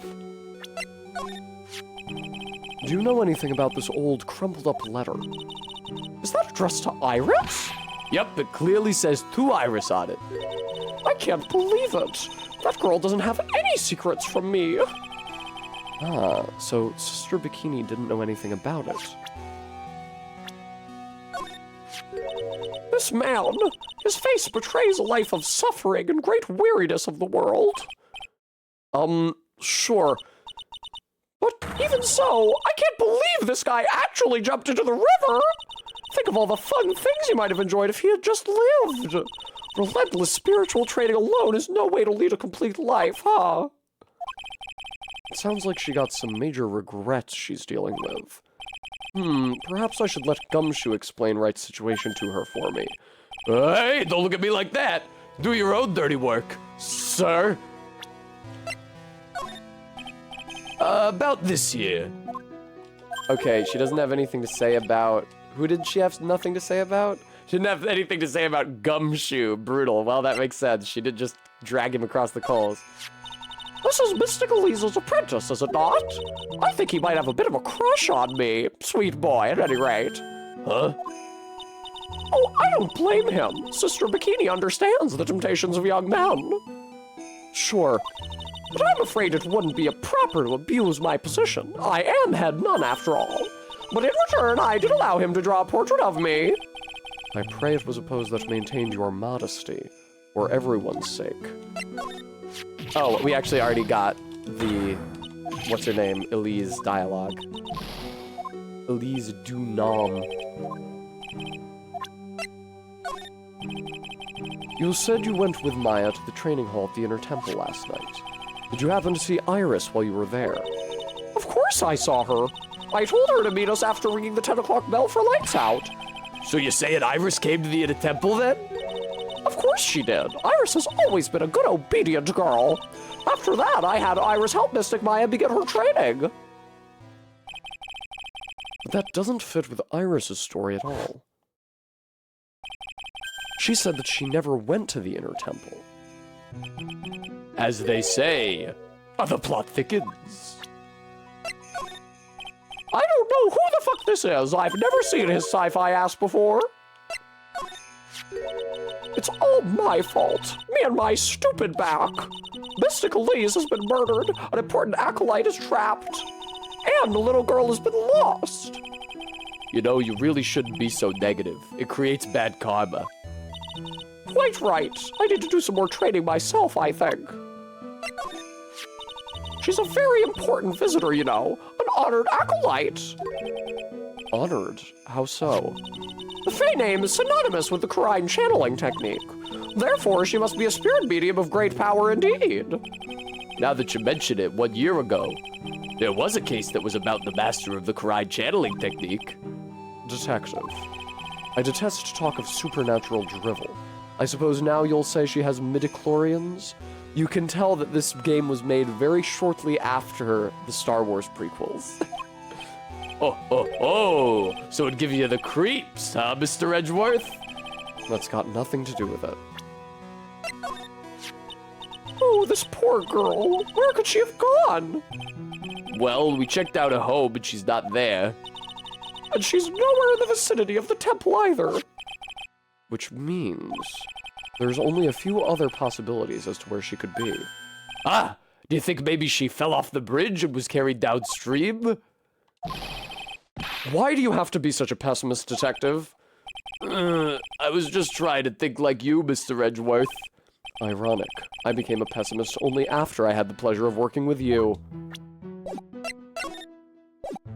Did we already? Okay, we already completed her dialogue. We should be good to move out. Oh, Jesus, fuck. February 8th, Hazakura Temple Courtyard. Yeah, Brent? And this is where the murder took place, sir. Any character can be a Watto character if I do the accent. Other than removing the body, we left everything else untouched. Thanks, detective. I'll just have a look around. Looks like the police are still investigating. Oh yeah, by the way, I thought I'd better ask just to be sure.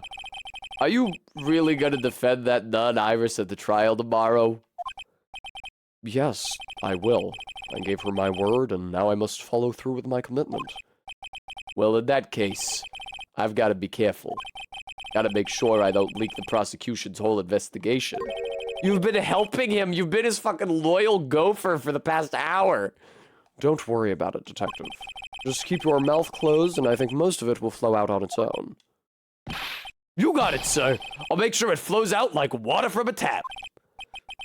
Yes, you do that, detective. Just how much has your runny spout leaked over these years?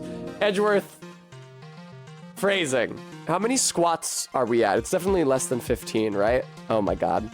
Bren, I'll do the bimbo voice, but as I always remind you guys when you redeem it during a Phoenix Wright stream, it doesn't supersede the character voices. So I'm only going to be doing the bimbo voice while I'm talking to you guys. It's been activated. Right. I mean, RB, if we can get another sex. Yes, you do that, detective. Oh, right, the terrible phrasing. I had forgotten.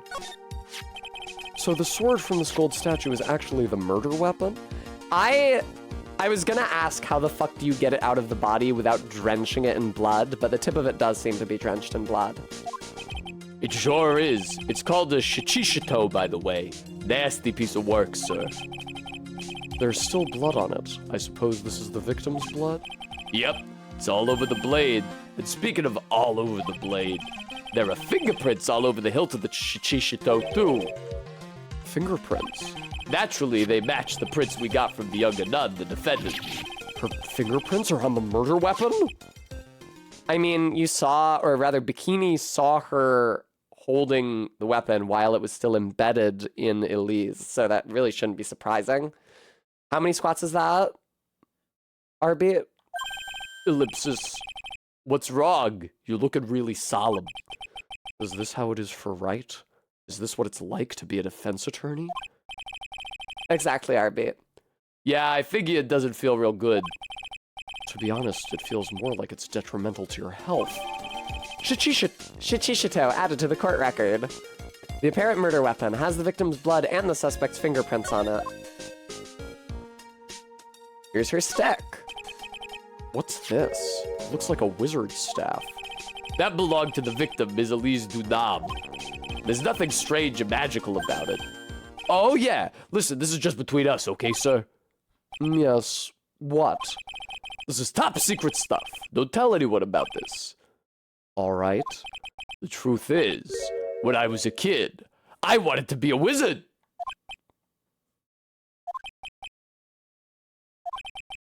That's it? That's what you wanted to tell me? That's it. The staff was made from a very strong kind of wood. What about fingerprints? Were there any on it? Just the victims. Victim's staff added to the court record, carried by Elise Dunant when she was alive, has her fingerprints on it. Is this a lantern? Person who has only ever seen Monogatari seeing their second Shinto shrine. Oh, I'm getting some Monogatari vibes from this. It's a lantern. I suppose they light it at night. There's something elegant about the light of a fire. Seriously, Diesel Shot. At the end of each month, I always like to relax in my room by candlelight. Detective, can you not afford to pay your electricity bill? How did you know? That's really sad. No, there aren't any clues here, you dipshit, you misclicked. I just love skiing. Really? You don't, seem like the type. Well, what about sleds? Sleds? Nah, they're a little too kiddie, you know? Messes with my hard-boiled image. What's with the silence, Mr. Edgeworth? Is the world starting to go mad? Oh shit, the gold statue is the same one from the first case, or from the second case rather. Remember, guys? Ah! Ah! Ah! Sorry. But look, I think this might be the last one. There's an achievement for finding every single ladder versus stepladder dialogue, and I was thinking that I should have gotten it by now, because I didn't think there were any more stepladders in these games, but look. The main gate must be just over that stone wall. Ah, stone walls. I jumped over a few of those in my time. Most of them are good memories, but not all. Detective, perhaps someone should introduce you to the concept of paucity of words. No! No! How could you do this to me? What the fuck? Maybe I can examine it again as a different character later.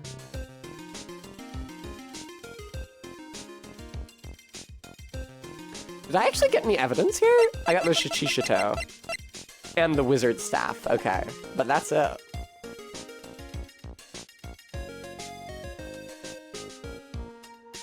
Huh. Yeah, it kind of looks like I've found everything there is to find here. Ah! The main hall of Hazakura Temple is above us here. Bimbo voice terminated. Hey, you're right, but I'm pretty sure the main hall didn't have a second floor. Hazakura Temple was built on a steep part of the mountain. The front and back of the main hall are on different levels. Oh, that makes sense. But wouldn't it be easier just to build the place slanted, sir? I fail to see how he can consider that to be an even remotely good idea. It annoys me. It annoys me that I couldn't examine the ladder. Wow, I got bimbo voiced.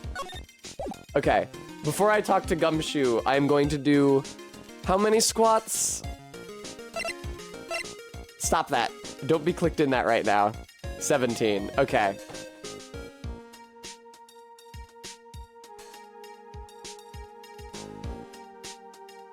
Ah, shit. I have my weights here today, so I actually have to use them. Whoa, look at my Inviso thighs. That's actually sick as hell, dude.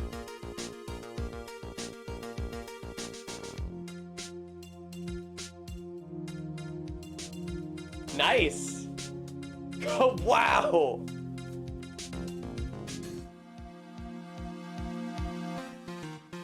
right.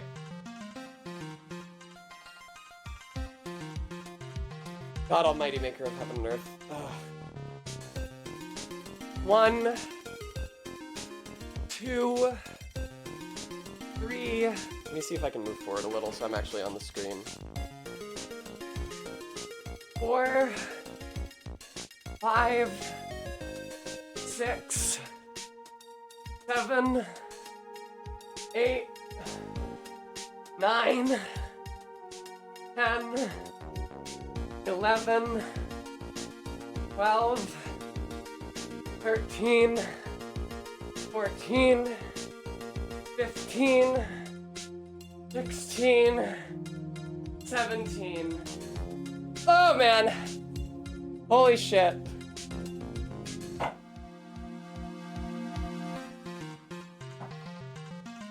Oh fuck.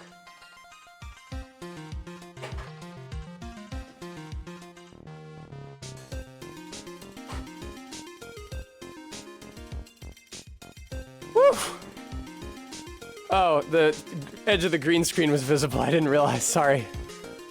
Oof, I actually had that same thing happen yesterday, I think. Thanks, Arbeat.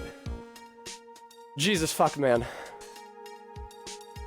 A queer oddity, I've only seen Madoka Magica, but I don't know that either of them is necessarily a super good fit for me. I think that if I were a magical girl, I would be more Kill la Kill.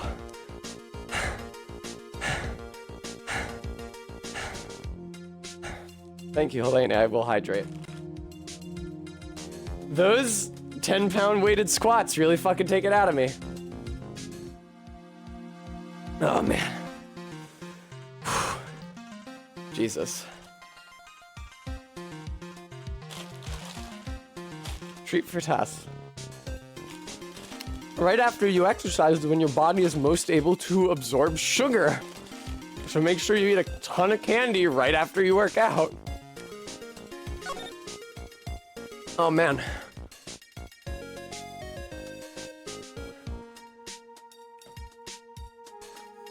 Let's talk about the victim. Woo.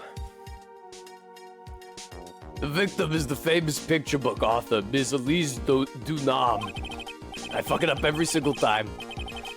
Her entire past, up until she won that writing award last year, is a total mystery.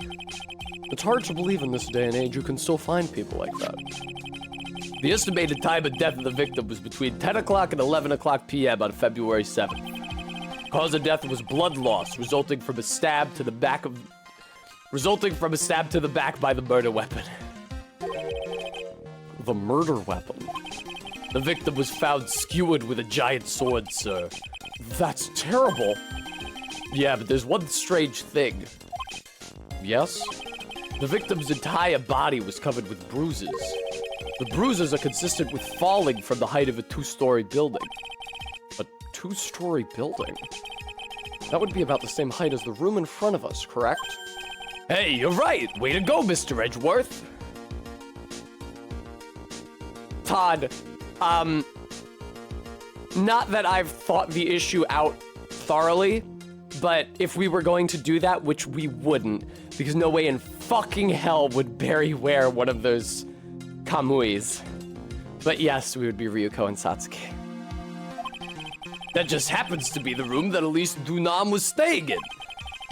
Maybe she was pushed out of the window after she was stabbed by the sword. Elise's autopsy report added to the court record. Exactly, Brent. Now then, Detective, let's see if we can summarize what we've learned so far. Okay, let's take a look at the map. RB, no, it's just that I don't think Barry would show that much of her body. Barry, believe it or not, has, at least compared to me, quite a bit of modesty. I know she goes live with like low-cut tops and you can see her cleavage, but like she is much less willing to show skin than I am in general. I don't think she would do the hot tub streams if they weren't as profitable for her as they are. According to the testimony assistant, whereas I would do every stream would be a hot tub stream if I could say it. According to the testimony assistant Bikini, the head nun, right after they'd finished dinner, she and Maya Fey headed to the inner temple. This is cute. At 10 p.m., after ringing the bell for lights out, Iris went to the inner temple. That's true, Todd. Default Ryuko and Satsuki are not that slutty, but it's even more outfit that you have to put together. I would really, really love to wear Senketsu's non-transformed form, like Ryuko's just like normal sailor uniform, but that still shows midriff and has the suspenders. It's really, really cute. I love that outfit. Anyway, when she got there, Bikini had to take over while she went back to Hazakura Temple. It's Hazakura, but whatever. I'm not fucking Japanese. You figure it out. After taking a hot bath to soothe her back, boom, Sister Bikini witnessed the murder in the courtyard. If you want more details, you should ask Bikini herself in the main hall. The inner temple, huh? I'd like some more information about that place. Nice practical. What is this inner temple that Maya was supposedly training at? According to Bikini, it's an old building they use for training the acolytes. It's on the other side of Dusky Bridge. The bridge that burned down, huh? Is there anything else on the other side of that bridge besides the inner temple? Nope, not a thing. Nothing? The other side is surrounded by cliffs on all sides. In a way, it's kind of like a little island out there. So the only thing there is in the inner temple. Did I read that wrong? I hear it's not the kind of place a person could survive in. Please be all right, Maya. The trial begins tomorrow, but who's the prosecutor? I'm pretty sure it's that Godot guy, but nobody can get a hold of him, so they're looking for a replacement. Oh shit! This is the first time hearing of it. You said it was gonna be Godot like 3 times already, and now you're saying that nobody could get a hold of him. Oh, okay, a great oddity. So the only thing there is the inner temple. Very good.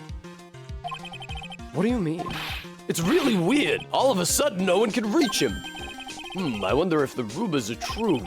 Maybe since Mr. Wright caught a cold and won't be defending, he just lost interest. I intend to appear in court in the role of a defense attorney. However, I would be quite unhappy if it came out that I'm actually a prosecutor. Yeah, I can see why, but I'm not the one you have to worry about. I think the real problem is gonna be that judge.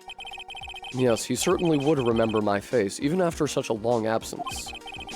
That's why I requested that another judge preside over the trial tomorrow.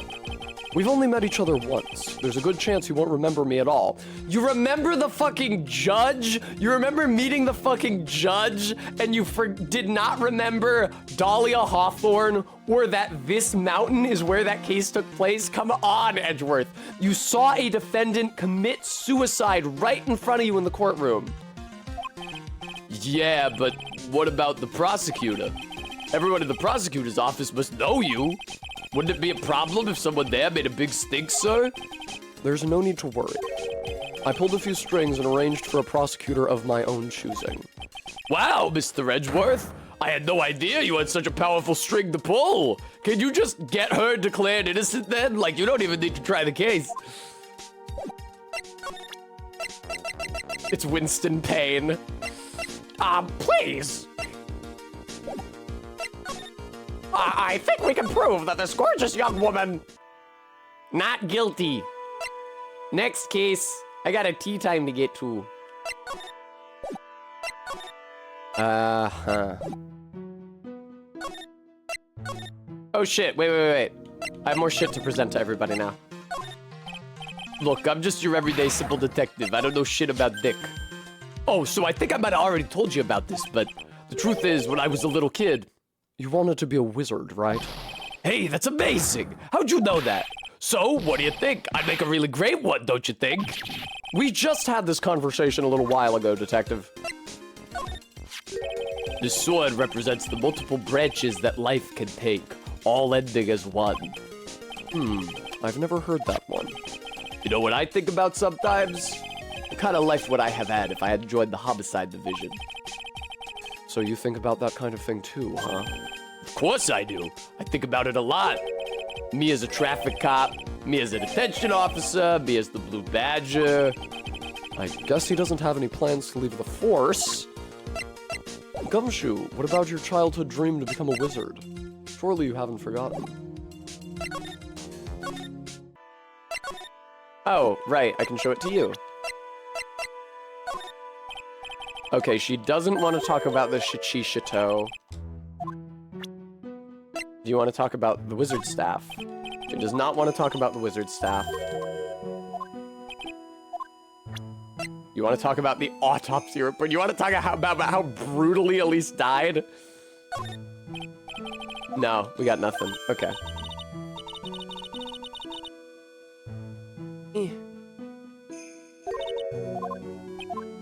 Alright, get the fuck out of here.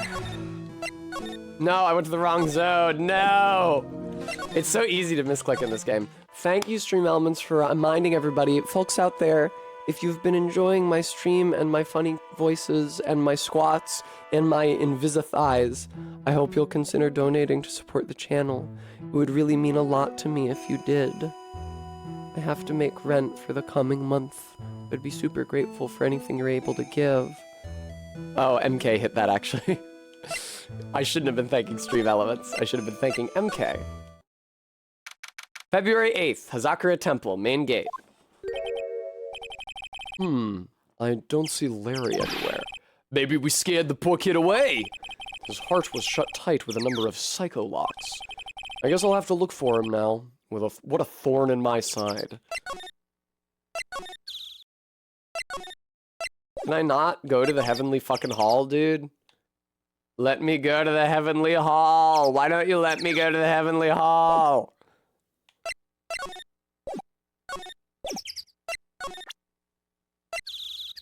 Huh. I guess all I can do is go back to the detention center. February 8th, detention center, visitor's room. Mr. Edgeworth. I came back because I need to ask you a few questions, if you don't mind. But I've already told you everything that I...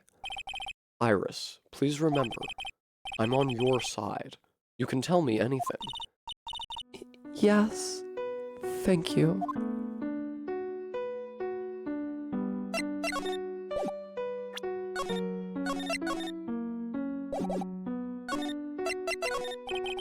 I just finished speaking with the head nun of Hazakura Temple. She testified very clearly as to what happened. She said she saw you stab Miss Elise Dunham with a sword. And one other thing. She said that when Maya Fey began her training at the Inner Temple, you were there as well. What? When I spoke with you last, you claimed that you never went to the Inner Temple. And yet, Sister Bikini says she met with you at the Inner Temple that very night. But I didn't go there. I didn't go to the Inner Temple last night. It looks like she's unwilling to tell me the whole truth. I wonder if I'll find the answers I'm looking for if I break those psycho locks.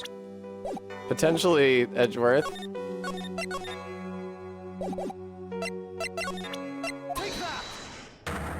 Yes! Edgeworth, take that recording! Fuck yes, dude!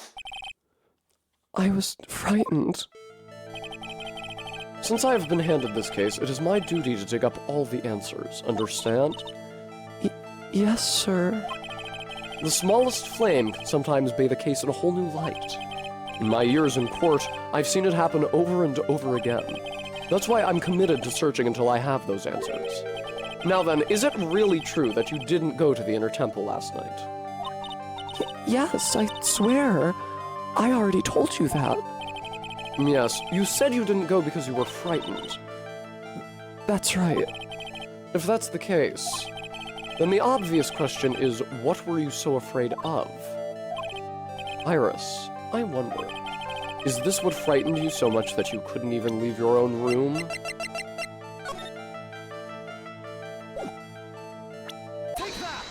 Take that! I found this in the main hall. It is addressed to you. That's my skirt. Well, Iris? Why are you glaring at me like that? You were scared of the blackmailer who wrote this note to you, isn't that correct? Oh, that pose is really, really cute. That sprite is really pretty. Was it the evidence or the power of my glare that broke that lock? Oh well, I don't suppose it matters either way. But, Mr. Edgeworth, Yes? I thought that letter was just someone playing a prank on me. A prank? Well, yes. After all, even if I did have a secret, there's no one to tell it to that would cause me any grief. I wonder about that. Sister Bikini is like a mother to me.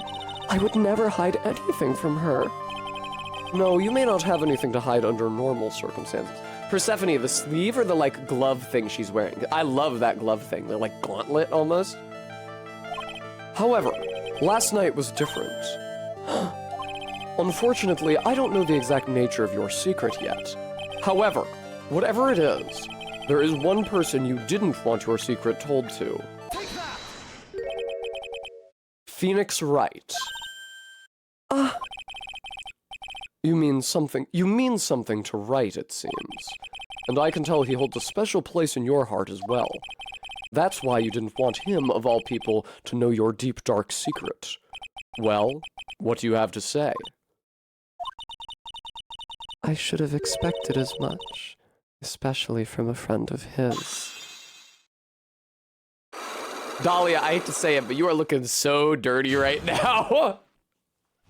You are looking, or I mean Iris, rather. I called her Dahlia. After dinner, this letter was waiting for me in my room. As I said, I was frightened by it. What is this heavenly hall the letter mentions? It's a small mountain shack at the base of Dusky Bridge. A small shack, huh? It's more like a broken down shack that no one would ever want to go near. Where is it on this map? It's around here. To get there, you must follow a small path down from Dusky Bridge. The reality is, to get to the inner temple, I had no choice but to cross that bridge. Very good. You're looking very dirty right now, kitten. But the thought that such a terrible criminal could be lurking at Heavenly Hall. I was so scared by the whole affair that I didn't even want to think about it. It's a real shame that Godot is apparently missing, because I was really looking forward to continuing to voice him. His voice is really, really fun to do, and I really enjoyed having him as Diego Armando on the sidebar for the last case. So this is the secret that you locked away in your heart. Yes. Looks as though I may have to visit this heavenly hall now. Maybe I'll find some sign of our mystery blackmailer. In any case, you still claim to have never left your room last night? Yes, that's exactly right. Iris's testimony added to the court record.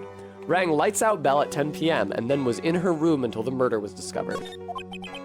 The trial starts tomorrow. I promise you I will win. I'm going to win so that you and Phoenix Wright can see each other again, so that you can poison him, so that he can't ever reveal your secret. But when I do, you must promise me that you will tell him your secret. But it's pointless. Why would you say that? Because I may know who Phoenix Wright is, but he has no idea who I am. Do you feel the need to clarify that at all, or... Received from Wright. He wasn't serious when he gave this to me, was he? Received from Wright. Something about reading people's hearts. What utter nonsense. I'd like to talk to you about the Shichishato. Is that the murder weapon? Yes, it is. Have you ever seen it before? Yes, Mystic Ami was holding it in the courtyard. And apparently the head nun witnessed the whole sad affair. She saw you stabbing Miss Elise Dunon with this very sword last night. Good God, this frame, man. I don't know what you people were thinking with this frame. Come on. The longer I look at it.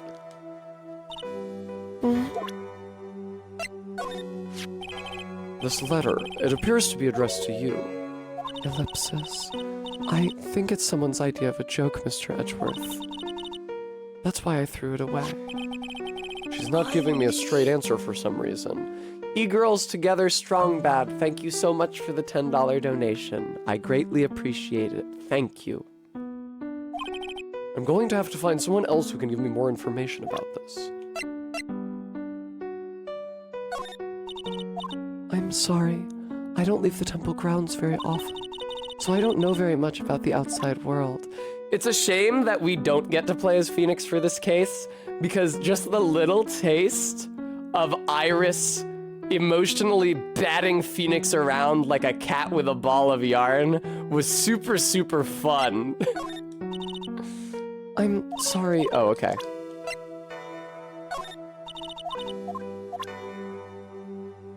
LOL, Minty. Okay, yeah, can we talk about Phoenix not knowing who you are? I'll present your profile and his profile to you, but I don't know what else I can do. Mr. Wright, how bad is his cold? Well, his fever is very high. As a result, he's rather confused. He's worried about Maya, who's still trapped in the inner temple, and he's quite worried about you as well, it seems. Really? Yes. Naturally, once he recovers, I'll pass the baton back to him. No, don't. I'm sure that Mr. Wright wouldn't want that. He wouldn't want to defend me. You want to know about me? There's not much to tell, I'm afraid. Just let me get one thing straight. You were raised at Hazakura Temple, correct? And yet, somehow you seem to know Wright.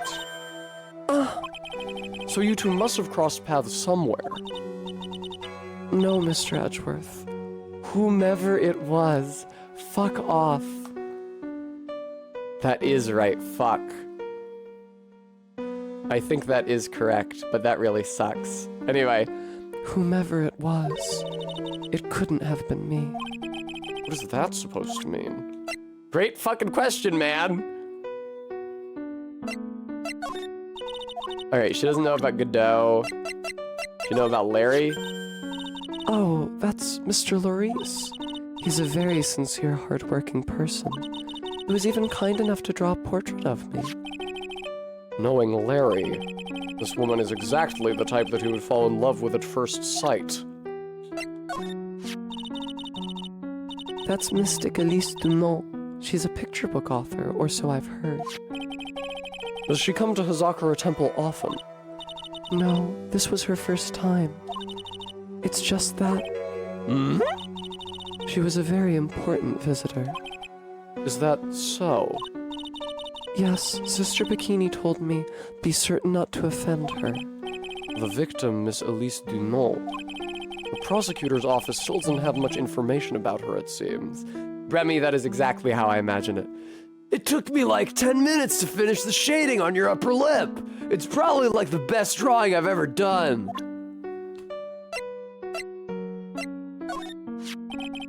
I'd like to ask you about Sister Bikini, the head of Hazakura Temple.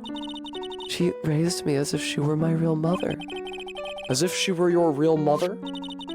I was left at Hazakura Temple when I was just a small child, and she's taken care of me ever since. Shortly after I was born, my parents realized how fucking evil I was, and they left me at the doorstep of Hazakura Temple. Forgive me for sounding rude, but what about your family? I'm sorry, but I'd rather not talk about this. Oh, this is the woman who was to undergo training last night. She seems like a very strong, reliable woman. Whatever else anyone has to say about this Iris woman, I can't exactly say she's the best judge of character. Wow, Edgeworth, you son of a bitch! This is the trainee's younger sister, correct? She's cute as a button, and she seems to really love mashed potatoes and gravy. Oh? She even said she was going to have the leftovers for dinner the next night. And then she took the leftover potatoes and the whole pot of gravy with her to her room. That's quite an appetite for such a little girl. I think I've only not asked about Gumshoe now. But she don't know about him, okay. And she doesn't want to talk about how she knows Phoenix, but he doesn't know her. Fucking hell. Alright. Let's go to Heavenly Hall! For some reason, even though there's a sign pointing you on how to get there, we had to get directions from Iris before the game would let us go there. Oh, for fuck's sake. Hey, Larry did a pretty good portrait of her. Say what else, you know, say what else about him that you will, but that's cute. She looks good. Although she sinfully has her hair exposed because she gave the the normal hood to Phoenix. February 8th, Heavenly Hall. Whoa, not much of a view down here, huh? It's still better than that view from my apartment, though. Someone's here. Hide yourself, detective. Oh, why? Why does this always happen? Whenever I find a girl I like, they always run away. I even chased one of them to Japan. Next is gonna be prison, I guess. I'll steal that detective's wallet. That'll get me locked up for sure. Nah, I can't do that to someone who looks like he's down on his luck. Wow! He's just talking to himself. Shh! Be quiet and listen. I knew it. I shouldn't have done that. I blew it again. Done that? What did he do, I wonder? Hey, you! About what you just said! I got an objection! What the? Edgy, you dirty rat! Ugh, Gumshoe, you oaf! I'm sorry, sir. Before I knew it, I was shouting out objection. And in a loud, commanding voice, too. I even pointed with my pointer finger. You've watched too many trials. I'm sorry. Okay, Larry, the jig is up. What have you got to say for yourself? What's this flag here? I'm sure we can examine each of the flags individually, right? Oh! The Greek and the Swiss flags are right next to each other, just for me. What is this festive-looking ornament? It reminds me of art class in grade school. We used to have a lot of fun decorating the classroom with origami, remember? Well, Oh yeah, you were never any good at it. Really? Yeah, this guy was so bad he couldn't even fold $1, let alone a crane. Everyone tried to comfort him, but he would just sit there sobbing. Really? I never would have expected. Be quiet already. I'll never forget the shame of that day. You want a crane? I can now make a perfect quarter-inch crane without a single flaw. You know, Edgy, nothing for nothing, but a quarter-inch crane without a single flaw is not easy. Yeah, it's quite a feat, Prosecutor Edgeworth. This is exactly why I hate childhood friends. Hey, I got an achievement for hating childhood friends. This is the Eagle River, sir. It runs pretty fast, so it doesn't ice over, even the winter. If it had iced over, Wright would have been in some serious trouble. He'd just be dead. You're right about that. He would have landed on the ice and slid downstream to who knows where. Not exactly what I meant, but all right. Persephone, now is the time for me to say that I do not know what the Dutch flag looks like. Oh, that's because I can't fucking tell it from the French flag. That makes sense.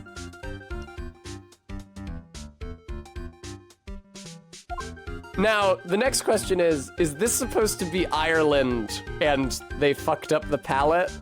Or maybe it was just an issue of the Game Boy Advance not having the palette? Because we got Italy and the US, even though Italy is not next to the US here. And Japan and Switzerland and Greece and Korea and the UK, and what the fuck is this? Yeah, Diesel Shot, but they can't show all the colors that they can display at the same time. So, like, you can see that they've used yellow in other places here, like for the chain or for the German flag. So it's possible that there were palette limitations on the Game Boy Advance that meant that they couldn't use the, yeah, exactly, sun-bleached Ireland. MK might pop in and correct me, but these go all the way to Dusky Bridge. It's a pretty long but easy walk. Faith V, really good. I like this case a lot. It's high drama but very fun, and there's a cute girl at the middle of it, so a win-win-win. Honestly, speaking as Dahlia fan 99, Trials and Tribulations is sort of a non-stop smorgasbord for me, because she's in the first case and the fourth case, and then we also have Iris, who looks exactly like her in the fifth case. It's the last case, Faith. I fell down 4 times on my way down here, sir. Oh, sorry about that, Detective. I ate 4 bananas and tossed their peels on the stairs on my way down here. What? So that's what I was slipping on. Be careful on the way back. Those deadly banana peels are still out there. That's a real important piece of information right there, Mr. Edgeworth.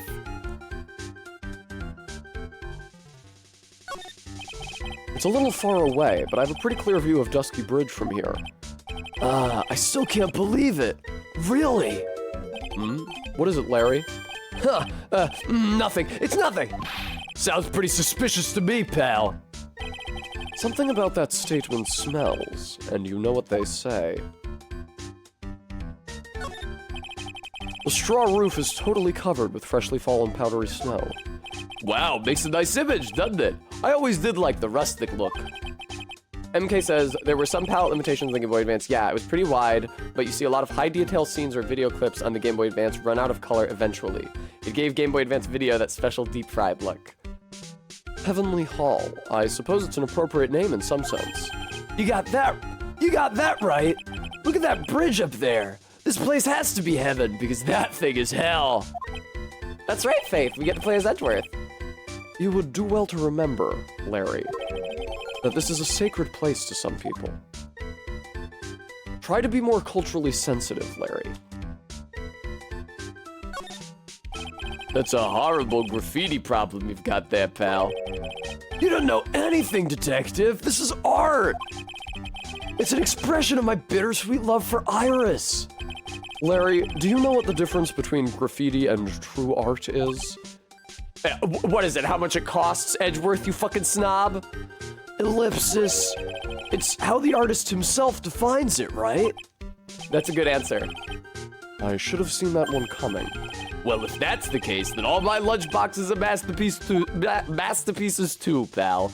I actually mean bento boxes. When I say lunchbox, the Western player is probably going to imagine, like, a box that closes with a clasp and a handle, like you use in grade school, but actually I meant bento boxes. But the West doesn't know what that was, so we can't possibly ever say that. Ba-dum-bum-ba-dum. But the character sprites and the background sprites are on 2 different layers, RB. I'm kind of talking out my ass, but that might be relevant. All right, Larry.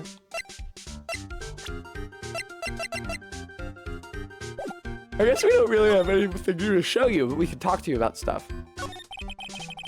What is this little shack anyway? Well, I just discovered it myself yesterday. And why were you down here in the first place? Come on, I'm an artist. I was looking for a good place to sketch.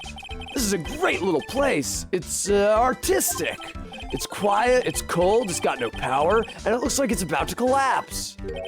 Sounds a lot like my apartment there, pal. One thing's for sure, no one is likely to show up and disturb you here. Edgeworth, you have to let Gumshoe move in with you. Edgeworth, he's living in squalor. You can't let that happen. You have to become roommates. So can I get you something to drink? Some hot water, maybe? He's getting all buddy-buddy on us, sir. Listen to me, Edgy. You've got to do this. You've got to save Iris. Why are you so sure she's innocent? Because she's cute? Watch your mouth! Anyway, I've made up my mind about it. I'm gonna marry that girl.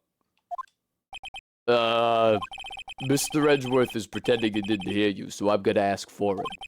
Have you already asked this girl to marry you? No, not yet. But I can tell how she feels by the look in her eyes. She looks that way at everyone, Larry. I understand that. I understand that faced with those doe eyes, you would think that she had feelings for you, but that's just how she looks. She's got this, I really want this guy to fuck me look. I'm sure Nick would be surprised. He'd never imagined that I could marry such a beautiful girl like that. Something tells me he would be shocked indeed. That's why I didn't want her to do anything dangerous. I mean, what am I gonna do if she gets hurt? What is this guy trying to say? He lost me about a mile back. If we really want to know the answer to that, we're going to have to drag him onto the witness stand. Come to think of it, you still haven't answered my question. Where were you and what were you doing last night? Aw, man, don't you have anything else to talk about? With that kind of attitude, you'll never be a ladies' man like me. Okay, chill out with those scary eyes, I got it. If you really want to know, last night, I saw something incredible. Something incredible. I love the cyan, black, and mustard American flag in the background when the colors get inverted with the psyche lock. Yeah, but let's not talk about that now. Let's talk about the good old days. What do you say? Come on, I'll pour you a nice cup of hot water. Why hasn't he realized that I absolutely despise talking about the good old days, especially with him? Can we do anything with this yet? I wonder. Take that! Shh. The night of the crime.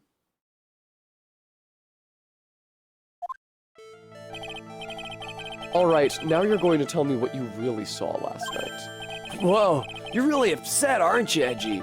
Okay, I'll talk. Huh? That was a bit too easy. Yeah, anyway, it was awesome. Never seen anything like it. And around 10 o'clock last night, it started thundering. I'd been sleeping. I'm not sure for how long.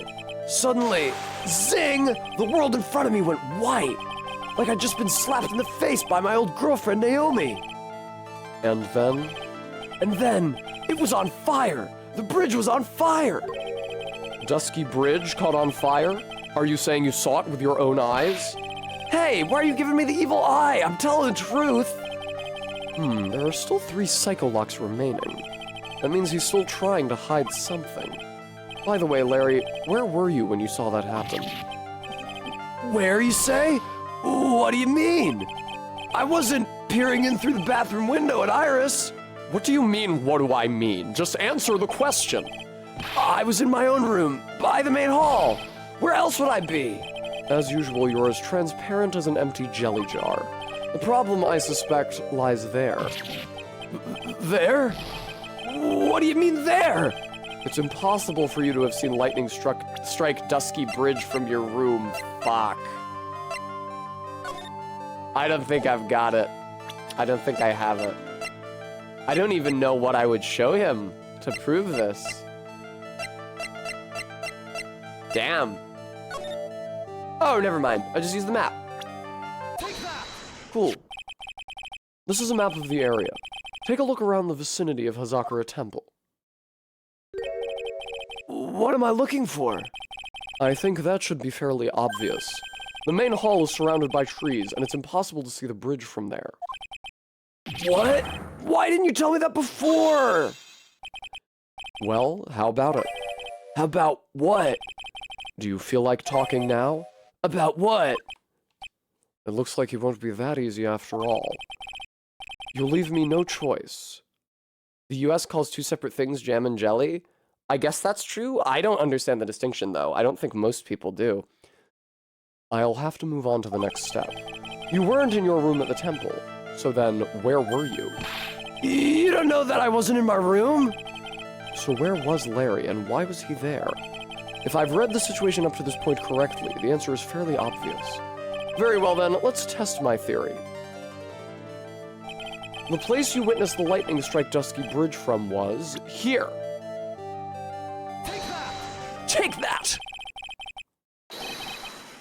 A queer oddity says, to me, jam contains pieces of the whole fruit, but jelly is just made with juice and pectin. Minty has it? Jelly is made of just juice, and jam has the fruit in it, I thought. I didn't grow up in, like, a jam-making family. Although, one autumn, we picked crab apples from the apple tree out back, which, if you don't know, are just, like, wild apples, and made applesauce with them in the pressure cooker. We only did it once, so it must not have tasted that good to everyone else, but I really, really liked it.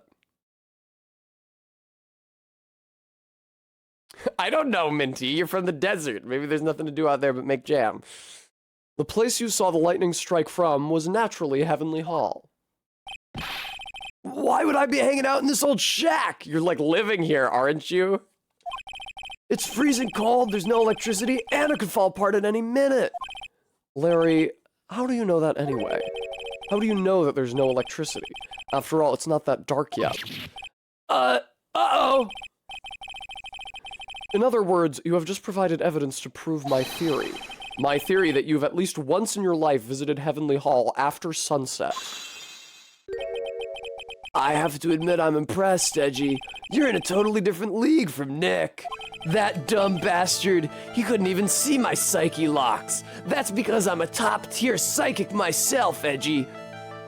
That's nice. So tell me, what were you doing at this cold little shack last night?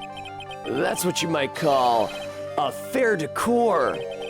I think you mean a faire de cour? Could it be that you were waiting for someone? Oh, no! You really are one scary guy, you know. I believe that last night you were waiting for this person to come meet you. There's only one person you'd wait for at a horrible place like this, Larry. I told you before, don't call me Larry. The person you were waiting for was Iris. Oh, suddenly I feel cold all over, Edgy.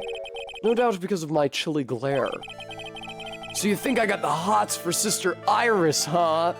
Larry, you have loudly declared that you have the hots for her like 6 times since this case started. Do you have some kind of evidence? You got something that proves I was waiting for it? You fucking painted a picture of her on the side of the shack. Or are you just guessing? This is where I draw the line and end this ridiculous little game. Here's the evidence that proves you were waiting for Iris.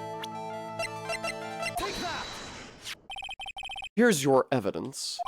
You called her to the spot with a pathetic blackmail letter.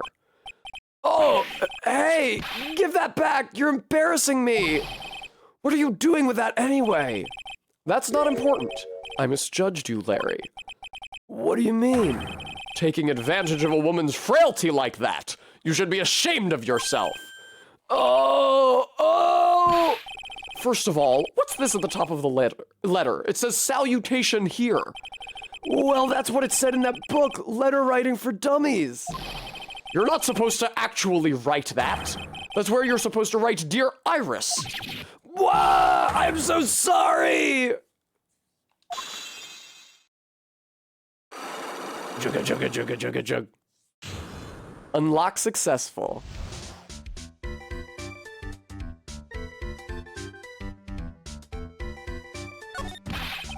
So you were here in Heavenly Hall last night, weren't you, Larry? And you saw the lightning hit Dusky Bridge, didn't you? Sorry, Edgy.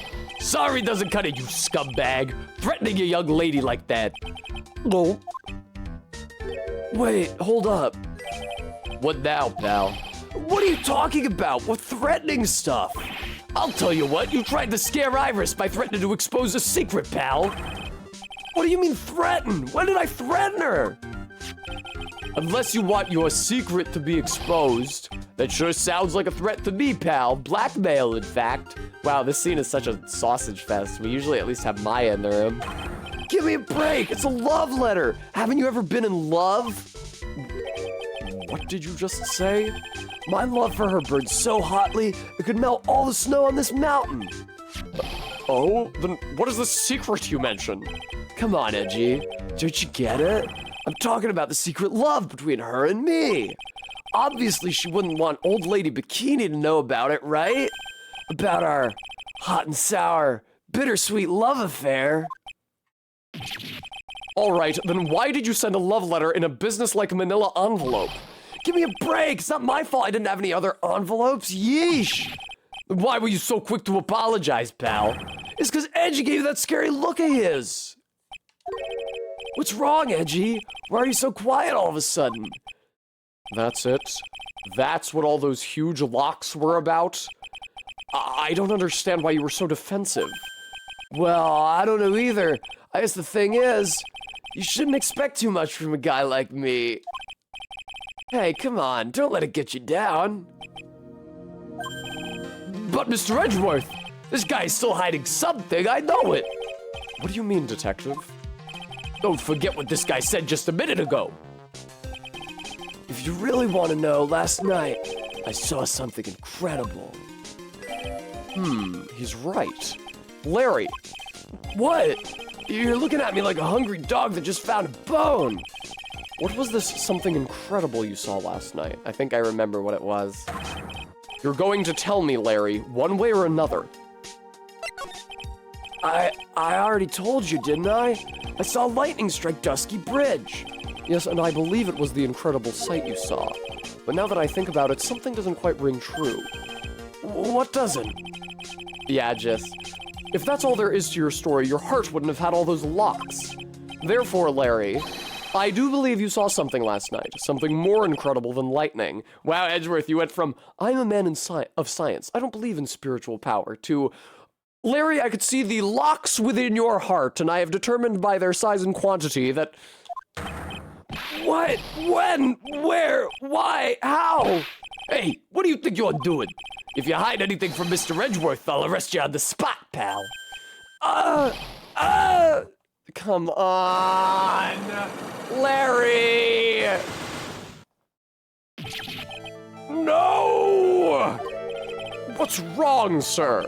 Oh, that was Gumshoe. What's wrong, sir? Does this mean I have to do it all over again?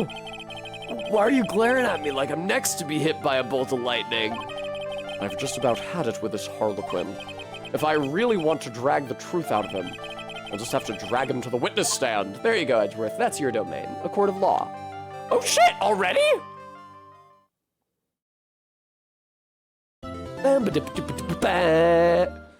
All right.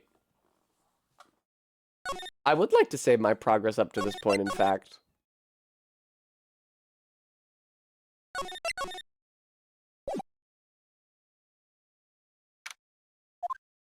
Bring in the music, thank you.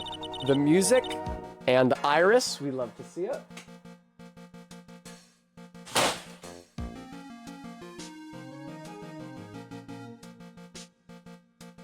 Well then.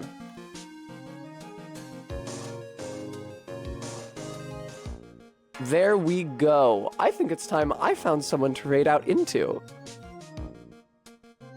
Of course, Todd. How do you guys think? Hang on. Oh, right. I forgot. The green screen doesn't exist anymore. How do you guys think I would look with black hair, by the way? I'm getting my hair done before PAX East, and that's not the color that I'm getting. But I have thought about it before.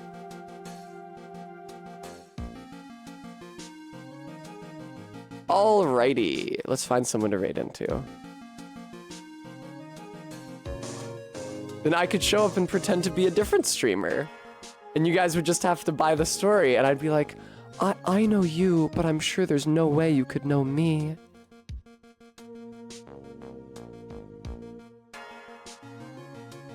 To Rose Waltz with you. Alrighty. I want to thank you guys all so much for showing up to watch my stream today. I had lots and lots and lots and lots and lots and lots of fun. This was a great couple cases. I had a great time rounding out Mia's first case, that prequel case with Dahlia being evil and convincing her ex-boyfriend to kill himself. And then this final one is just like the exact sort of dramatically appropriate denouement, as it were, that you want to resolve something like this. I do, of course, as ever, want to especially thank those of you who were able to donate, who were today Kringus, Maddox Kent, those people are real, ZJ Mac, he's real, Not Godot, some dollars for baby Tess, or hideous baby emoji Tess, as the case may be, and E-Girls Together Strong Bad. Thank you all so much for your donations. I can't do this job without you, so I'm always so grateful to those of you who are able to give. I'll be back at my usual Monday night time tomorrow. Happy to say, from my own home and with working audio equipment, we're finally back in the saddle after my departure, and I'm very glad for it. To stream more Phoenix Wright, I probably won't be able to finish tomorrow, I don't think, because this last case is going to be pretty fucking long. But I'll get as far as I can. Until then, I hope you guys enjoy the rated stream, and give Rose my love, and I will see you tomorrow. So take care, and bye-bye for now.